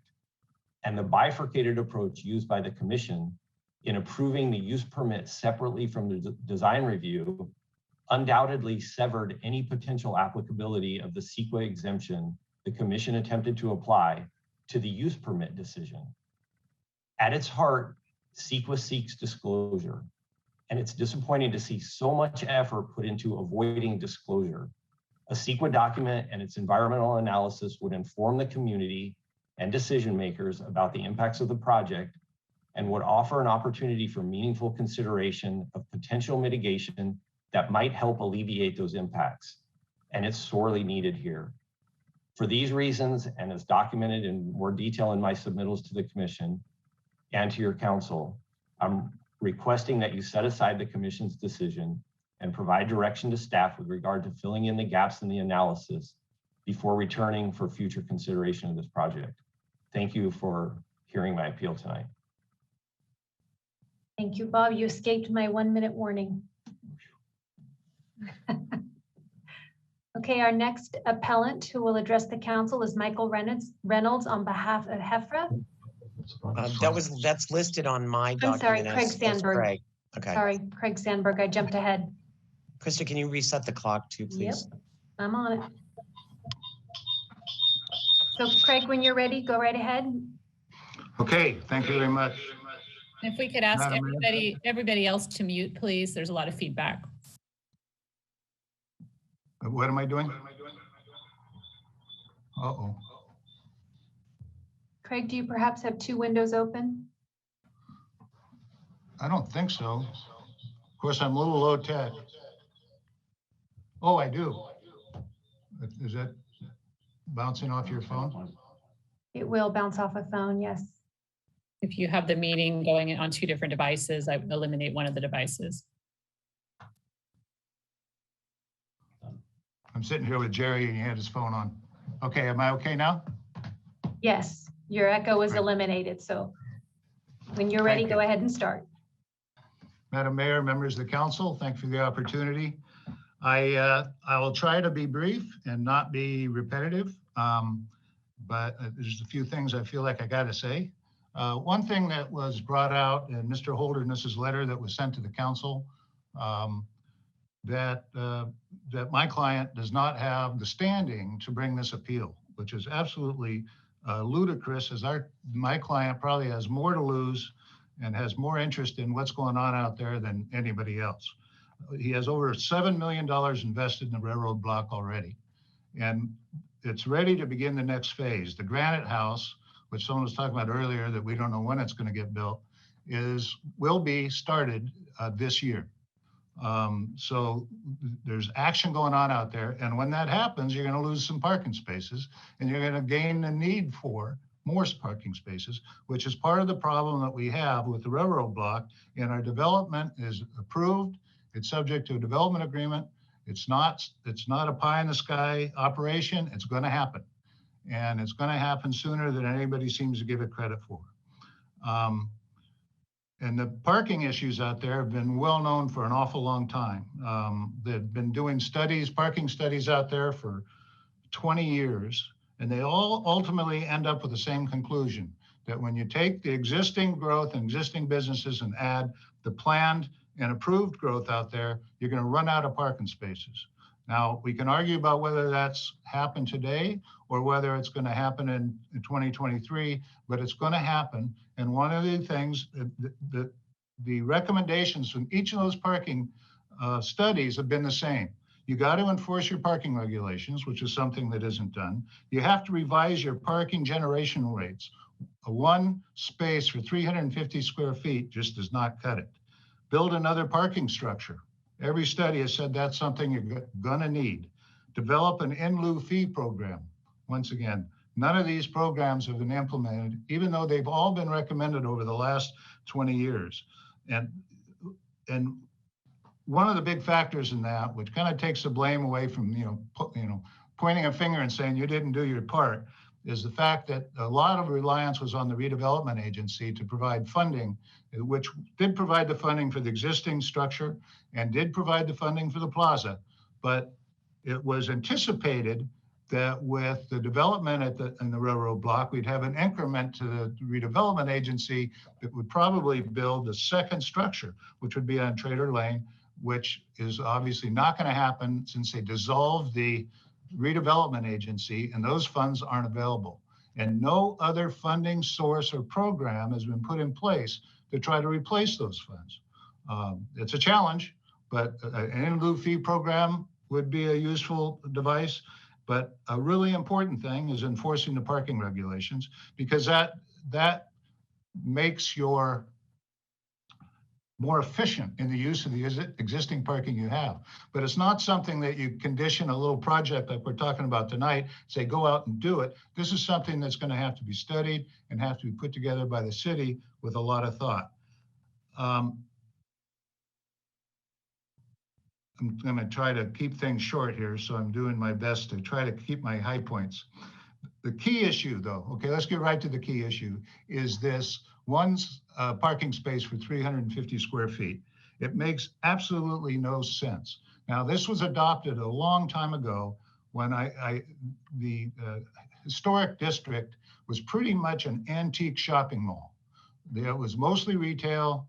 There's a few restaurants in there, and you could get away with the notion that since we're not going to allow on-street parking, this sort of thing, or not on-street parking, but we want the buildings right up, hard up against the street.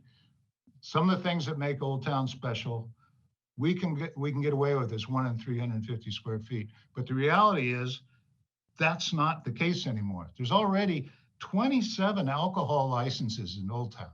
So that's a dramatic difference. This has become a very nighttime oriented destination location. It's going to be very peaky. You're going to get a lot of people in there at 6, 7 o'clock, which is a typical thing. And that's what the 2018 parking study shows.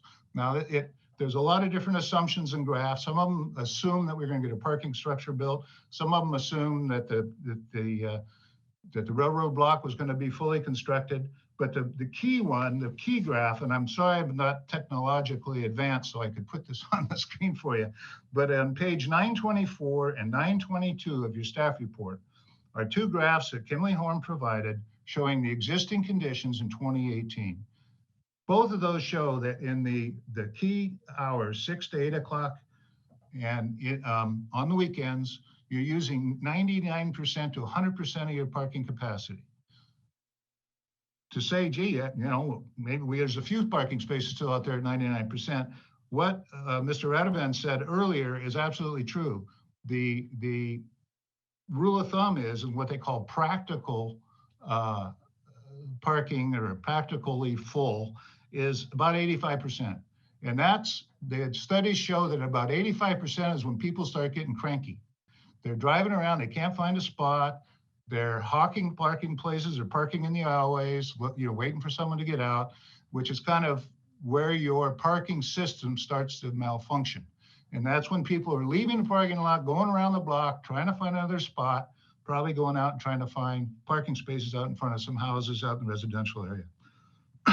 Pardon me. This trend was evident, by the way, of the changeover from Antique Mall to Watering Hole as early as 2002 when the Chong study was done.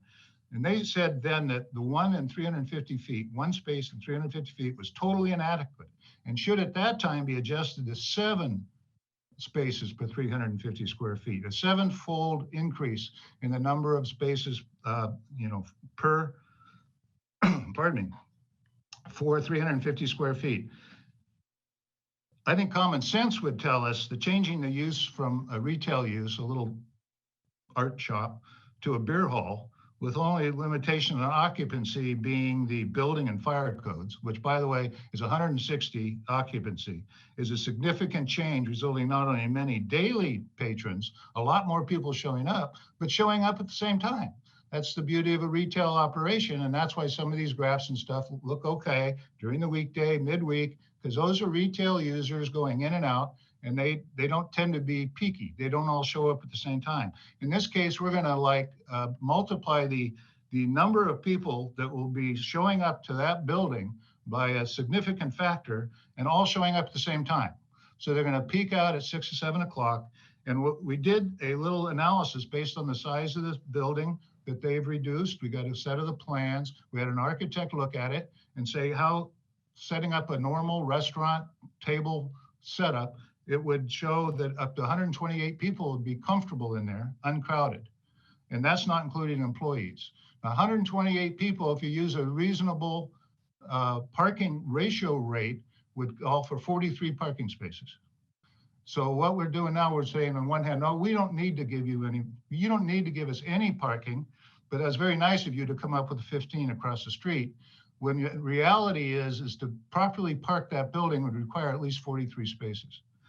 And that gets to, I guess where we're at here is that's part of the crux I see is staff looks at what we submitted and said, hey, they're giving us our 1 per 350 square feet, or worse, saying, I guess they don't really have to give us any parking. That just worked out to get the stuff at the Eagles Club. That is wrong. They're here for a use permit. A use permit is especially in this de novo setting that we've teed ourselves up for, is purely discretionary. It's entirely up to the council as to whether or not they think it's appropriate to put this advanced use in this location. And I'm sorry to interrupt you. I just want to let you know you're at 1 minute. Oh boy, that was a fast 9 minutes. Did you count the time when I couldn't make my thing work? The council doesn't have to abide by a past practice that applies an antiquated parking standard. You are to consider the circumstances of the particular case. Those are the words out of your ordinance. And this particular case demands that there be further study on this thing before it gets approved, because it's going to cause problems. And those problems are important to my client because the viability of the railroad block is dependent on being able to have enough parking, because retail users that are going to be interested in those new buildings that are going to get built are not going to be interested in a site that you can't park. And so we need to be able to show them that they have parking out there and it hasn't been cannibalized by these changes in use that were not properly dealt with. So what we need to do is come up with some mitigation measures and make it work. or we're gonna bury ourselves in a parking hole. Did I make it? You're at 10 minutes. All Thank right. you. Thank you. All right. Thank you. That takes us to appellant number 3, Michael Reynolds. Same deal. I'll start the timer for 10 minutes when you start, and I'll give you a 1-minute warning.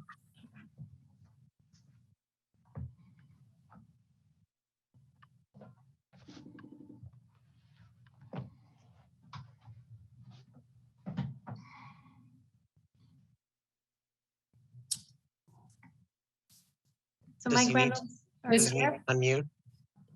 Chris, are you able to make sure that Mr. Reynolds is unmuted or promoted to panelist status? Doesn't appear like he is in the conference at the I moment. don't Yeah. see him.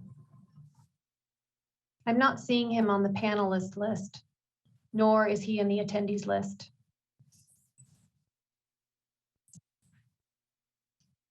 And nobody else is here to speak on behalf of the Historic District Residents Association? Let me double check. I have a Hefra in the attendees, and that may be it. Okay, whoever is identified simply as Hefra in the attendees, you have permission to talk. Is that you, Michael Reynolds? Yeah, that's me. I was like, Great. man, you were freaking me out.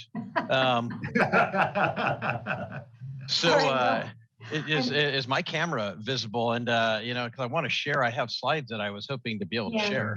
Let me promote you to a panelist, and then you'll be Okay. able to show your screen. Okay, give me 1 second just for that change to take effect. You should be able to activate your camera now. Okay. Yeah, that whole thing was kind of throwing me off why I didn't see any of the typical tools. And so now I realize that you didn't know Hefra was a panelist. I did not so- know Hefra was necessarily you. Yeah, it's our Zoom account. And unless you give me the ability to change the rename it, that's just typically what it shows up. So sorry for the confusion. Okay. No worries. I'm glad we have you. We'll go ahead and start your 10 minutes. And like the others, I'll give you a warning at 9. Yep. Okay. All right.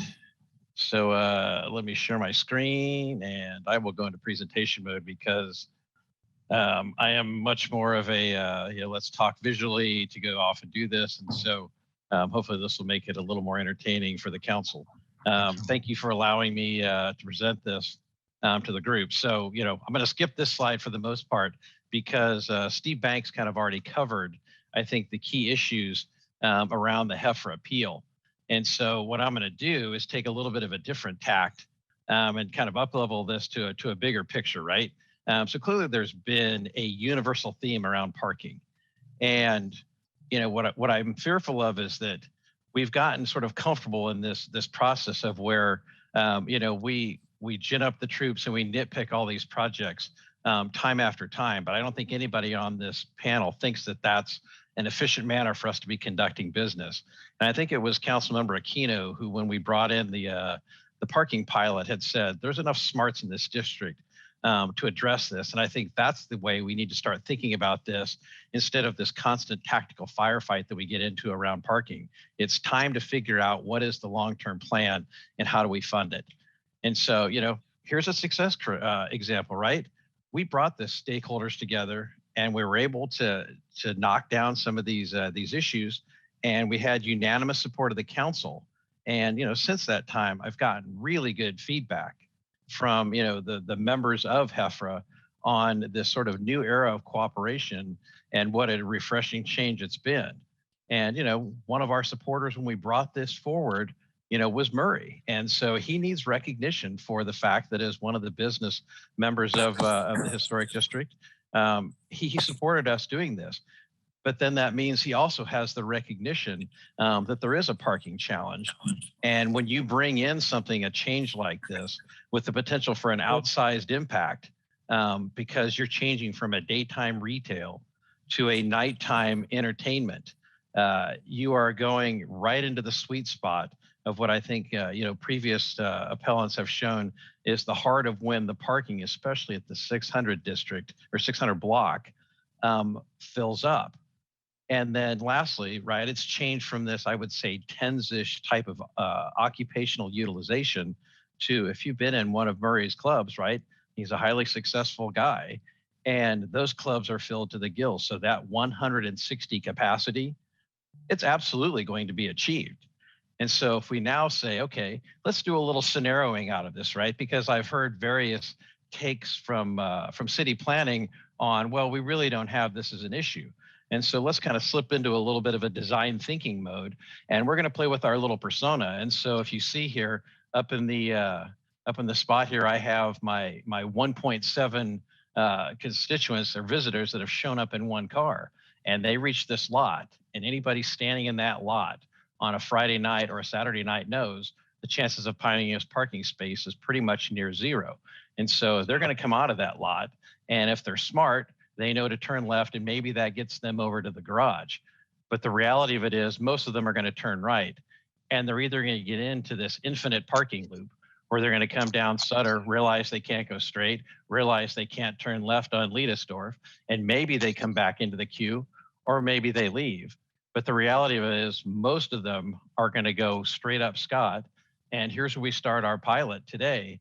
But the reality of it is the pilot's going to need to expand. And I fully anticipate, a few months, whenever after the Barley Barn opens under these terms, if this is how it goes, that we're going to come back and say we need more funding, we need more resources, and we need more enforcement, because this is where it's going to head until we sort of reach that saturation point of Natomas, when they're going to say, okay, I don't want to park there.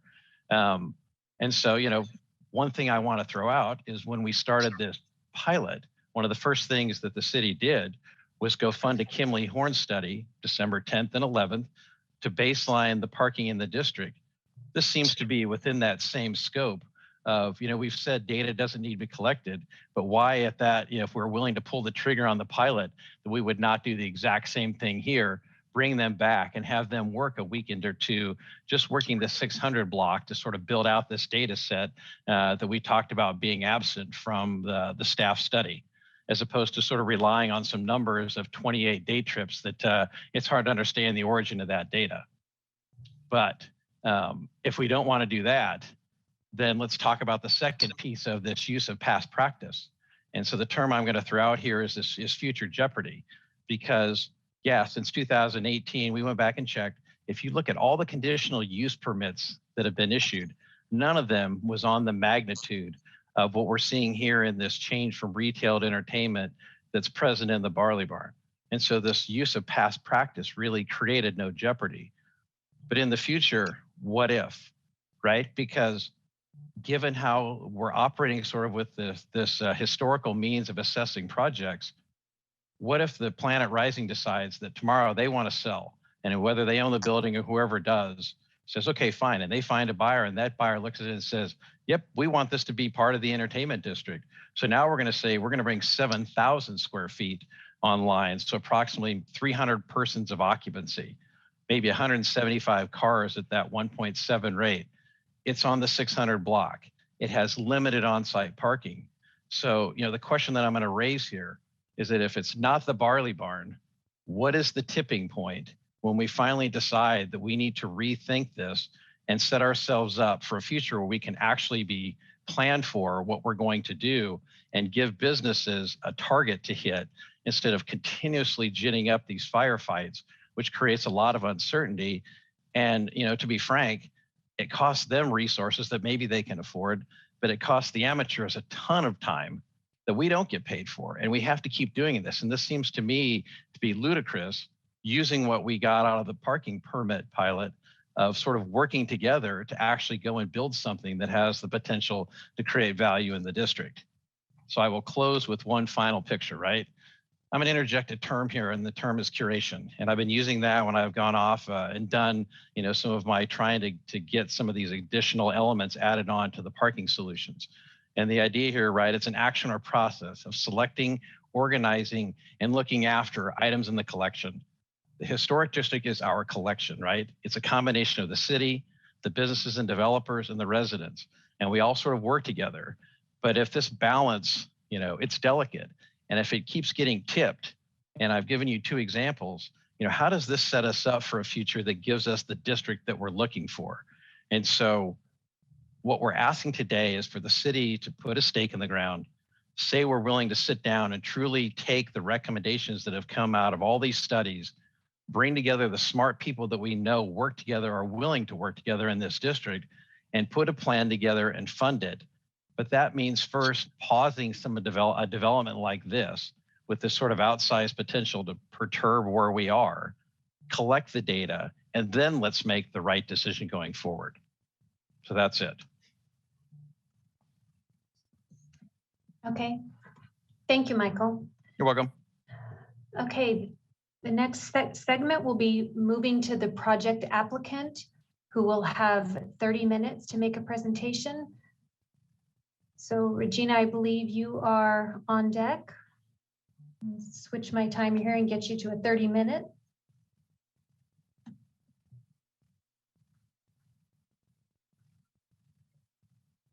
You are muted. Oh, there you go. Yes, I just got unmuted. I think I'm going to defer my time to Bob Holderness. He's going to be the first speaker for the applicant. Okay, we'll go ahead and start the timer. It is a total of all speakers for the applicant are 30 minutes. And again, we will give a warning. I'll give you a pause as you transition between speakers. But again, I will give you a 1-minute warning when you're ready to wrap up. Madam Clerk, I don't see Mr. Holderness on the Zoom. All right, let me see if he is an attendee. Yeah, I think you need to promote him. Okay, I'm not seeing him as an attendee.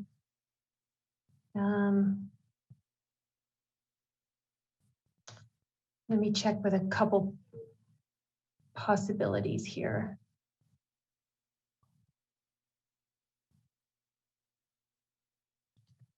I have an NAZ Powerhouse. I'm not sure who that is. Is that Holderness? That's Naz. That could be Holderness. Okay, I've sent a request for you. Yes, hello, good evening. Can you hear me now? Is that you, Bob? Yes, we have you. Good. Mayor Howell and council members, Robert G. Holderness appearing this evening on behalf of the applicant Murray Weaver. No, right now no, Bob, right now you appear to be Naz. I appear to be Naz. Oh, yeah, her picture's showing. Why is that happening? You're on my Zoom, but you can just turn the camera on. I have 3 people running this computer, and I guess. So how do we turn on the camera here? It was fine when I left. I don't know what happened. They need to promote you to a panelist. Oh, you have to. I think they did. Promote you to a panelist. So we can hear you right now. But yeah, why don't I just start going and we'll figure out. I've got 3 people here who know more about technology than I do. One of them will figure out how to get us a camera. But in the meantime, let's get rolling. We're going to make presentations first off by the applicant, Murray Weaver. Secondly, by our CEQA counsel, Sabrina Teller. And third, by Gary Richard, who runs the shuttle program for us and has been very active in the Sutter Street business community for about close to 30 years. And then lastly, I will address the remaining time. If they're new. Okay, can you see me now? How come I just see her? It's like your camera is now on, Bob. We can see you. Oh, there. Okay, good. So first we're going to have Murray Weaver, then Sabrina, and then Gary, and then I'll finish with what time's left. So Murray is next.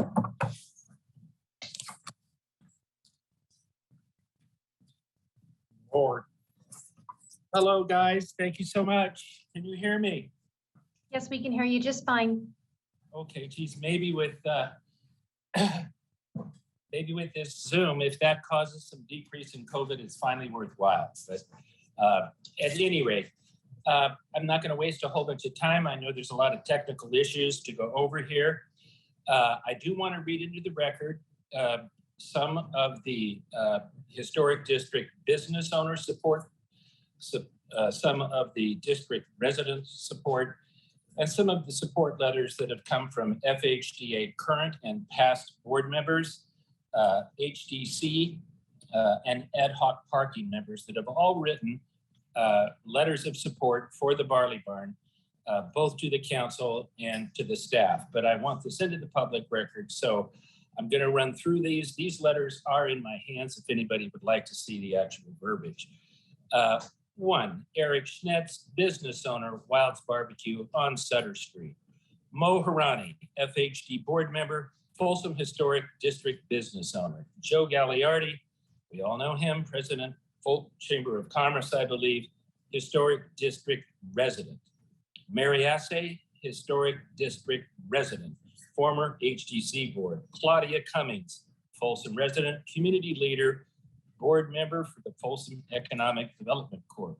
Steve Hurd, board member of the Folsom Chamber of Commerce, also the chair of the Ad Hoc Parking Committee. Daryl Trimble, Historic District business owner and former FHDA board member. Doug Scalzi, Historic District resident, business owner, and former FHDA board member.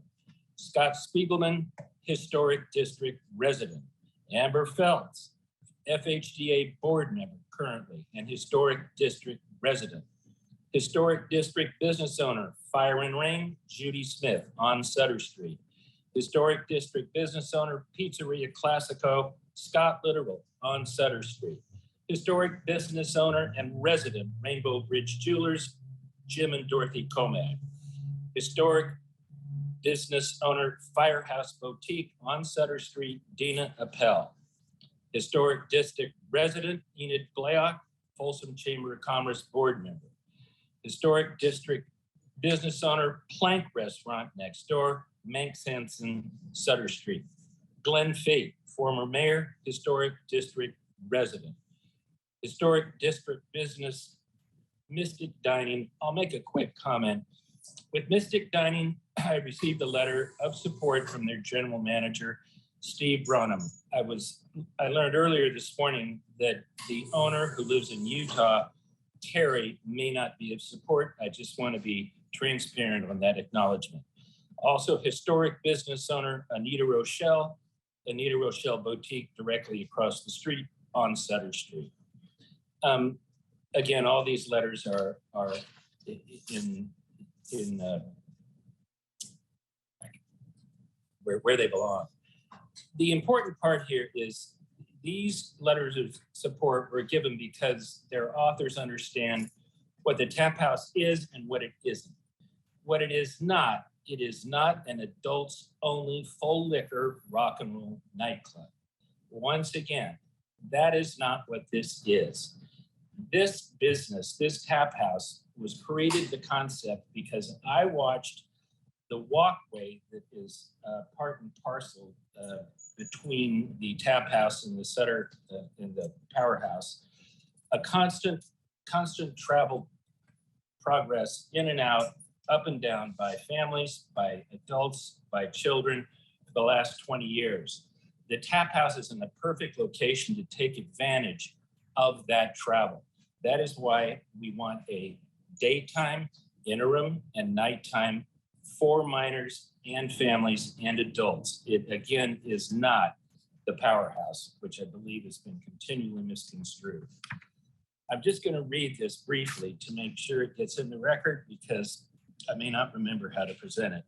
So the tap house is just another beer joint. It's not another pub or a neighborhood bar. It's a one-of-a-kind, exciting, and elaborate presentation, which will take advantage of its unique location, surrounded by shops and restaurants in the historic district.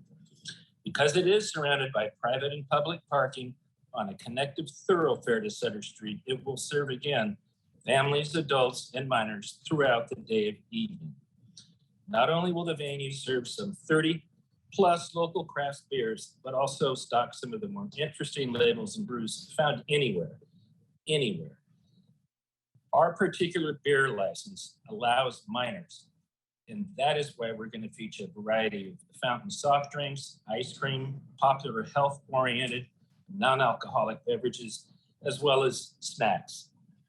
The upper patio, although be small, it will be a true Garden of Eden type concept, custom designed by award-winning landscape contractors, replete with an abundance of flowers, trees, shrubbery, all accent lighted, all cool misted, and heated for all season with rolling water features. Great effort has been made by our team to provide a fun and interesting and historical venue.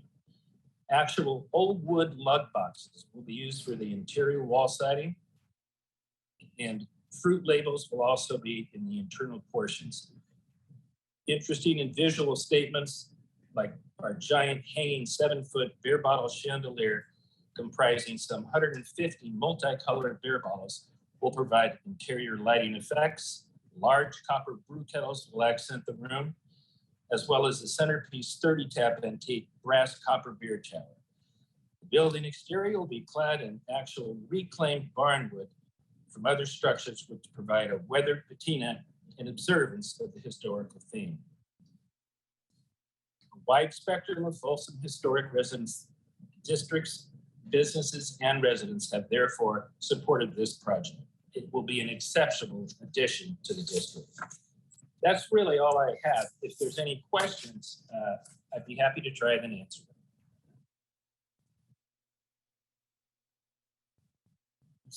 I can't hear.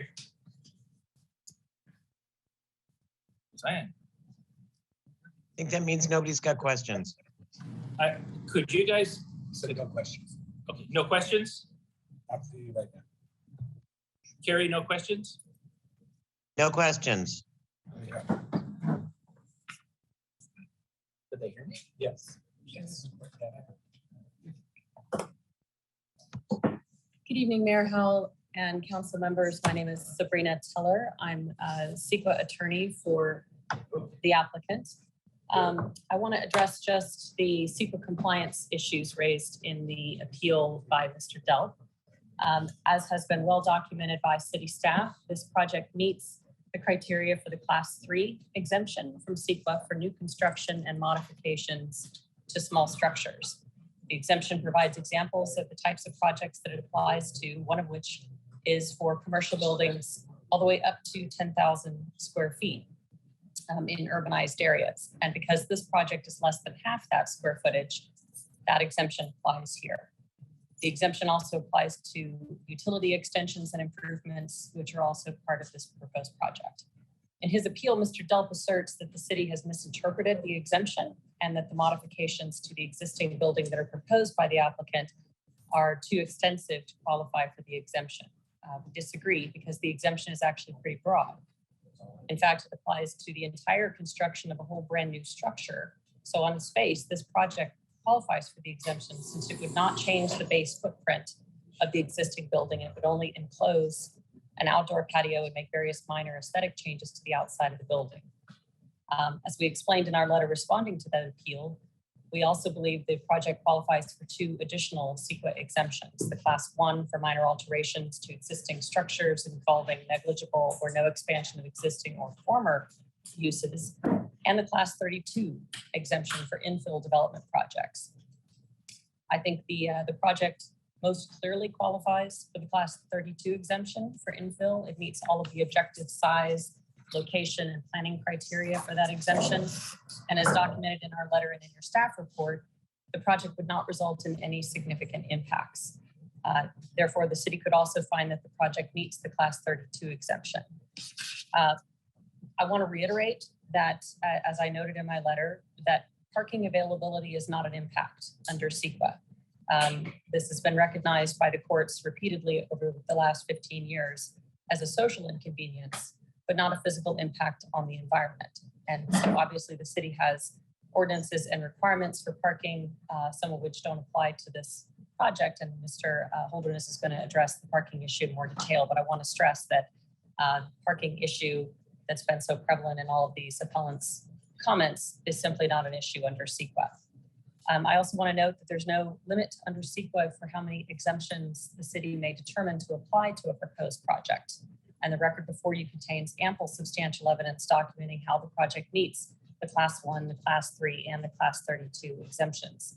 So on behalf of the applicant, I respectfully request that if you deny the appeals, as we hope you will, that you expressly find in your approval that all 3 exemptions apply, or as many as you might agree with us apply.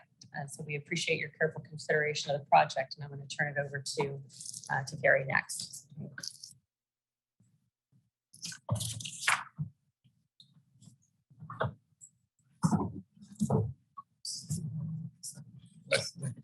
Thank you, Sabrina.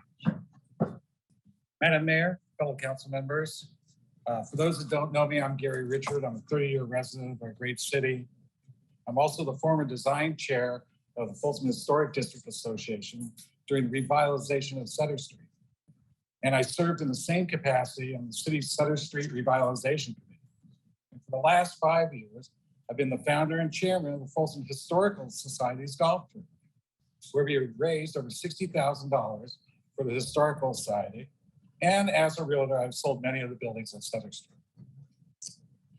I'm here to talk about the Sutter Server. The Sutter Server was developed by the applicant and myself, with both of us having served on the FHDA board and other boards. We saw the need to improve usage of the parking structure, so we developed the Sutter Server. As director of Sutter Server operations for the Powerhouse since its inception in May of 2019, with the server operating Friday and Saturday nights from 6 to 10, we transport approximately 20 to 50 people per night. Allowing for COVID, we estimate we have transported between 3,000 and 7,500 patrons to date. With this service, we have improved the usage of the parking structure that we regularly note during our shifts has anywhere from 100 to 180 open spaces indicated on the space count. I note that there are 101 surface parking spaces on the Leaders Sport lid and the vicinity, which are virtually unused on Friday and Saturday nights. In regards to the Eagles lot, during surfer operation, this lot is unused except during special events as attested to by the Eagles themselves. Also impacting parking management is the increased usage of ride-sharing services, as noted during surfer operations, by the increased drop-offs and pickups occurring up and down Sutter Street. The Horn study, parking study in 2018 didn't ever mention ride sharing, thus increasing. Uh-oh. Somebody still with me? No, I think we just dropped off. No? No, we're all still, we got you. Oh, sorry.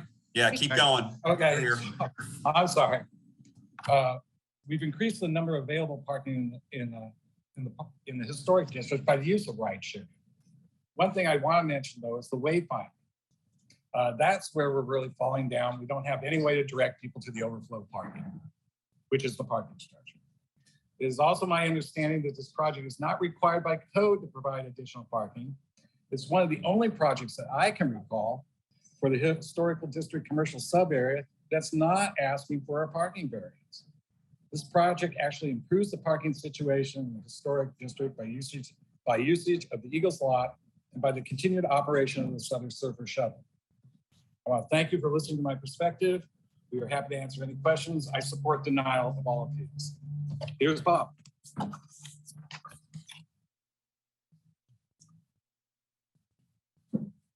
Mayor, members, Robert G. Aldrin is back, and I don't see the timer that tells me how much time I have left. You have 14 and a half minutes left, Mr. Holder. Oh, I could read the Bible in 14 minutes. So I don't really have anything to add to your staff's analysis of the Bob Delp appeal. They've done a much better job than I could ever do. I would just commend that you read their point-by-point rebuttal to Bob Delp's appeal. I think you'll be satisfied with that. Likewise, regarding the appeal of HEFRA, except I have one comment in general. My client is not an item. My client's employees are not items. Hopefully the members of HEFRA are not items. We're people. We don't need to invent some kind of standards to figure out what to do. We have a standard. It's called the Folsom General Plan, the Folsom Municipal Code. We're simply complying with that. That's what we need to follow, not to go off and invent something new and delay this project while we noodle out some other esoteric concept. But I want to talk mainly about the appeal of the railroad block owners. And I specifically want to put in context my objection to their standing to file an appeal.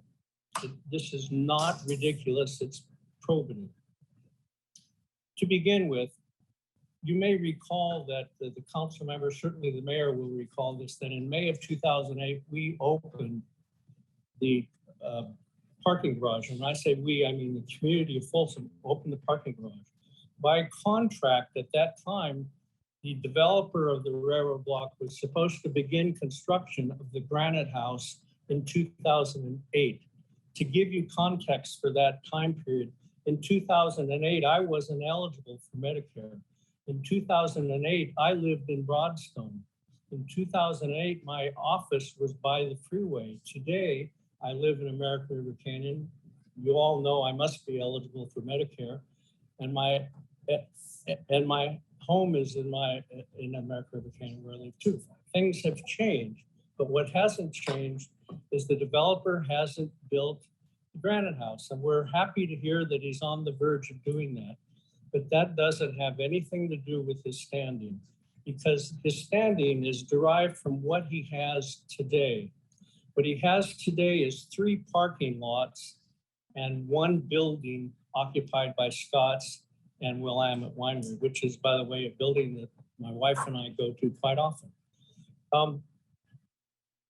He can't make a contention that there's anything going on with my client's little 2,400 square foot project that infects those 3 parking lots, because that's all he has is 3 parking lots, or that affects Scott's. He can't make an argument that my client's 2,400 square foot project is having any impact on parking for Scott's. It has no such impact. He doesn't have proper standing. He's thinking about as if his ability to build on his property someday in the uncertain future gives him a vested right today to tell the city to don't let any development go on in the Sutter Street area for fear that they might need to use public parking spaces. That's the gist of his argument. It doesn't hold water. It's not a valid argument. By the way, I think it's kind of interesting to argue about how many people are going to be in my client's project. I mean, as I understood what your staff said, and they can clarify this if I've got it wrong, they're counting somewhere like 7 to 9 tables. That's somewhere between, roughly about 50 people. One appellant claims there'll be 160 people, another claims it's 128. It isn't true. It isn't accurate. They don't know that. They're just supposing it. But the important thing is you have a parking practice that your staff has implemented since the code was adopted in 1998. I'm happy to tell you I was a member of the council at that time. Glenn Fate was also a member, and he steered those provisions of the code through the council, and I supported them. Reggie Drew and Steve Miklos did not, but Tom Acituno and I did. That's probably the only time 2 Democrats ever supported Glenn on any item whatsoever, but we did. And that code, we meet the standards of the code.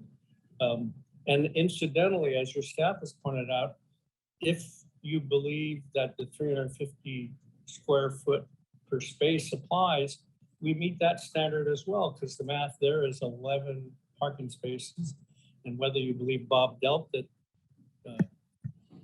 the Eagles has 14 lots, or you believe my client 14 parking spaces, or my client that it has 15 spaces, in either event we meet 11, although we say it doesn't apply, and so does your staff, and they give illustrations of projects that demonstrate that their practice is a real practice that's been carried out in the past. And so I think the bottom line really is your staff hit a home run on the parking issue.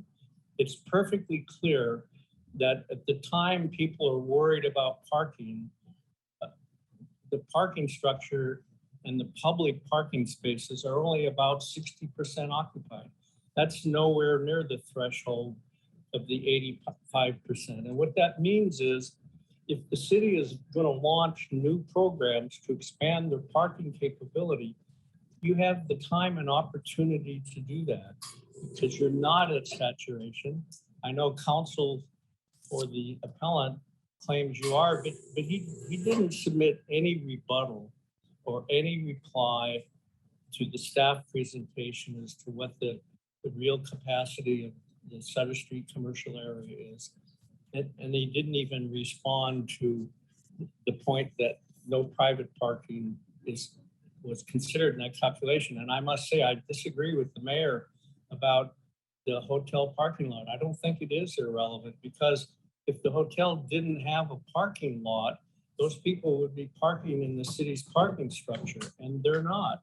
And there are occasions when they have events down in the hotel besides just people staying in the hotel. And in those instances, they can park down there. I've been down there. The mayor's been down there. We've all been down there when we're not staying in the hotel. So it is relevant. And that's where the Eagles lot comes in. It's not a great find. It's 14 or 15 parking spaces, but it's 14 or 15 that are underutilized.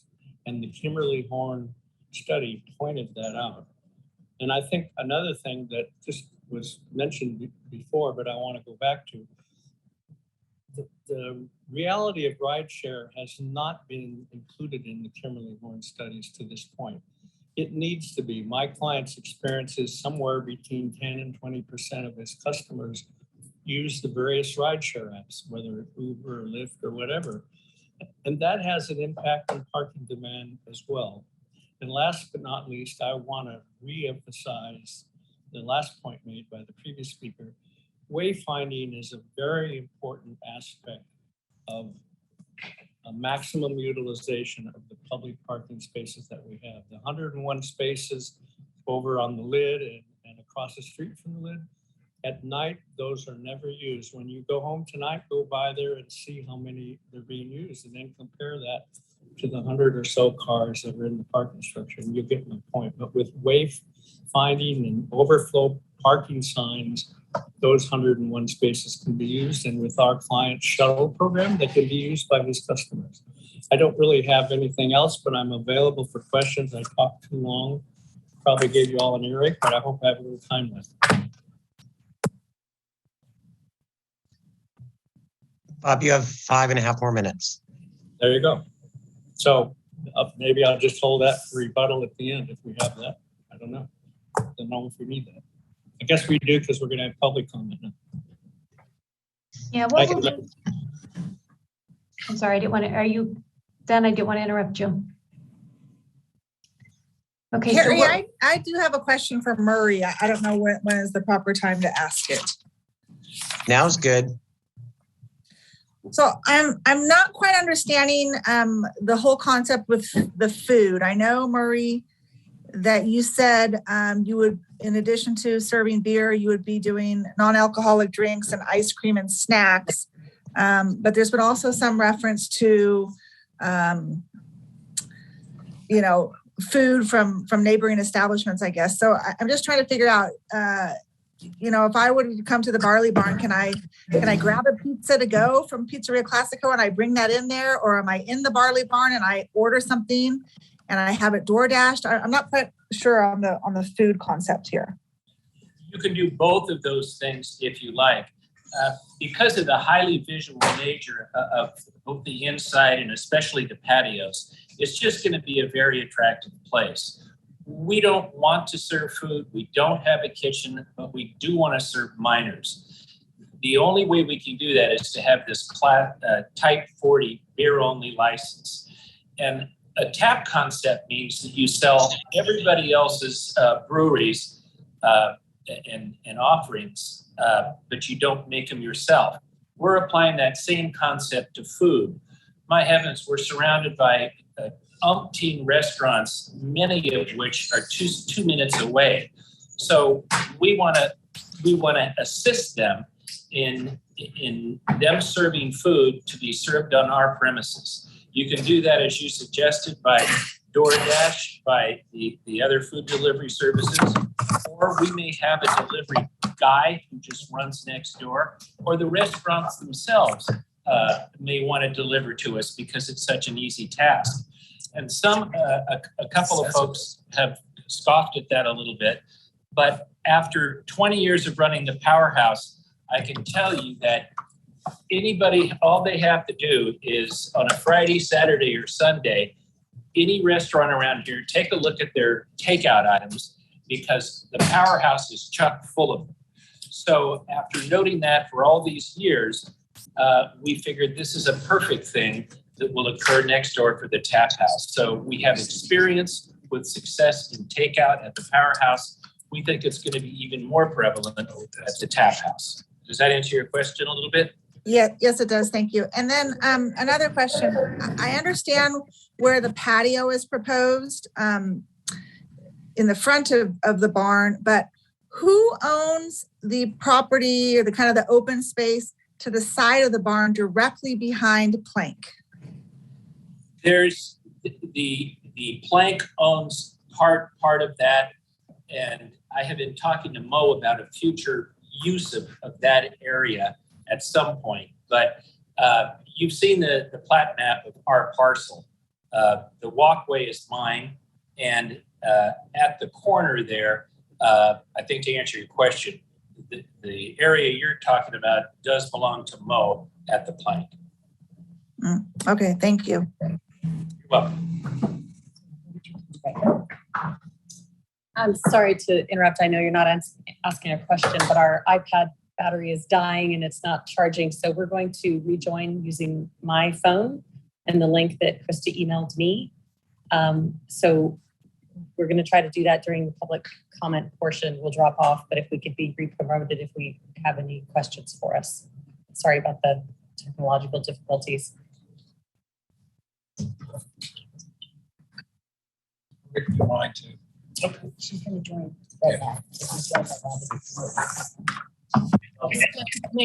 Just make sure over there at the Powerhouse you log out of the Zoom on the iPad so you don't have two devices running.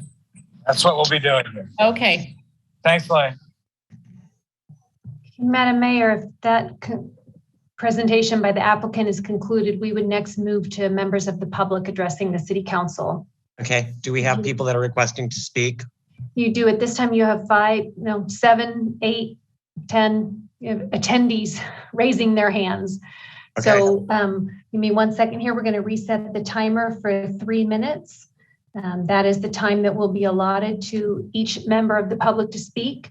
Just like with the applicants and appellants, we will give you a 1-minute warning. The first speaker will be Joe G. Joe will be followed by Glenn Fate. So Joe, when you're ready, just need to unmute yourself and you can go ahead. Madam Mayor, members of the council, Joe Gagliardi, Folsom Economic Development Corporation. I'm here speaking today on in support of the project from an economic development standpoint. But hearing all the comments, I wanted to share a few other comments, which is, for a long time, the Sutter Street area suffered from economic decline, and what you're experiencing today is success. And with success comes issues associated with circulation and traffic and parking, which is easily solvable through various methods, whether it be through rideshare, through valet parking, shuttle service, and signage, to name a few. The 600 block of Sutter Street has always been kind of the forgotten land. And now what you're seeing through the development of the steakhouse and the livery and other successful businesses, you're starting to see more impact on parking. But it's always been kind of across Riley Street, and it has always been the one that suffered a little bit. Some great things have happened. Kudos to the FHDA for putting up the lighting and closing off the streets. All of those things, creating parklets, have all created more success for the Sutter Street area. So I just wanted to just speak on a few things. One is, we often don't look at the economic benefits of a project. This particular project, we're talking about an increase in taxable sales tax to the city in the magnitude of $10,000 a year.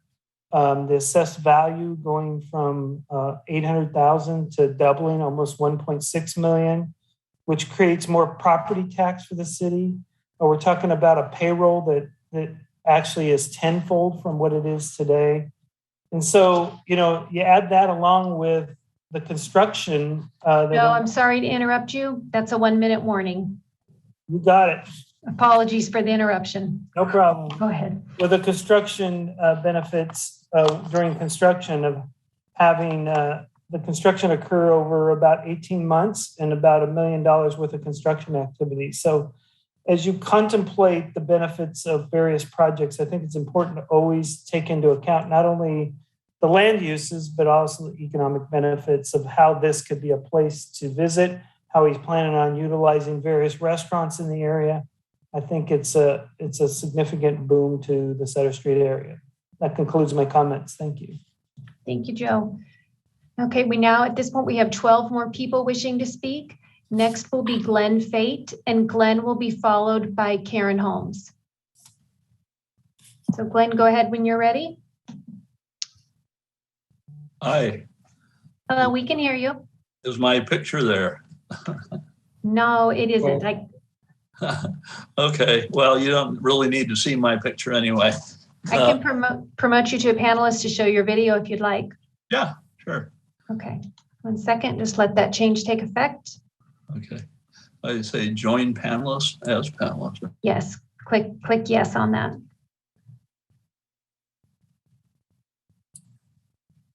And then turn your camera on. Okay. Am I on now? Okay, there I am. You have to click on the little camera button that probably appears at the bottom. There it is. Okay. There you go. There I am. All right. Mayor Howell and council persons. My name is Glenn Fate. I resided at 305 Scott Street for over 56 years. I believe my home is the closest resident to the proposed Barley Barn. I also own a commercial building at 815 Sutter Street. I've been a member of the Historic District Commission and president of the Folsom Historical Society. I'm a member of the Historic Folsom Residents Association, which incidentally was formed in my living room. I'm a former council member and former mayor of the city of Folsom. I'm not speaking on behalf of any group, although I am an attorney. I am not representing anyone. These are my views and mine alone. First, there is no Folsom ordinance that requires parking for a project that is only changing the use of an existing building. I think the staff was correct in reaching that conclusion. In my commercial building, I have had 4 to 5 tenants within the last few years that have proposed a change of use requiring a conditional use permit. In none of these did the city require additional parking. Now, at this moment, I have to apologize for any ambiguity in section 1752.510F. I was a member of the Historic District Specific Plan Committee that came up with that language. I was mayor and voted in favor of the ordinance. That section was meant to apply to new construction. It was never intended to be applied to change of use of an existing building. Why? Because most of the existing buildings had no land to provide parking with. Many of them were constructed before cars became popular. So, with a little gentle persuasion, I'm assuming, from the planning staff, Murray set about to find more parking, which I don't believe he was required to do. There aren't many private parcels available for such use. The front formal gardens in my house would be one possibility. Mr. Fate, I'm sorry to interrupt you. You have 1 minute remaining. Okay, I'll ask the mayor for a mayor's privilege to go a couple minutes. I did prepare my remarks, so I won't dawdle. So he negotiated with the Eagles to provide parking that he was not required to provide. And he even went on to agree to pave and stripe that parking lot.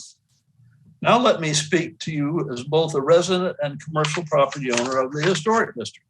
I agree with Bob Delk, with Mike Reynolds, with Jerry Brunel. In fact, I'm not even sure Murray doesn't agree with me. We need additional parking now. 2 weeks before Christmas, I went down to do some work on my building and could not find a parking space anywhere else, even in the residential area. So I went to the parking garage and drove to the very top and took the last space. There were 3 cars behind me that had to turn around and leave. I know it was Christmas and I know there was a farmer's market, but we were out of parking. I don't think we plan to eliminate farmer's market or cancel Christmas. So we need the city to do something now. Even the studies that Bob Holderness used tonight agree that we will be out of parking by mid-2023. It must get started now. I reread the 2008 parking study. It identified 14 ways to get money necessary to build a new parking garage. The city has to be providing parking variances. The city has been providing parking variances for a significant number of new buildings that are required to provide parking. Sir, your time has expired, so unless the mayor wants to extend it. Try to wrap up, Glenn. Okay, I am. Anyway, that's just made matters worse. It is up to the city to resolve this problem, not Murray Weaver. Now, speaking as a resident, looking at the legal criteria you'll be applying tonight, section 1760.040, I have a few opinions. First, new parking garages are not going to solve the problem of parking in the residential area. It is close, if it's closer to park in front of my house, that's where people will park. The Residents Association, working with the city, is starting to address the issue of limiting parking to residents on some streets at certain times. It is likely they will need to be expanded, just as Mike said, and more streets and additional times. The second issue is traffic. Any new business in the historic district is going to increase traffic. The best way to protect residential areas is to install traffic control measures. More stop signs, traffic flow restrictions that will discourage cut-through traffic. Some of you may remember that the cut-through traffic got so bad a number of years ago, they closed Scott Street and some other streets. Unless you are going to declare a moratorium on new businesses, you should address traffic issues with traffic control measures. What about noise and litter? Murray has worked to protect the residents in the residential area more than any other commercial property owner on Sutter Street. He pays employees to pick up trash in front of our homes. He operates a free shuttle so people can go to the garage rather than the residential neighborhoods. I have heard loud music from many places, including really loud music from the Eagles, but I've never heard noise from Murray's businesses. I do have a concern relating to safety. Others have raised this. People will be crossing from the Eagles to the Barley Barn side of the street in the middle of Scott Street. I think it would be wise to have a crosswalk. I'm not sure that should be Murray's responsibility, but I think it would be wise. Let me finish by saying that I think the process has worked well. The staff has done a good job. I think their conclusions, findings, and conditions were well thought out. Changes were made in the design to make it look like a really neat looking barn. Please approve this project, and all of you take a leadership role in tackling the need to build a new parking garage. I'd be happy to answer any questions. Thanks, Glenn. Thank you. Our next speaker will be Karen Holmes. Karen will be followed by Rich Veal. Karen, when you're ready, go ahead. You may need to unmute yourself, Karen. I got the unmute. We need the timer, Krista. Yep, I'm on it. Please do not put my picture up right now. It's too late. Right. Karen, you'll have 3 minutes and I'll give you a warning when you have 1 minute left. Thank you. Hello, Mayor Howell and all City Council people. One of the primary goals of FHDA is to ensure that the historic district is a healthy, thriving environment where businesses, merchants, and residents can coexist, and where visitors and guests can arrive with the realistic expectation that they're going to have a positive experience. FHDA's goal is to create a symbiosis that takes each of these entities into account. It's for this reason that I think that FHDA believes the Barley Barn project is putting the cart before the horse. Planned growth is essential when the goal is for everyone to thrive. For the growth within the historic district to continue in a positive direction, FHDA believes it is wise to consider the effects of any single decision on the historic district as a whole. The decision to allow any business that has extremely large occupancy is short-sighted at this moment. Impact of this increased parking demand will have a detrimental effect on our own current businesses and the current visitor experience. There just isn't a plan in place to satisfy the demand that is going to be generated by this big a change in use for this building. The strategies for parking solutions have all been outlined. We've been talking about them all night, but there's also a need for policy reform. After the HDC approval of the Barley Barn conditional use permit, the statement was made, quote, "The planning analysis was legally justified," unquote. By that line of reasoning, it is really easy to see how anyone with enough money can purchase a building, change the use, thereby occupancy, and continue to overwhelm the historic district. Karen, you're at 1 minute left. Apologies for the interruption. It's important to make sure that we're lining things up properly. It's clear that the funding mechanism for these recommended solutions has disappeared. That was the redevelopment agency. So it's time to figure out how to enact a new set of solutions. Perhaps there are other solutions, but the in-lieu fees have been mentioned time and time again. Regardless, in order to keep the integrity of the historic district intact, it is now time to summon the courage to make these changes. We need to act together to help solve the problem, not exasperate it. At what point does the first day of a new way of looking at this problem begin? We need to be proud of what we've created, mindful of the responsibilities we have to preserve it, and wise enough to foresee a well thought out future. Thank you. Thank you, Karen. Next speaker will be Rich Veal. You can go ahead and talk. I'll reset the timer for 3 minutes for you. And Rich will be followed by Lisbeth Galoon. Hi, Madam Mayor, council members. My name is Rich Veal. I'm the executive chef and owner of the Sutter Street Steakhouse at 604 Sutter Street. It's come to my attention that a few unauthorized parties have been speaking publicly and on record on my behalf, so I'm going to write this letter again in opposition of the proposed project. Let me reiterate that I'm still a staunch supporter of locally owned small business and free enterprise, and it's been a personal and professional creed of mine that a rising tide raises all ships. Nowhere is this more prevalent than the historic district, and we should celebrate that. However, in no way do I see the current proposal being synergistic or mutually beneficial to the historic district as a whole. For those fortunate to still be in the 600 block, it will be detrimental to the health, safety, and general welfare, as well as financially injurious to the persons working and residing in the neighborhood in an already difficult climate. Some of the areas we've been talking about tonight, obviously parking, I'll touch on it briefly. The lack of spaces allocated in our zone for a project this size is far from adequate given the allowed occupancy. I know it because I live it currently without the proposed operation in existence. I hear it every single day from my customer reviews, phone calls, and emails. Far and away, the number one complaint is how long, if ever, it takes to find a parking spot. Knowing that revenue is being lost to something beyond our scope of control is maddening, to say the least. Moving on to safety. Adding a business concept with a primary alcohol component injects the likelihood for continued issues with vandalism, public intoxication, drug use, urinating, fighting, noise, and general nuisance to both private property owners and businesses alike. In a block already with said issues, again, I can only speak from firsthand knowledge. My customers, their families, and my staff should not have to worry about someone urinating, vomiting, or smoking in areas not designated to do so. The open outdoor nature of the proposal only encourages more of these issues with less oversight. Intent, while subjective, I know, it is concerning for someone like myself who's been in the industry for over 30 years. I've been told personally that this is now a legacy project and there is no intent on selling liquor. It will be beer only, no food.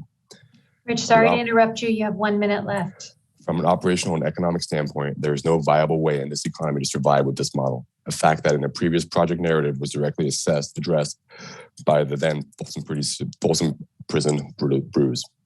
And I quote, "As is common for all food and beverage venues in Folsom Historic District and elsewhere, it is not economically feasible to offer only wine and beer in a hospitality venue unless that venue actually manufactures the product as its core business model or serves full on-site prepared meals. The inclusion of spirits must be included if the venue is to be successful," end quote. It's no concern of mine if someone wants to run a failing business. On the contrary, I hope they wouldn't. Locally, again, rising tides. However, it is my concern if someone in such proximity has the intent to ask for forgiveness later, as opposed to asking for permission from the start. This 180-degree shift, coupled with a very poor economic model, raises concerns of the overall intent down the road. And I shouldn't have to worry about intent.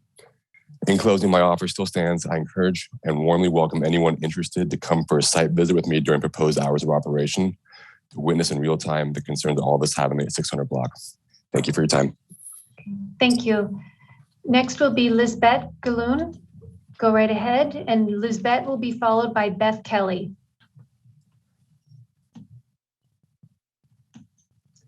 Lisbeth, you may need to unmute. You're still muted. There we go. Now we can hear you. No, you're still muted. Did that work?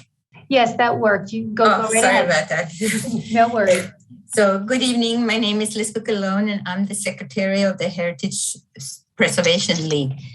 Our initial recommendation is that City Council address the existing issues regarding parking and alcohol permits in the Sutter Street sub-area before the Barley Barn project is referred back to the Historic District Commission.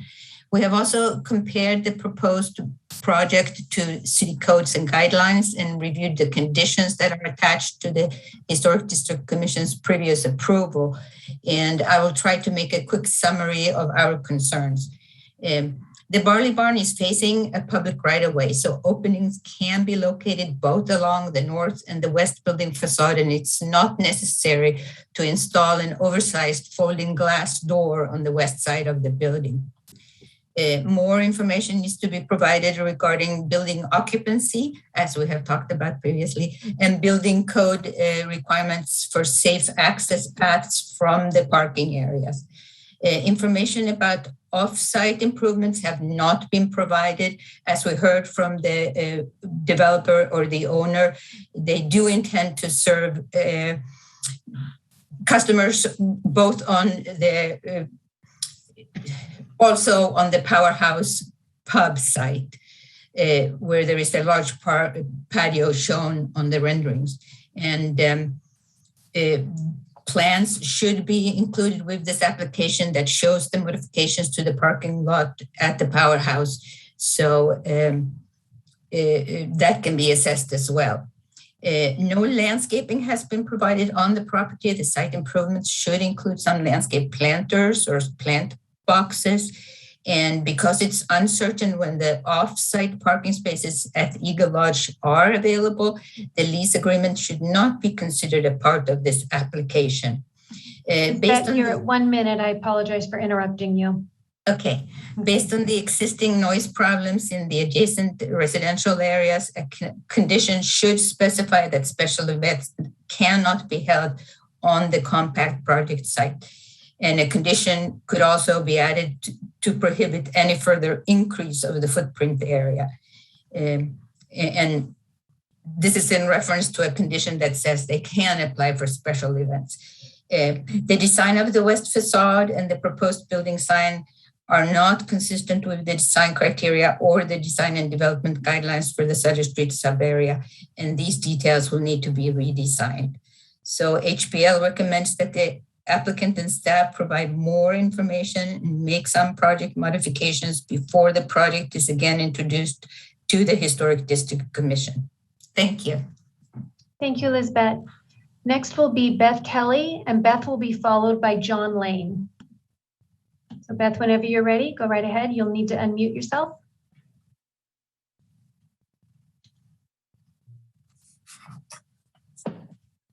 Right. We can hear you, Beth, so go ahead if you're ready. Okay, thank you. This is Beth Kelly. I'm the president of the Heritage Preservation League. This is the second comment from them.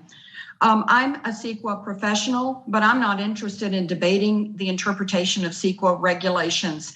CEQA allows a lot of flexibility, and while the city justifies their decision citing CEQA rules, they're failing to apply the spirit of CEQA. CEQA was created to require public agencies to evaluate and disclose environmental impacts and limit or avoid those impacts to the extent feasible. We believe the public has demonstrated enough factors that would trigger CEQA review for this project. Of importance also is that the City Council have full information on the issues facing Sutter Street, which bear on this application. I'm going to talk about a little bit about design and use. First, design. HPL agrees that a stable or a barn design is consistent with Sutter Street history, but the proposed entry facade is not historically justified. No stable or barn between 1850 and 1900 would have had large glass doors, not even commercial businesses. Apart from materials, the doors are out of proportion. They should be comparable in height, and the shape of the sign should be modified. The applicant justified the glass necessary for light and ventilation. However, during entertainment, the doors are supposed to be shut, so this reason doesn't even make sense. I'm sorry the Historic District Commission didn't discuss these points. The HDC quickly approved the project, which was based on some reason of perceived fairness toward the applicant in comparison to past decisions for projects and parking. This fact was not disclosed in this staff report. Regarding use, the Historic District regulation calls for a complete downtown, not an entertainment district. The entertainment ordinance has mitigated the worst impacts, but they're creeping back. We wonder how many drinking establishments will have to be proposed before staff actually can call it a cumulative impact, and that's a CEQA requirement. Beth, I'm sorry, I just want to let you know you're at 1 minute. Okay, thanks. There is also no mention in the staff report whether staff consulted with the police department. Whether it is a CEQA issue or not, it is already a historic district issue. If Folsom is to maintain the current success of a historic small town look, a balance between daytime and nighttime uses is critical, and that balance is precarious now. It's time to direct staff to bring back recommendations for an ordinance addressing appropriate distribution and concentration of alcohol serving establishments. And more comments are coming with our next letter. Thank you. Thank you, Beth. Our next, let's see, you're counting, we have 6 more speakers in the queue. The next speaker will be John Lane. John will be followed by Adina Blair. So John, when you're ready, go ahead. We'll start your 3 minutes. I'll give you the 1 minute warning. Thank you, Mayor and members of the council, for the opportunity to speak. My name is John Lane, and I'm a resident of the Historic District. I've invested a lot of time on the proposed project in an attempt to fairly evaluate how it might influence parking in the Historic District. I focused on parking because it's a problem of common knowledge that impacts the Historic District, both its residents and its businesses.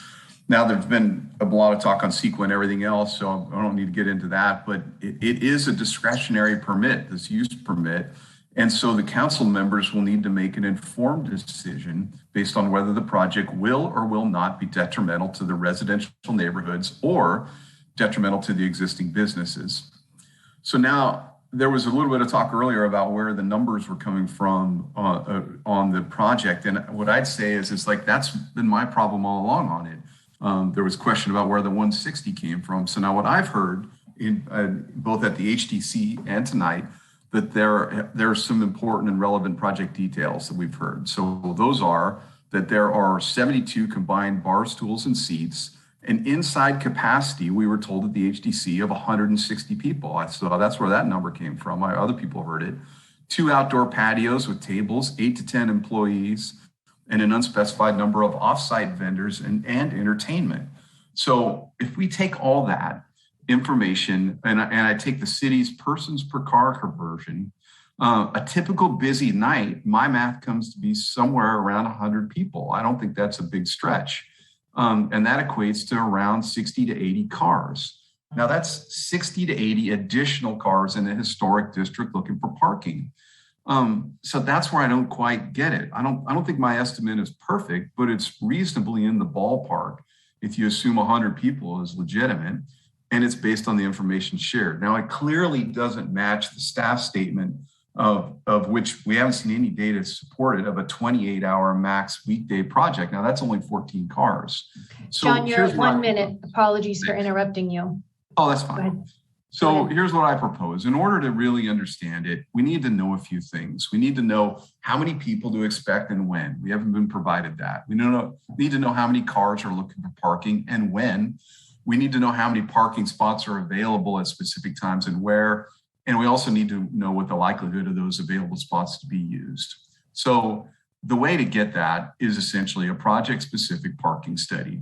It put All this in relevant information to provide council members and the public with data to answer the basic and important question, will this project be detrimental to residents and businesses? So with this, I respectfully request that a project-specific parking impact study be initiated and council members vote tonight to continue this project until it's complete.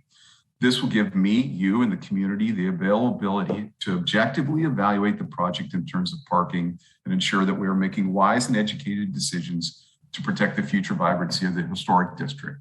So I sincerely thank you for your time, and I also thank the council for their service. That's all I got. Thank you, John. Next speaker will be Adina Blair, and Adina will be followed by Loretta Hettinger. Good evening, Mayor Howell and council members. It's way past my bedtime. And so I would like to first say that on May 23rd, 2019, the planning staff circulated a request to comment on the Folsom Prison Brews project that specifically identified a parking variance as one of the requested entitlements. At that time, the applicant had entered into a lease agreement with the Folsom Eagles for 20 spaces of additional parking. So that's a little bit of a discrepancy there. And I've not seen any explanation since then of a parking variance being identified as a necessary entitlement, but it seems as though it's been eliminated. And I'm hoping someone can shed some light on that tonight. And then further, Steve Banks's examples about buildings that did not require a conditional use permit revision. Those buildings hadn't been changed at all. And this particular building, if I heard correctly, is going to be moved away and another building built. Plus, it'll also have an 840 square foot patio that I think also should be accounted for. So from what I can see, I think it does warrant a new look at a conditional use permit. And I want to say that I live on the 600 block of Figueroa, and we're in the throes of this brand new parking permit thing.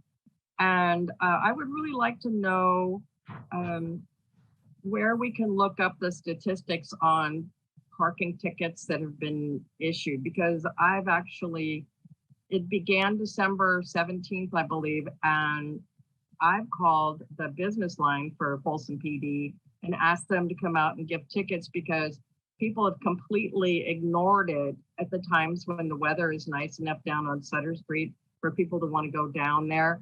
Adina, sorry to interrupt you. I understand. And so far, it looks like nothing has really changed. And I never saw any police coming out and giving tickets. And it was wall-to-wall cars. And I invite, the council and Murray and anyone else to come and see what it's like, right in front of my house, 607 Figueroa on a Friday, Saturday night. And there's just nowhere to park. And even though I have a permit, these people don't honor any of it. And I'm still having to put cones out because when I forget to, then I'm parking down the street. And that's no fun when I've got groceries. And my house is an 1860 house with no driveway. So thank you very much for listening to me, and let's hear the rest. Thank you. Thank you, Adina. Our next speaker will be Loretta Hettinger, and Loretta, you will be followed by Cindy Ferris.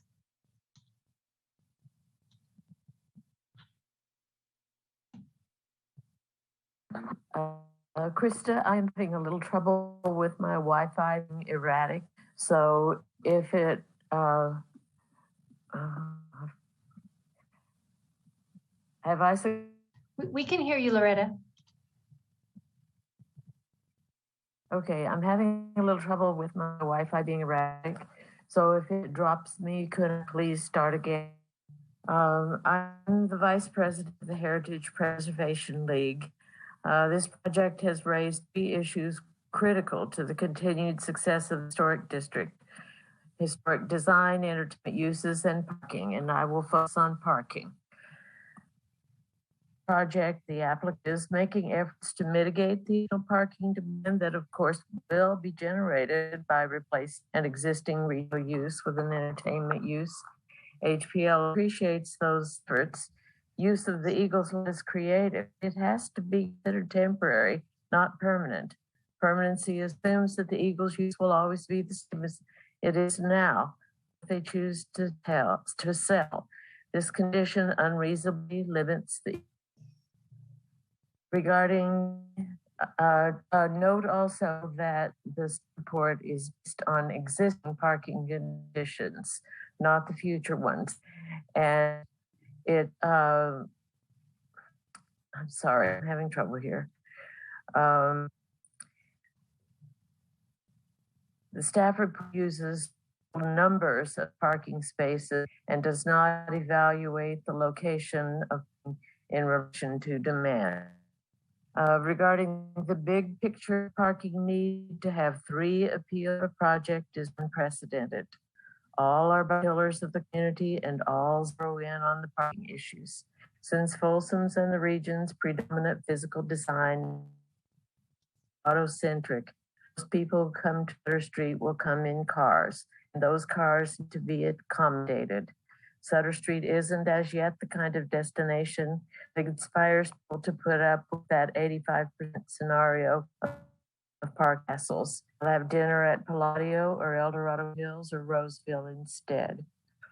Given the last 20 years of study after study confirming the need, it's time for action on a parking structure. Remember Loretta, also you're at that 1 traffic minute. study methodology counts vehicles during peak hours, not those who come to party. Really, it will take 10 years to get a parking structure with the 600 block. The city started today. Starting today, the community hopes you will do. Of course, it won't be easy, but Folsom has always been able to accomplish the difficult. The COVID and railroad deferrals do not equal 10 years of delay till saturation occurs. We hope you view these 3 appeals as the call to action that they are. Please direct staff to bring you most welcome a creative challenge. They just need to give them the go-ahead. APL's bottom line, please commit to a parking structure, consider an ordinance governing distribution of alcohol-related uses, and get rid of those glass doors.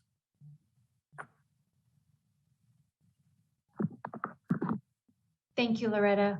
Our next speaker will be Cindy Ferris, and Cindy will be followed by Jennifer Lane. So Cindy, you'll need to unmute yourself.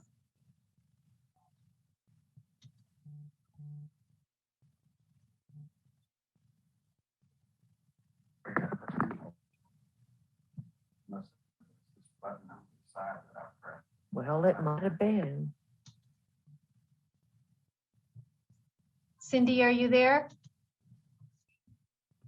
Still showing as muted on my laptop. It is, I know. We're going to go ahead and jump to Jennifer Lane, and we can come back to Cindy. So Jennifer, if you're there, go right ahead.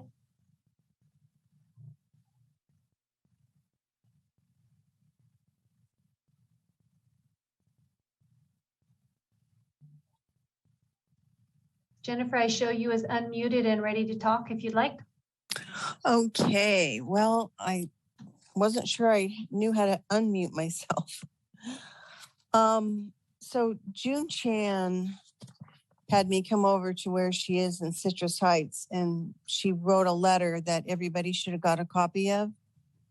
Did everybody get a copy of June Chan's letter? It was distributed as part of the supplemental information, yes. Okay, well, she wanted me to she wanted the minutes, this letter read into the minutes, and I told her, I don't think that's possible, June. It's too long for one thing. So I'm just going to paraphrase what June had to say. She made a point that there has not been enough parking for many years since the 1960s, not 20. So she made a point that there's no handicap parking on Sutter Street. She remarks about the insensitivity of the cultural amenities or lack thereof. And she notes that her family has been here for 5 generations. I just would like, as my own voice, I would just like to say that all 3 appeals on this project are consistent with not enough parking, to say the least. And I think that's really why we're all here tonight. And thank you for your time, everybody. Appreciate it. Long night, I know. Thank you, Jennifer. Okay, let's try Cindy Ferris again. Are you there? Hear me? I heard you. You heard me? Can you hear me now? Yep, we can hear you. Oh, good. Finally, yay. I apologize. Cindy Ferris, I'm a historic district resident and also a member of HEFRA. And I support the appeals tonight based on, of course, the parking, as everyone else has stated. I just wanted to say that Sutter Street deserves careful future management. And Sutter Street is such a cherished gem, and I'm hoping that you consider its future as well as its past with, you know, a lot of thought and study before making a rash decision about this project. I have concerns about adding another drinking establishment to an already oversaturated block full of bars and restaurants. The addition of a tap house will also take away customers from other existing bars and beer pubs on Sutter Street. The 600 block would benefit from more retail, family-friendly businesses that encourage daytime foot traffic. The change from existing retail to a tap house greatly changes the dynamic of the existing street. More people, more cars, more noise, more impact to the already busy area. And I'm concerned about where all these people will park. And I feel that the Kinley Horn parking studies that were documented need to be considered. And the Barley Barn Tap House will definitely add to the existing lack of parking. So that was my main concerns. Thank you for letting me speak. Okay, thank you, Cindy. Mm-hmm. Okay, our next speaker will be Carrie. There's not a last name there, but there's a Carrie out there ready to talk. I'm here. Thank you. Okay, go right ahead. Thanks. To the Mayor Howell and council members, thank you for the opportunity to speak tonight. When the HDC deliberated over this conditional use permit, they, as individuals who know the historic community, kept coming back to the parking issue. And they specifically requested from city staff that they knew parking was an issue and they wanted to understand why it was not something that they could consider relative to this project. City staff advised the Historic District Commission and will likely advise you if you ask the same question, that it is the city's past practice to not require additional parking be provided in association with a particular project in the historic district when issuing a conditional use permit for non-conforming properties like the Barley Barn. I believe it's important for City Council to obtain further information regarding that past practice, as doing so would assist the council in determining if the past practice should apply in this instant case, or whether City Council should exercise its discretion to depart from that past practice due to the unique nature of this particular project, as well as other projects that may come forward in the future.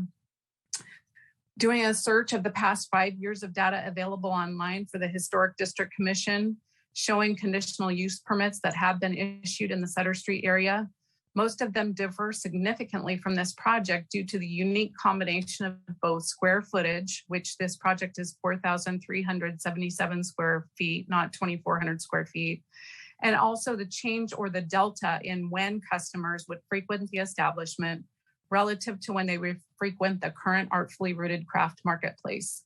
It is likely that current daytime light retail demand would change to nighttime, weekend, and intense demand when parking is most limited in the district. Sorry to interrupt you. You have 1 minute left. Thank you. In searching those permits, Only one conditional use permit was issued for a larger space in the past 5 years. That was Escape Folsom at 5,500 square feet. All of the rest were much smaller at 2,400 square feet for Gaslight, 2,100 square feet for the Traders Lane retail building that was recently converted to residential, 1,200 square feet for a tattoo shop, 1,050 square feet for a tattoo shop, 800 square feet for a tattoo shop that was replaced by a cafe, and 320 square feet for the Malo family tasting room. Those were all conditional permits that were issued. However, none of them have this same type of square footage and change in use that's so prevalent with this particular project. So I'm not asking this project be denied. I'm asked that it be continued, that City Council ask staff to gather more information specifically about that past practice and why it may or may not apply here, and whether the council has discretion to buck that past practice with this particular project. Thank you. Okay, thank you, Carrie. Our next request to speak, there isn't a name identified with it. It's a caller on the line, and the last 4 digits of the phone number are 0916. You'll need to unmute yourself and then you can go ahead.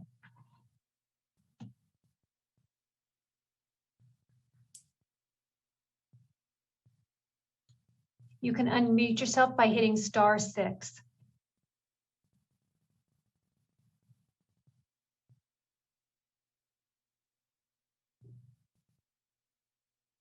There you go. Good evening. Good evening. Thank you, council members, for hanging in there and this late. I'd like to speak to the fact that we've got an awful lot of people coming forward and businesses coming forward giving testimony that there just isn't enough information actually gathered on this project yet to really say whether or not it should go in and be built the way in which it is proposing itself. And I think that's because it's deficient in that there are several studies that haven't been done. And one of the things that really hinders the whole concept of this Barley Barn Tap House is the fact that the staff seems to feel that this project is CEQA exempt. I heard Sabrina Teller's testimony that she didn't think that it was CEQA exempt, and she named 3 different exceptions that she thought that this project falls under. I don't feel that one of those exceptions is at all let's see, how do I put it? It doesn't apply. CEQA 15303. I wrote you a letter. I submitted my letter yesterday. I saw that it didn't meet the packet. The HDC commissioners asked at their August 4th meeting and also again on their November 18th meeting about this CEQA exemption. And they asked for more guidance from staff, and staff asked the assistant city attorney to give an explanation. The explanation was totally inadequate, and it was also incorrect. I made transcripts of both of those meetings, and I gave you their times. You can go back and listen to it, but you can also read it. And just to let you know, you've got 1 minute left in your comments. Sorry for interrupting you. I think that any decision that you arrive at needs to be made with the public interest, protecting the public interest first and foremost. I just don't think that the HDC had enough information. And so I'd like you to go back and review that. And I'd like you to consider that this project is not CEQA exempt. It needs more information provided so that we can all feel that we have been adequately provided for and protected. And I'm not anti-business. I think Murray is a great guy, but he kind of is working against himself. He already has 2 successful bars that fill our streets with cars. So adding a 3rd, Murray, you're kind of just doing yourself, you're competing with yourself. And I don't know if that's necessarily a great thing, but I'd like the council to please consider going back and doing some more studies. And that probably means engaging in an environmental impact report. Thanks so much. Okay, thank you very much. Madam Mayor, that concludes your request to speak from members of the public. This is Bob Dell. Yep, so we would return to the appellants now to each provide closing remarks. You'll be provided with 5 minutes. So Bob, let me get your timer started. I need to switch to my 5-minute timer. So I was actually wanting to speak as a member of the public on the other 2 appeals. No. Nope. Okay, thank you, Mayor. Bob, you're an appellant. So you can either be an appellant or you can be John Q. Public. So you've already been designated as an appellant, so you get 5 minutes. Let me know when you're ready to start the clock. Okay, so Bob will go ahead and start, and you will be followed before by Craig Sandberg. So Bob, when you're ready, go ahead. I'll start your 5 minutes. Thank you. I want to make a few points. I do want to point out that in her comments tonight, Ms. Teller suggested that if the council denies the appeals, that the council might also add the additional CEQA exemptions that she mentioned. I'd remind the council that the notice of public hearing for this project stated that the project is exempt for the one exemption, the class 3 exemption, and didn't reference any other claimed exemptions. There was no discussion or even reference to the 2 other CEQA exemptions that Ms. Teller suggested that were in the staff report at all. Her views were merely attached as a letter attached to the staff report. The city staff presented no position regarding those 2 exemptions. And if the city council decides there's a need to amend the HDC's decision in any way, whether it's to build those exemptions in or to do something else other than just uphold the HDC's decision, I'd suggest that tonight's not the time to do that, and you'll need a properly noticed public hearing on the merits of the project to be held for the community and the public to be able to comment on that. I do want to say that the staff's practice that's been discussed a lot tonight was as applied for the 719 Traders Lane conditional use permit that Carrie Lane mentioned in her comments.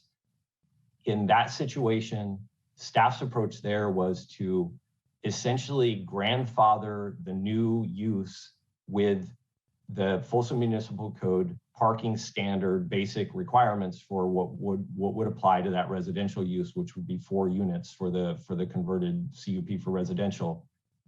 Staff then imposed a condition of approval to make sure that the actual parking demand associated with that residential use wouldn't exceed the Folsom Municipal Code standard.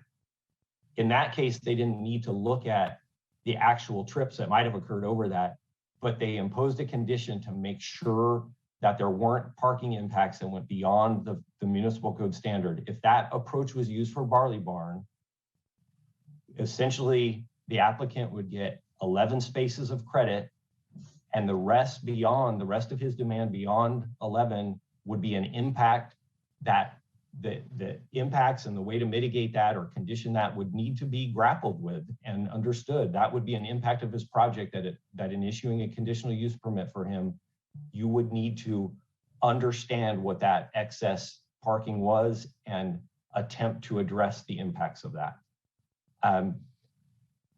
One final thing, Bob Holderness, I'm quite certain he mentioned that he objected to the Folsom Railroad Block developers standing to file an appeal. All of the hearing notices for the Historic District Commission meetings and hearings state that any person may file an appeal for any reason. So that's a very, very low bar that I'm sure Mr. Bruneau met in his appeal. That's all I have for tonight. Thank you. Okay, thank you, Bob. Okay, so, sorry, we will return. Our next appellant speaker will be Craig Sandberg. And when you're ready, go ahead and I will start your timer. Okay, am I on board? You are on board. All righty.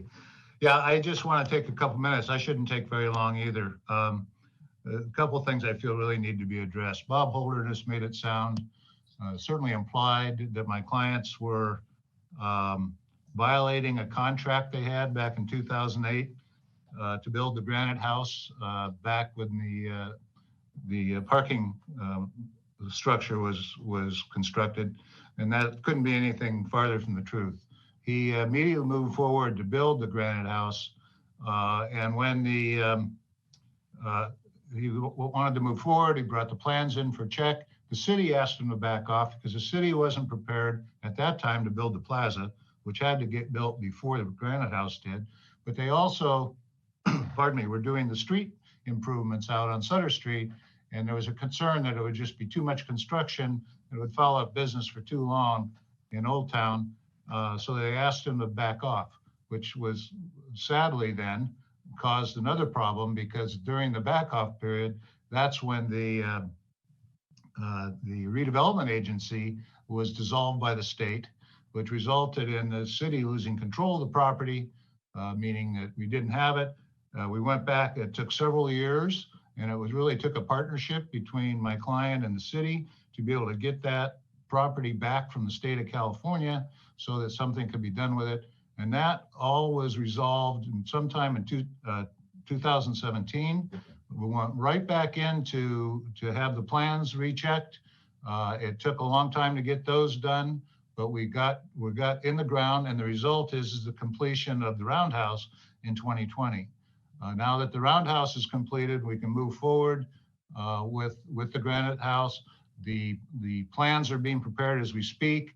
They're being re-prepared actually, because they'd been approved once before, but because of the delay, there's been a number of regulation changes that have to be complied with, and we're going through that process now, and city will be inspecting those very shortly, and we anticipate that the Granite House will be under construction by this year. Couple significant effects of that is, one is we're going to lose some of the parking out there, because my clients have been providing free parking out there on the site that the Granite House is going to get built. Similarly, in the other buildings will be the same way. So we're very concerned about the fact that we are going to be losing parking out there, and we want to be able to have a viable product to offer to tenants in the new building. Another statement that Mr. Holderness made that I found a little problematic is he said, as Bob Delt indicated, that my client didn't have standing to bring an appeal. I said that was ridiculous. I maintain that position. But he said that he has nothing but a parking lot out there. I beg to differ. He has a $7 million investment in basically a partnership with the city, and he has a development agreement that guarantees him the right to build everything out there. That is a pretty solid vested right in a project out there, and not a pie in the sky dream. And we need to protect that, because some of the parking in the structure was intended to support the railroad block.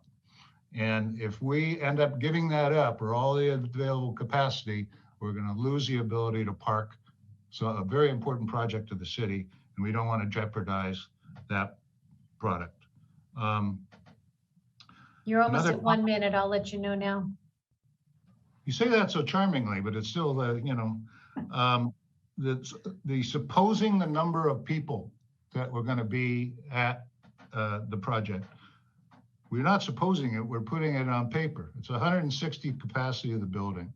He says that he's only going to have 72 in there. There's no condition on the use permit that it's only 72. Now, a condition like that on a use permit is a hard thing to monitor. As Bob Delt indicated, he kind of looked at it another way. Yeah, find out another way to mitigate for that difference. But right now, with the success that the applicants had in the next door building, which is packed every Friday and Saturday night, I gotta believe that we're not going to have a handful of people standing in the middle of this building on a busy Friday or Saturday night. They're going to fill that thing to capacity unless there's a way we can prevent that. How'd I do? 3 minutes, 3 seconds left. Oh, I thought you said 1 minute. Oh, you were telling me I had used 1 minute. You're done. That was your You're 1 done. minute. Oh, okay. All right. So that takes us to the third and final appellant is Mike Reynolds. When you're ready, go ahead, Mike. Yeah, I almost went and changed in my pajamas to give you guys a different look. You've got me way past my bedtime. So maybe just to be cantankerous, I'll use all 5 minutes. Now I'll be brief. You know, tonight I wear dual hats, right? You saw me in here tonight and I was representing HEFRA as the president and the needs of the residents. But at the same time, you know, I chair the historic district parking work group. And a lot of the people that were on both sides of the coin tonight are on that team, right? Jerry is there, Karen is there, Bob Holderness is there, Joe is there. And kind of what I heard from both sides of this is a real common message that, you know, we're going to have to start doing something different here, that this sort of tactical firefighting approach that we've done to this is not the way that we should be moving forward as a community group. And so I think that's what I'm kind of imploring the council to look at tonight. You know, we tried to provide some illustrations, you know, and show that if this isn't the tipping point to say pause, let's collect some data, let's figure out how we're going to do a plan, and then let's bring this group of smart people together to go execute it. You know, I don't know really when it's going to be. And so that's the challenge that I'm going to throw out to the council, to think of it in those terms, that while Murray's is, you know, a particular thing that brought it up, it's been a lingering problem, and that's been echoed over and over again. So, you know, thank you for the chance to bring this up, to talk respectfully about it. And I appreciate both sides of this and the work that they put together to sort of bring this information, because I think it gave us a chance to really dig into some positions and some data that had been lingering for a while and we hadn't done in a very concise fashion. So that's it. Okay. Thank you, Mike. You're welcome. Okay, so at this point, we're going to move on to the project applicant who can make closing remarks to the council. We will set the timer for 15 minutes. And just to remind everybody on the process, after the applicant makes closing remarks, then city staff will respond to questions from the city council. The mayor will then close the hearing and the council will then deliberate on the matter. So Sabrina, I have promoted you to a panelist, so you should be able to address the council and share your screen. And there I see you. Thank you. So let me just really quickly here switch to my 15-minute timer. And you may proceed. Thank you. I'll be brief. I wanted to address, first of all, just a couple of the CEQA related comments, and then I'll turn over the rest of the rebuttal to Mr. Holderness. One of the commenters, I think it was Ms. Kelly, asserted that the project violates the spirit of CEQA, which she asserts requires by default a review and not to find a project exempt. And I'll respectfully disagree that that's how CEQA is applied. The case law is replete with explanations from the courts that the way you approach these things is to first determine whether you have a discretionary approval, which you do here, and then to determine in the first instance whether any exemptions apply. And if you determine that they do apply, then that's the end of your compliance with CEQA. You document how the project complies, how the project meets the criteria for one or more exemptions, and you file a notice of exemption and you're on your way. It's absolutely not the default position that you must do the most onerous form of review, an environmental impact report, in almost all instances. That would be tremendously expensive and wasteful. The exemptions exist for a reason, and this project is perfectly consistent with 3 of them, not just the one that's asserted in the staff report.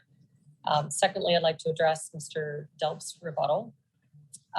He asserted that the council could not, if you chose to exercise your discretion in this way, find or make any explicit determination that additional exemptions apply. And I disagree with that.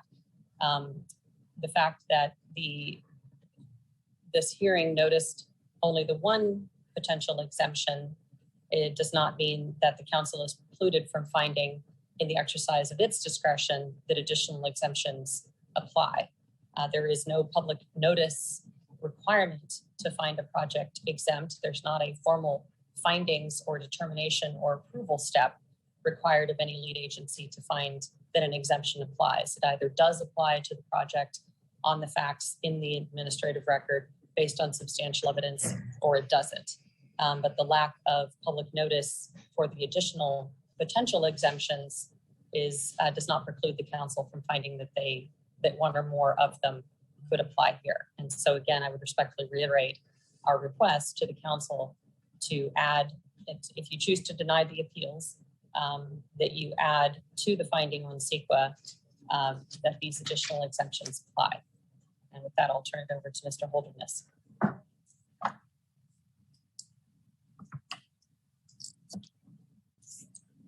Thank you. For the time remaining, I'd like to make a couple comments about the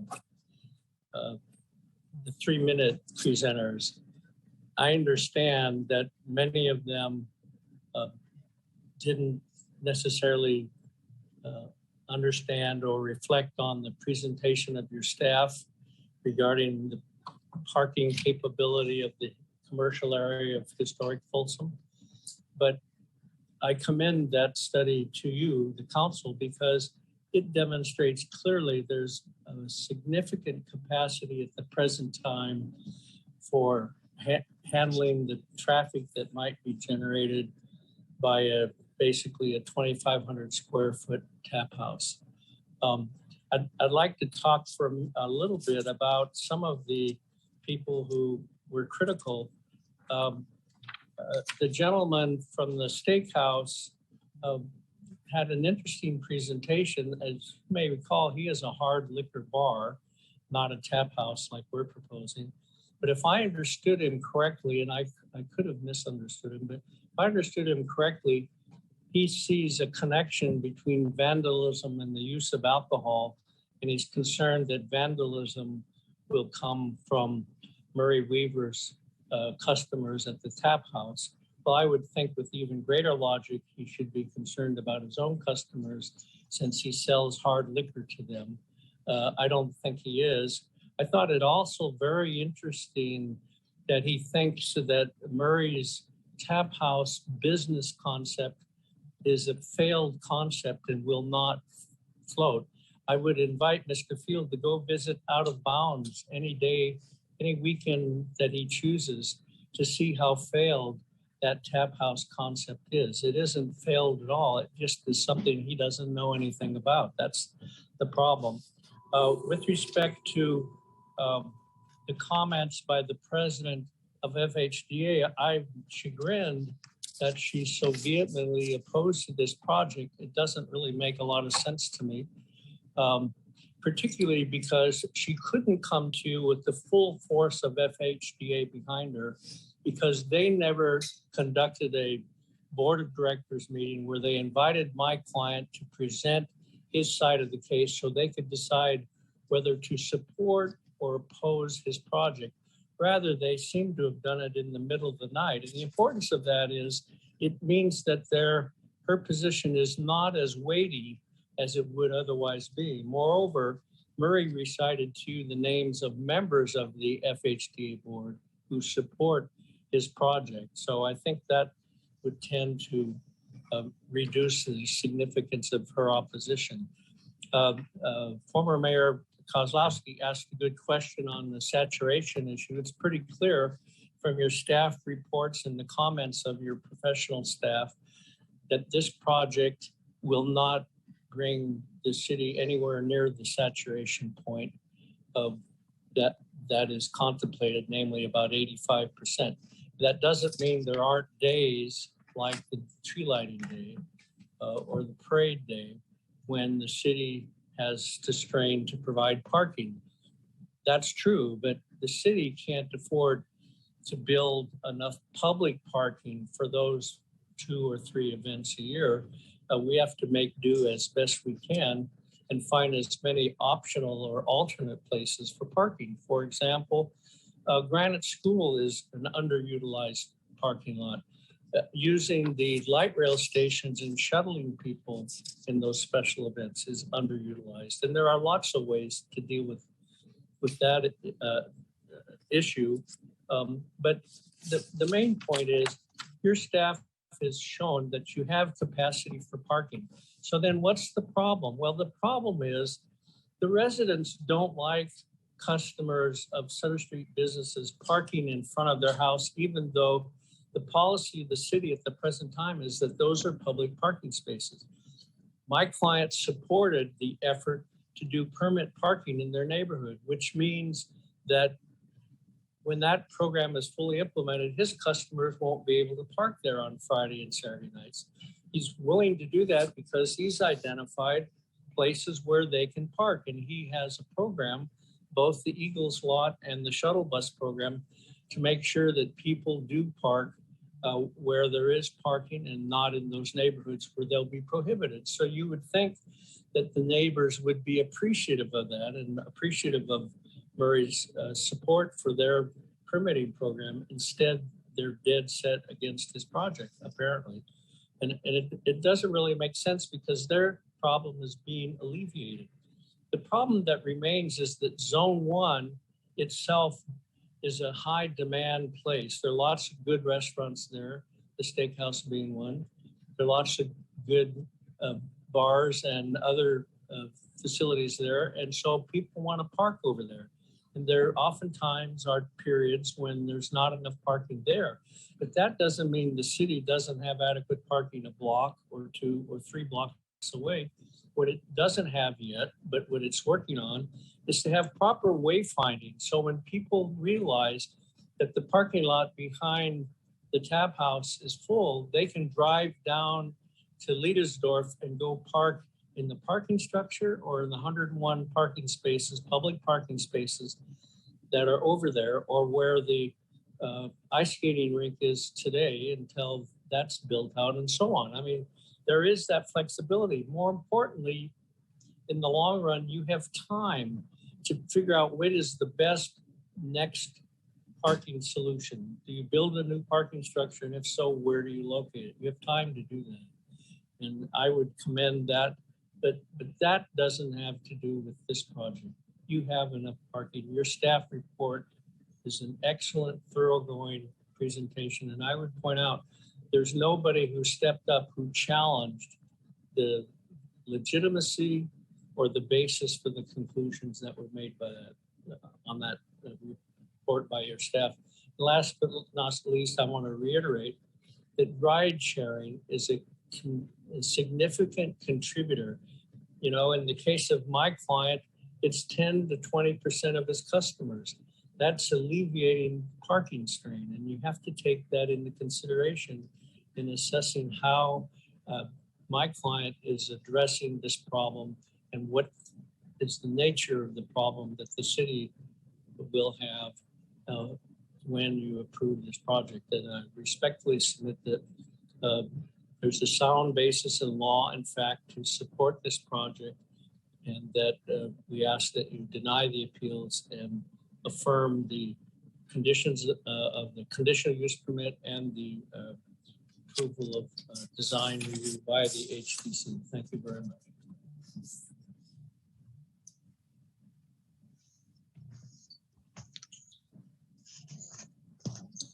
So you're muted. Yeah, sorry, I just realized that. Mr. Holderness, I just want to confirm that that concludes the applicant's closing remarks. Yes, it does. Thank you. Okay, thank you, sir. Okay, we'll now move on to city staff responding to questions from the city council. Questions, my colleagues? I have one from early in our discussion. There was some talk of HDC members recusing themselves because of their proximity to individual projects, either at their business or residence.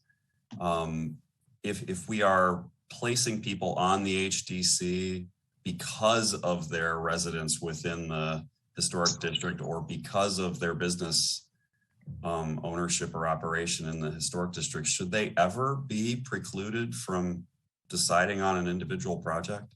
And I thought the distance was 300 feet. Regardless, it could be next door as far as I'm concerned. I mean, if we're choosing people based on those criteria and then they're recusing themselves, is that a sensible restriction? And I'm asking that rhetorically. It's something we should consider going forward as a matter of policy for what we want our HDC to, how we would like them to operate. Councilmember Kozlowski, if I could ask Mr. Wong to comment. Sure. Thank you, Madam Mayor and members of the City Council. That is a good question, Councilmember Kozlowski. However, we are bound by state law with respect to conflict of interest. Not every member of the commission recuse at any given time. Some do, some don't. And they may recuse for a number of different reasons, not necessarily by distance. The 500-foot rule, the old 500-foot rule, is no longer a bright line rule per FPPC. So the analysis is very complex and rather detailed, but just because someone recuses doesn't mean they have to recuse every project at every hearing. That does not happen. And candidly, recusals do not happen often. Sometimes they do, and for right reasons, but sometimes they don't. And I should say oftentimes they do not need to recuse. Okay. And we most certainly do not have multiple recusals on a very frequent basis. That doesn't happen. Okay. I guess the proximity criteria for recusal, though, what is the distance then? I thought it was 300 feet. It used to be 500. And it is now what? None. Oh, you none. can still use 500 as a yardstick and then do the analysis, but it's not conclusive anymore. There's no presumption. If you live within 500 feet of a project, you have to automatically recuse. That was the old rule. Okay, so then we need to, then whatever the new rule is, we need to make sure that our commissioners are aware of it. Yes, ma'am, they are. They are, and we tell them that. That's why the goal is to analyze the facts carefully so that they do not need to recuse unnecessarily. Sometimes they do anyway out of precaution after consulting with us, but if they have to, we will tell them straight, I'm sorry, you have to recuse under whatever set of facts. But oftentimes they do not need to. Okay. That's another question I think we need to discuss another day. Okay, excellent. Any other questions of staff? I have just one other one, and maybe this one is for Pam, I'm guessing, or Steve Banks. The suggestion was made earlier that the sort of standard one for 350 square foot parking criteria that is used as as kind of an unofficial yardstick in this case. What would be a more common parking criteria for a establishment like we're talking about? If it was outside the historic district, for instance?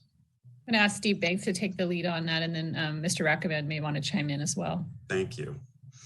Sure, Councilmember Kozlowski, the parking requirement for a similar establishment outside of the historic district would be one parking space per 3 seats or one parking space per 200 square feet of floor area. Those would be the two comparisons. So one per 3 seats or one per 200 square feet? Yeah, for restaurants, typically it's one parking space is required for every 3 seats within the restaurant. Got it, okay. But that would easily, 3 seats would definitely take up less than 200 square feet. Right. I would hope. Okay. All right. Thank you. I was just curious about that. I don't have any other questions right now. Thank you. Anybody else have any questions? Mayor Howell, I have a question for Mr. Holderness. Is that okay, or only staff right now? Steve, it's okay to ask questions of the applicant, right? That is correct. Yes, ma'am. Okay. Yeah. Mr. Holderness, I know you mentioned while you're explaining your closing remarks, this Barley Barn House, this project has not gone through the FHDA, the historic, district. I'm not asking the commission. No. I know it's a good practice. No, YK, what he's talking about is it did go through the Historic District Commission. It didn't go through the Folsom Historic District Association Board. Correct. Yeah, I was asking the general practice. That's my question, right? In general, there is an association. It's all about the business owners. And I do love the way President said, people are visiting the historic district should have that experience, not turning 10 rounds for a traffic spot, right? So when they're going after the wellness of businesses as well as the customer satisfaction, is every business opportunity coming is going to go through them as an informal way, nothing to do with city? That's up to their board. Yeah, I can't say, but Murray's a former member of the board of directors. If the board of directors decides that they want to oppose a project of a member of FHDA who's a former board member, you would think that common courtesy would suggest that they would contact him and invite him to present his project to the board. And what I'm saying is they didn't do that. And I think that the fact they didn't do that reflects on the probative value of the president's opposition to this project. In other words, it's not as significant an opposition as it would have been if the entire board had heard the project, the pros and cons, and then voted against it. It's kind of like they did it on the sly or in a quick way, expedited way, and they couldn't take the time to contact Murray and say, give us your best pitch because we're interested in this project. They didn't do that. And 3 board members supported. And 3 of their board members supported the project as Murray recited to you earlier this evening. So all of that, in my judgment, because, you know, it's a serious thing when the president of FHDA says, we don't want this project in our district. You scratch your head and say, oh my God, that's terrible. Well, it sounds terrible, but when you realize they didn't deliberate like you're doing now, you have to wonder if there's some other issue going on, and it's regrettable that they didn't follow a more ordinary procedure and give Murray his day in court, so to speak. That's all I'm saying. Thank you, sir. Any other questions of staff or the applicant? Yes, I have a couple of questions for Steve Banks. So Steve, one of the conditions on the permit is that they maintain this agreement with the Eagles Lodge for their parking. But then the agreement with the Eagles Lodge says that either party can terminate with 1 year's notice. So just want to confirm that, let's say 6 months from now, the Eagles say, we want to reclaim that parking. We're giving you a year's notice. That makes the CUP null and void because that condition is no longer met? That's correct. Okay. And does the Eagles Lodge, the fact that they serve alcohol, do they have a conditional use permit that requires that they maintain a certain amount of parking? That's a good question. I don't have the answer to that question off the top of my head. I don't believe they have a conditional use permit. Pam, are you aware of any use permit that would be applicable to the Moose Lodge or the Eagles Lodge? I'm not aware of a conditional use permit for the Moose Lodge. Okay. And so just thinking of some recent examples, with Plank opening and Marabou Salons, were either of them required to get a conditional use permit, or is it only just the fact that this is alcohol being served without food, or what's the? A business is strictly a bar use requires a conditional use permit. A restaurant that has a small bar component would not be required to get a conditional use permit. So for example, if Murray were to turn this building into a restaurant with a small bar component, he would not be required to get a conditional use permit. And so Plank didn't have to get a conditional use permit. Plank, because it was a restaurant as its primary use, did not have to get a conditional use permit, correct. So in terms of the municipal code that talks about the findings that have to happen, that the project will or will not be detrimental to the health, safety, peace, morals, comfort, yada, yada, yada. Those projects were not evaluated based on that. They were not evaluated based on that particular finding, correct. Okay. And similar to my question about the Eagles Lodge with a conditional use permit, I mean, when you talk about the available parking around on the 600 block, are we counting, like for example, are you counting parking in the building where the Sutter Street Steakhouse is? Because that is new construction and they were required to provide parking, right? So The parking spaces in the Sutter Steakhouse building are public parking spaces, and the part of that structure was publicly funded. And those spaces are public parking spaces available to anybody. But they have to maintain a certain amount of spaces in order to keep their conditional use permit valid. That particular project actually received a variance because they could not provide the number of parking spaces that they were required to provide. So they provided a certain number of parking spaces, but they did get a variance for the number of spaces they could not provide. Which was also a consideration in the fact that those spaces were in fact not restricted to the residents or the tenants in that building, but available to the public. Correct. And this may be more of a question for Murray or Bob Holderness, but so I assume there's signage or something that's going to be at the Eagles Lodge that says this parking is restricted to Eagles members or Barley Barn patrons.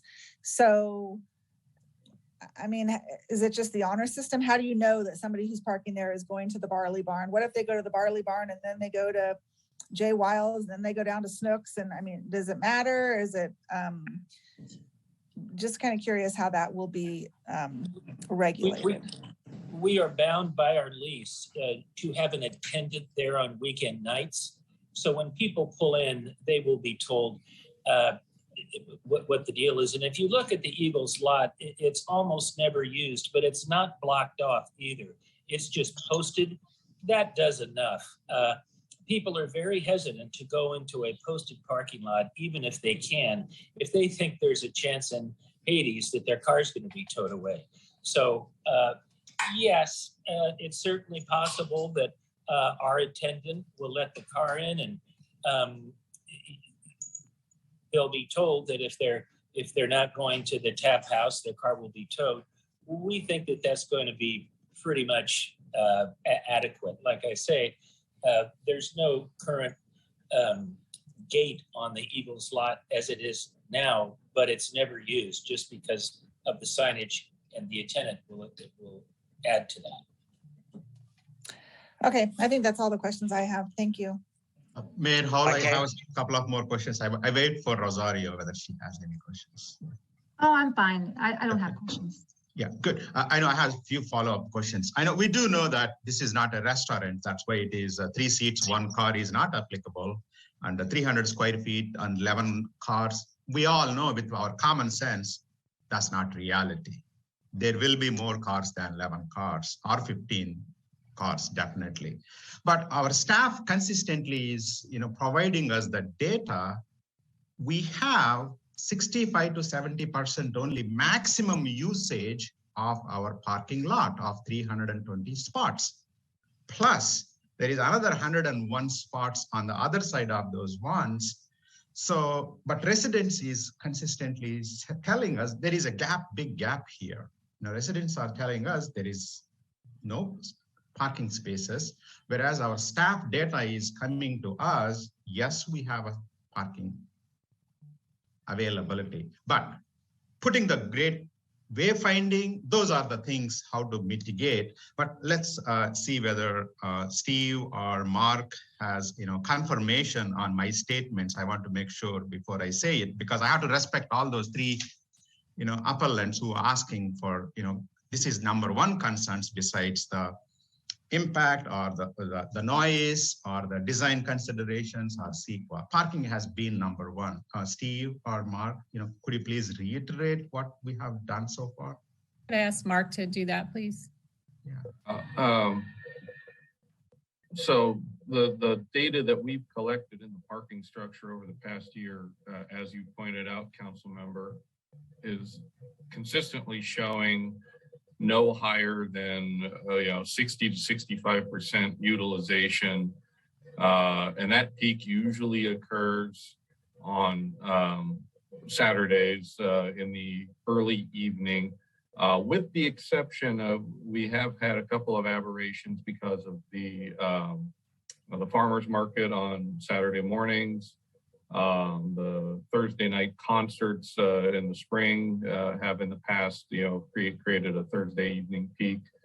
But for the period of time on Friday nights and Saturday nights, You generally see the peak at around 60 to 65% in the early evening, tapering off by 9, 10 o'clock.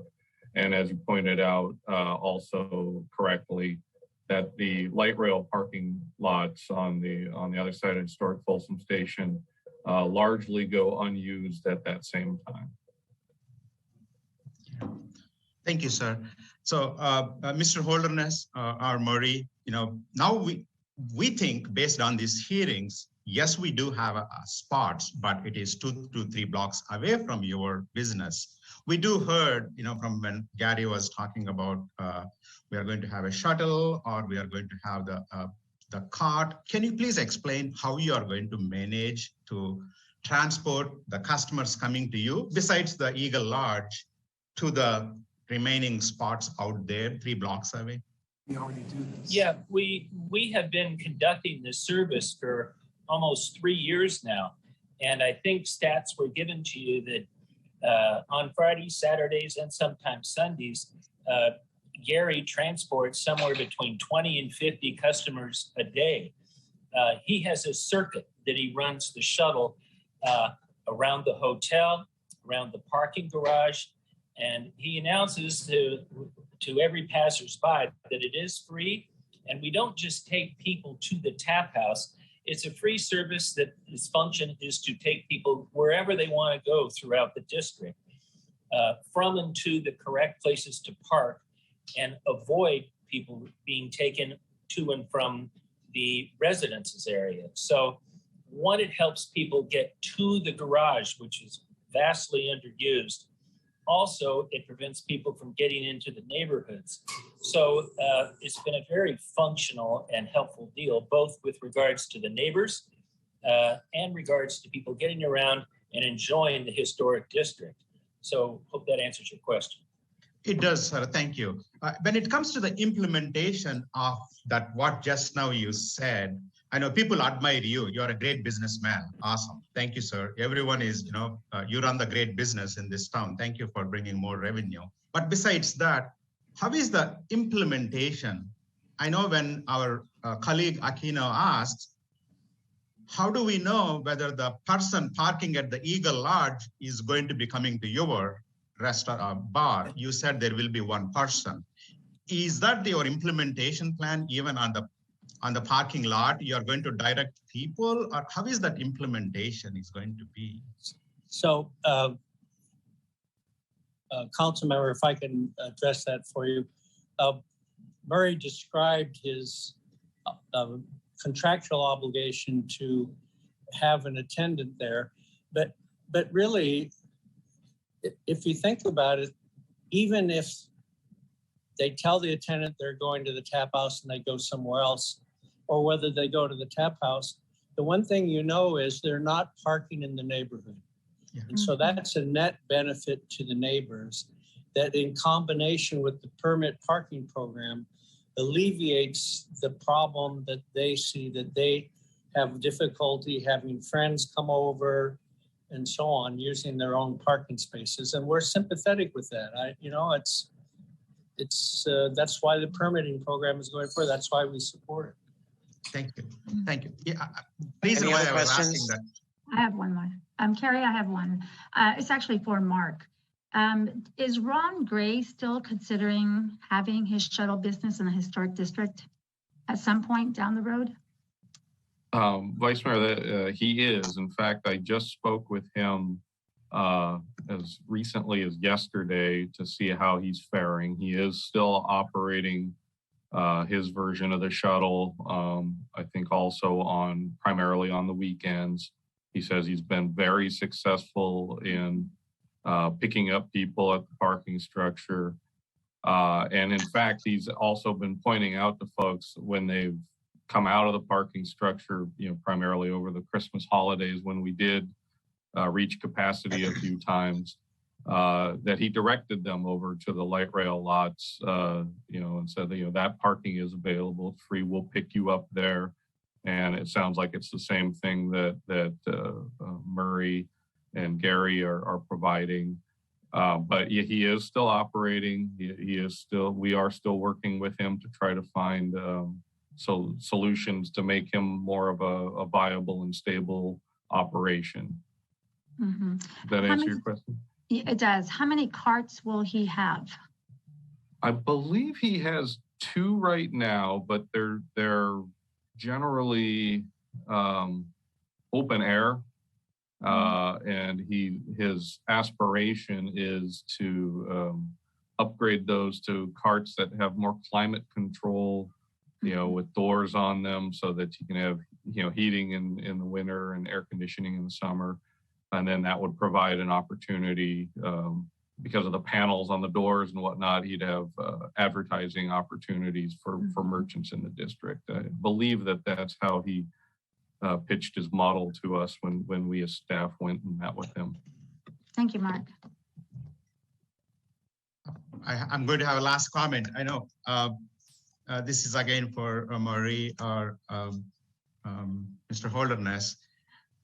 I heard consistently from the Historic Preservation League that our beautiful barn house is not in compliance, whatever it is. I'm maybe not using the right word. Is there an intent after listening to them, so many times, you can work with them to agree on what models can go there in our historic district to preserve the history? I know you all love that, right? Preserving the historic. It's actually Loretta's idea to make it a barn. I'm not quite sure I'm following you, but I think he's asking you about the glass doors. You mean the glass well, what we wanted with the barn is to have a very large opening for several reasons. One, that's the way the actual old vintage barns were constructed. And the reason why is because they had to have livestock, horses carrying carts with citrus. So to be true to that concept, that vintage concept, we have constructed it with wide, large open doors. We want to be able to have people see into the place. As I described earlier, it's going to be quite a visual attraction.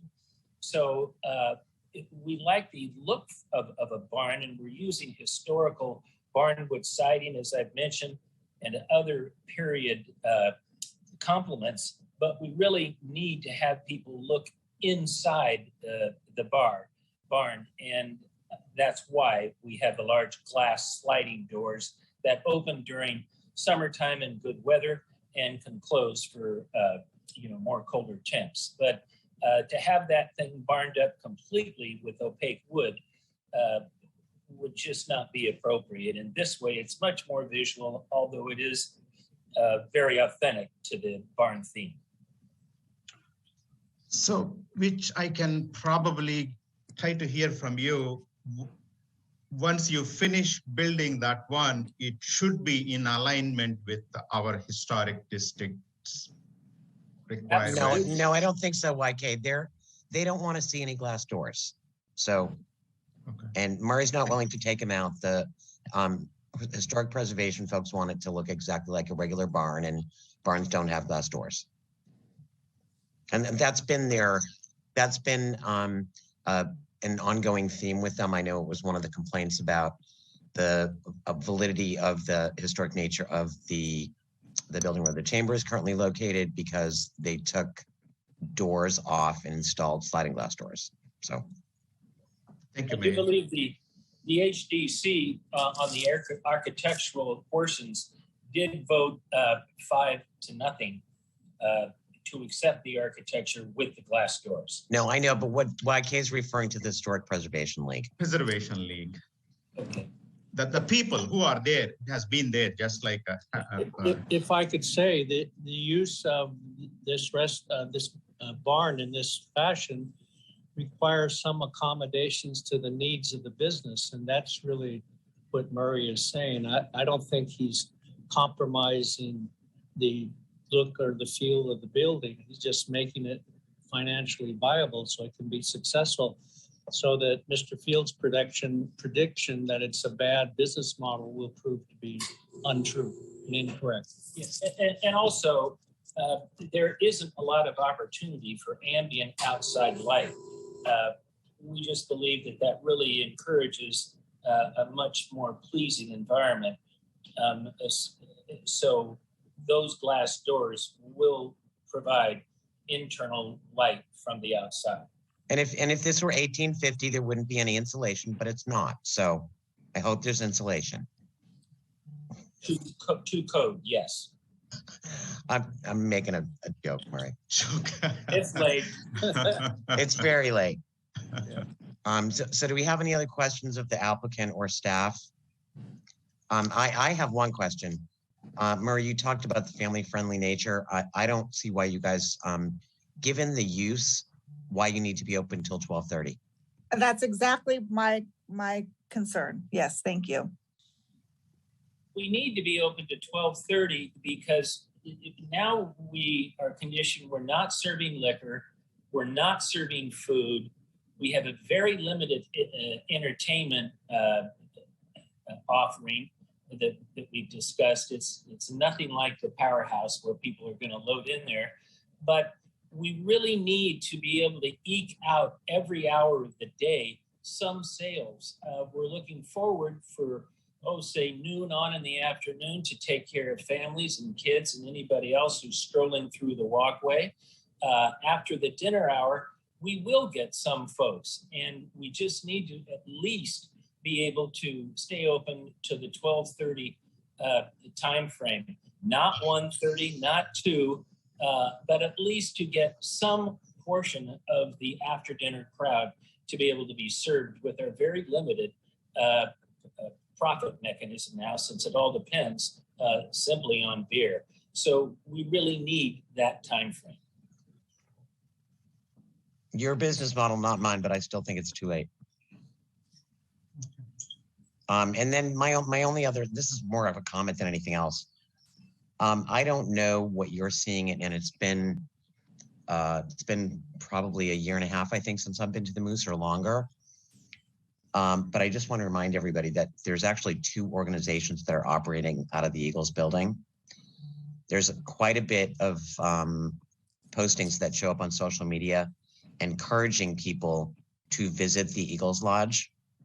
So membership in the Eagles organization is very, very different than how things are enforced at the adjacent Moose. You don't get in the building without a membership key card unless you're with a member.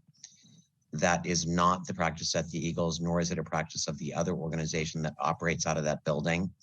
So I just want you guys to be aware that I think that the presence of those 15 parking spaces at night on the weekends is not quite as realistic as you're being led to believe. So I'd rethink what my lease agreement was going to be with them if I were you. Well, one thing I would say in reply, Mayor, is that that other organization that you referred to is not as present there as often as they used to be. Recall, they used to have Friday lunches there all the time. They don't do that anymore. And so their participation is reduced, and the operator of the Eagles has told us they have a very few people showing up, and it's very infrequently. And so we think that the lion's share of the use of the parking lot will be for Murray's customers. And by the way, I would point out that your staff, your consultant, Kimberly Horn, pointed out that the Eagles lot was one of the resources that the city has that was underutilized, and that was part of the reason for the motivation to go get it. So but that was back at the time when the Eagles were suffering from severe lack of membership, and that building almost went on the market. So it was a different time. If you go by there, you'll see that they're pretty infrequent users. I doubt that they use it 30 days a year. Okay, then things have changed in the since the pandemic. If you'd like, I can. This is an email I recently received from Sarah Woods. Out of the 200 members we have, approximately 8 to 10 people show up to our board meetings, and 4 of them are married and come in one car. LOL. Cornhole is on Wednesday nights. 25 people show up there but are gone by 9 p.m. Fridays, probably 7 to 10 people in there all night. So these are direct quotes from Sarah Woods, who runs the Eagles occupant. And more than that, I must say that when we were looking at the Eagles lot, the last thing we wanted to do was pay good lease money for a lot that wasn't going to be usable. We originally would, for years, wanted to use that Eagles lot for our own employee parking or other overflow parking. So we researched it very well and are very convinced that it is an extremely valuable parking use with almost continual vacancy. Yes, it is used periodically, but as the staff reported, very low percentage when you consider all the available spots that are going to be available throughout the year. That's all good, Murray. I was just throwing that out as a caution to you guys. Okay, thank you. Anybody else have any other questions? One thing, Mayor Hall, I went to the FHDA meeting also the other almost 2 months ago, 3 months ago.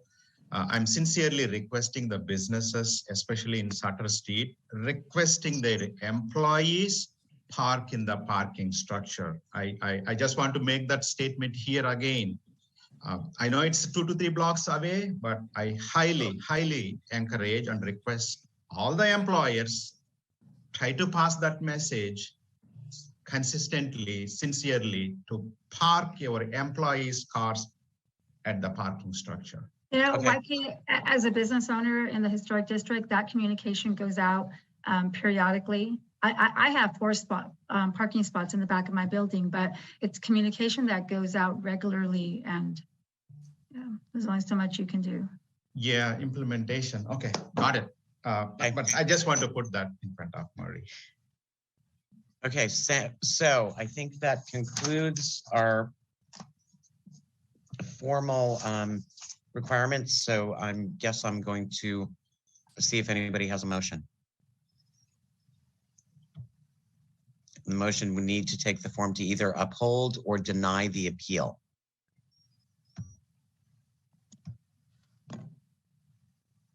Anyone? I will move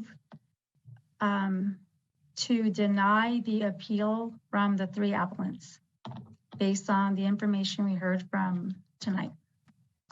Okay, do we have a second? I do have a second, but I have some conditional things for our city staff. How do you want to handle that? What, you want to add some more conditions to the project? It's probably not to the Murray or the Bob Delp and the team. My concerns are more from the city side. No, YK, that's not a team. It's the Murray's people are not a team with the other people. That's the organizations that filed the appeal. So what are you asking staff to do? It sounds like you want to add some conditions. Please tell us what those are. Yeah, the main issues, majority of the residents were expressing the safety concerns when the people are not finding the spots there, rather than taking the left turn coming out from that area. If they take a right turn, it's going to go to the neighborhoods. Our wayfinding signs are not at all visible, and it is not helping any driver out there. That's very important. A big wayfinding digital signs must be installed. Otherwise, we can never, solve this problem of sending people to the 30%. Okay, but YK, you're not trying to attach it to this project. I think this is more of a general discussion that needs to happen with staff and not a condition on this project. I'm just trying to get through this project. True, It is now. true. It is, there is a city involvement as well. That's where I'm bringing up. I don't know how to handle this situation. City is dropping the balls frequently, and how do we ourselves, tighten Okay, our... that's a general comment, but it doesn't apply to this project. So can we save that either for council comments so that we can get through this item as it is now 12:30? Okay. Okay, I so second that. Okay, so we have a motion and a second. Can the clerk call the roll, please? Can I just ask a little discussion here? Yeah. So again, going back to the hours of operation, I'm just looking at the hours that are the surrounding areas. And Murray, you really made a point of saying that this is not the Powerhouse Pub, it's not Scarlett's, it's a family-friendly place. So particularly on Monday, Tuesday, Wednesday, Thursday, everything around you, Citizen Vine, Plank, Mystique, Sutter Street Steakhouse, and Jay Wilds, those things all close at 9 o'clock. Monday, Tuesday, Wednesday, you're proposing to close at 10, but Thursday you want to close at 12:30 a.m. I don't understand why that can't be 10 o'clock, so it's consistent. It's 1 hour past all those other things, Monday through Thursday. And it's when there is no food available. Yeah. I'm really having a problem with this closing time.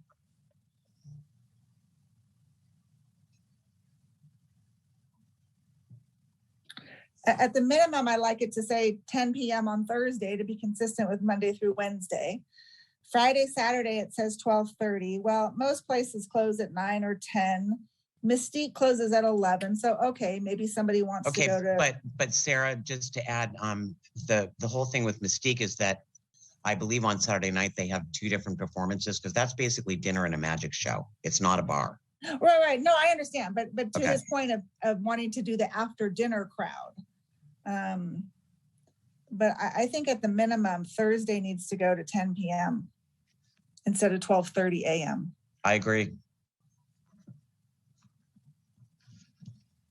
Friday and Saturday, I'd sure like to see it close a lot earlier than 12:30. But if you did 1 hour, what's that? I'd like to see 11 or 11:30 at the latest on Friday and Saturday.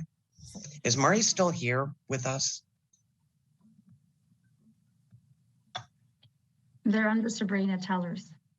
There. I think they're gathered together. Okay. We're here if you want us. Were you guys listening to the conversation? Yes. Yes. Okay. So any further comment about the operating hours? Yes. We really don't have a problem with 10 o'clock on Thursday. Again, as I explained earlier, the only way we're making money is on the snacks and food and the beer.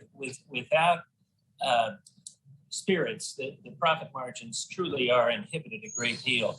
I will say that the Hacienda, the Folsom Hotel, the Sutter Club, other places down the street, I believe Sam Horns, all of those are open until 12 or 1.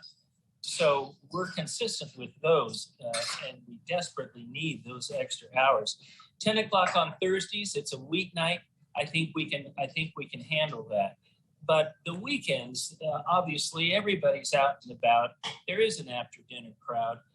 Everybody else that I just mentioned has those later hours at 12:30, and we just but Murray, those are full bars, and this is not. Well, exactly, but we still serve an alcoholic beverage, and to not be able to serve at least until 12:30 on weekends, it really makes the project unviable. Again, here we are limiting ourselves for the community on one hand, but at least on weekends, we'd like to have a comparable offering for folks who want to stop in and have a beer. Just because they don't want a vodka soda doesn't mean they wouldn't like a beer or two at that 12:30 hour. Again, we're not asking for 1:30 or 2, simply 12:30 on the weekends, which we feel is crucial. and consistent with other offerings on Sutter Street. So let me ask a question of Steve Banks so that I don't have to scroll through this 600-page document to look at the conditions. Is there anything there right now about the patio? Can you be out on the patio until 12:30 in the morning? There's nothing specific to the patio area in terms of hours of operation. So, okay, and then what happens is, just generally speaking, not just with this applicant, but let's say you have your conditional use permit is approved. I assume the hours are part of that. If there's a problem at some point, what recourse do we have? Well, we send our code enforcement team out there to verify the issue, and then we'd address the issue with the property owner and the applicant, and let them know they're out of compliance with their conditions of approval. Okay, so to the Vice Mayor, would you accept a friendly amendment that says that the closing hour on Thursday is 10 p.m. instead of 12:30 a.m. and that on Friday and Saturday, the barn can stay open until 12:30 a.m., but the patio was closed after 10 p.m.? Before you accept that, can I just make a general comment about sound propagation? That small patio is surrounded by buildings, first of all. The only really open side of it is towards the parking lot and the Folsom Hotel, the road, and nothing, the old weir for the power station. And because the residents actually are uphill from there, you'd have to be really making a ruckus there for it to become a noise issue up the block. From practical purposes. And can I also just add that, we supported the district with the parklets because during this pandemic, one of the things we found is being outside is where people want to be. They feel safer. And so to restrict it from using the patio sort of contradicts what we've gone through the last couple of years and getting people outside and supporting businesses. So I just want to keep that. Can you be in the places that have parklets like Sam Horns or whatever, can they be outside till 12:30 in the morning? I mean, is there a restriction on the deck where Lockdown Brewery used to be, or the patio at Scott's or at Fat Rabbit? I mean, Chiboli's not open that late. I'm just saying we don't put any kind of restrictions on them special. Because they're similarly situated in a way, Well, it's just the previous uses there. There was no need to because they didn't stay open until 2 o'clock in the morning. Well, we're not talking about 2 o'clock. We're talking about 12:30, and nobody stayed open that late. Okay, it's a store. It's always been a restaurant site there, so they closed at 10. Nonetheless, sound drops off dramatically with distance, and they're a fair distance from any residence and surrounded by buildings, which cuts that down on top of what the Vice Mayor said, which I agree with completely in terms of restricting that outdoor use when we've spent so much time trying to get people to use the outdoors.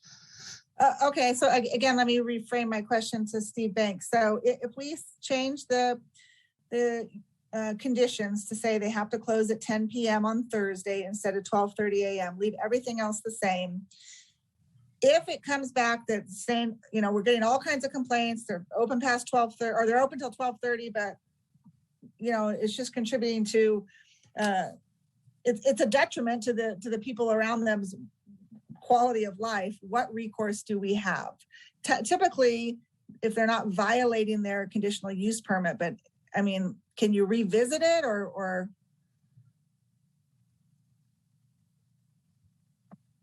Sorry, the conditional use permit can go back before the Historic District Commission if they're not complying with the conditions of approval or there are issues in terms of noise or nuisance and things like that. It can be referred back to the Historic District Commission if they're not compliant with their conditional use permit.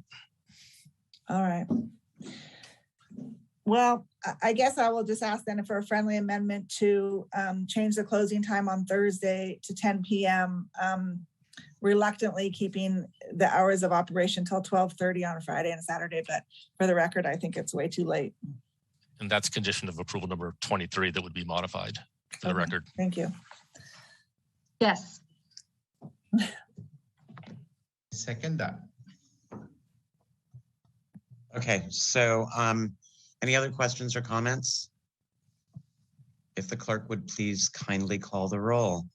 Council members Aquino, Yes. Chalem Chella, Yes. Kozlowski,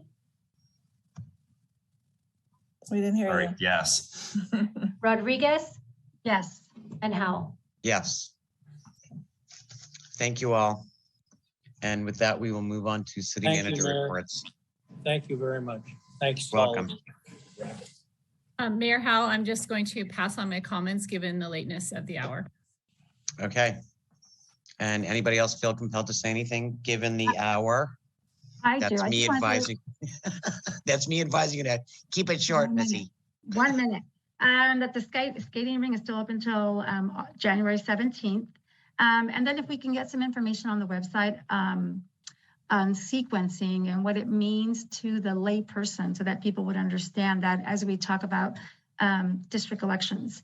And then if there are any additional steps that we need to take to ensure that we preserve the oak trees, if we can please look into that. And then the other thing is if we could bring that item back of the ARPA money in the historic district and see what we could do to get that going, to sort of get, that would help this issue here. And then also Carrie, great job. Zoom meeting went very well. That's it. Thank you. I just want to Yeah. piggyback on Rosario's comment real quick, because I know Bruce Klein is meeting with city staff this week, but I do think it's important that we kind of take pause and think about what we learned from the PG&E experience, review our municipal code and our tree preservation ordinance to see if we could strengthen it in some ways, review our language and our process for issuing the encroachment permit every year to PG&E and similar utilities, and then also consider if there are specific trees in the city that we would like to designate as landmark trees. I don't know if we even have anything designated as a landmark tree already. But, Yes, we do. Okay. We do. But good job to the mayor, and thank you to the city staff for all the work in getting this. For some reason, you can go to Costco, but you can't meet in person. So thank you. Yeah. This is YK. I know. Karim, Mayor Howell may be laughing. I see it. See, I predicted. I predicted. Well, my day job calls me that. Okay. Few things I want to sincerely thank. I know I want to make this statement as a part of item number 15. Mayor recommended to do this as a part of council. I want to sincerely thank both parties bringing the future challenges we are going to face if city is not going to act sooner than later. Parking issue. That's very important. I'm going to work with my colleagues either in the following meeting or so. Of course, we have some workshops coming up as well. At least for this issue, we have to recommend sooner than later for our city staff. We have to give that direction on the way findings. Otherwise, it's going to be a disaster. We still have a year or so, but still implementation in government takes forever. And also 2 more comments I want to make. I know we have been allowing for any new projects were coming in the past, the variance, parking variance especially, probably city has to tighten the belt on that. And in lieu fee, if that program is not there, sooner than later, we have to bring. I think I just want to bring all these. The reason why I put my second out there is at least I can count on my city, my colleagues. We need to fix few things on the city end. That way, the similar things probably is going to be going forward, not going to be so hard. At least everyone understands these kind of things. And also the last one is 300 square feet, 1 car. We have to revisit that one. That's not practical in our historic district. With that, once again, Elaine, your team did awesome job on the Zoom. It's awesome. Thank you so much. Mayor Howell, first meeting, awesome. I see it. Mayor, this is my first experience with Mayor Howell as a mayor here. So awesome. Everyone, thank you so much. And again, both parties, thank you for enlightening on some of those issues. In the future, what we are going to get, and the city has to tighten our belts sooner. Okay, Awesome. thank Good you. night. Anybody else have anything they want to share? I'll prepare extensive comments for next time. Okay, thank you. In which case we are adjourned at, according to my watch, it's 12:45. Good night. Thank you, everyone. Good night. Be safe. Bye.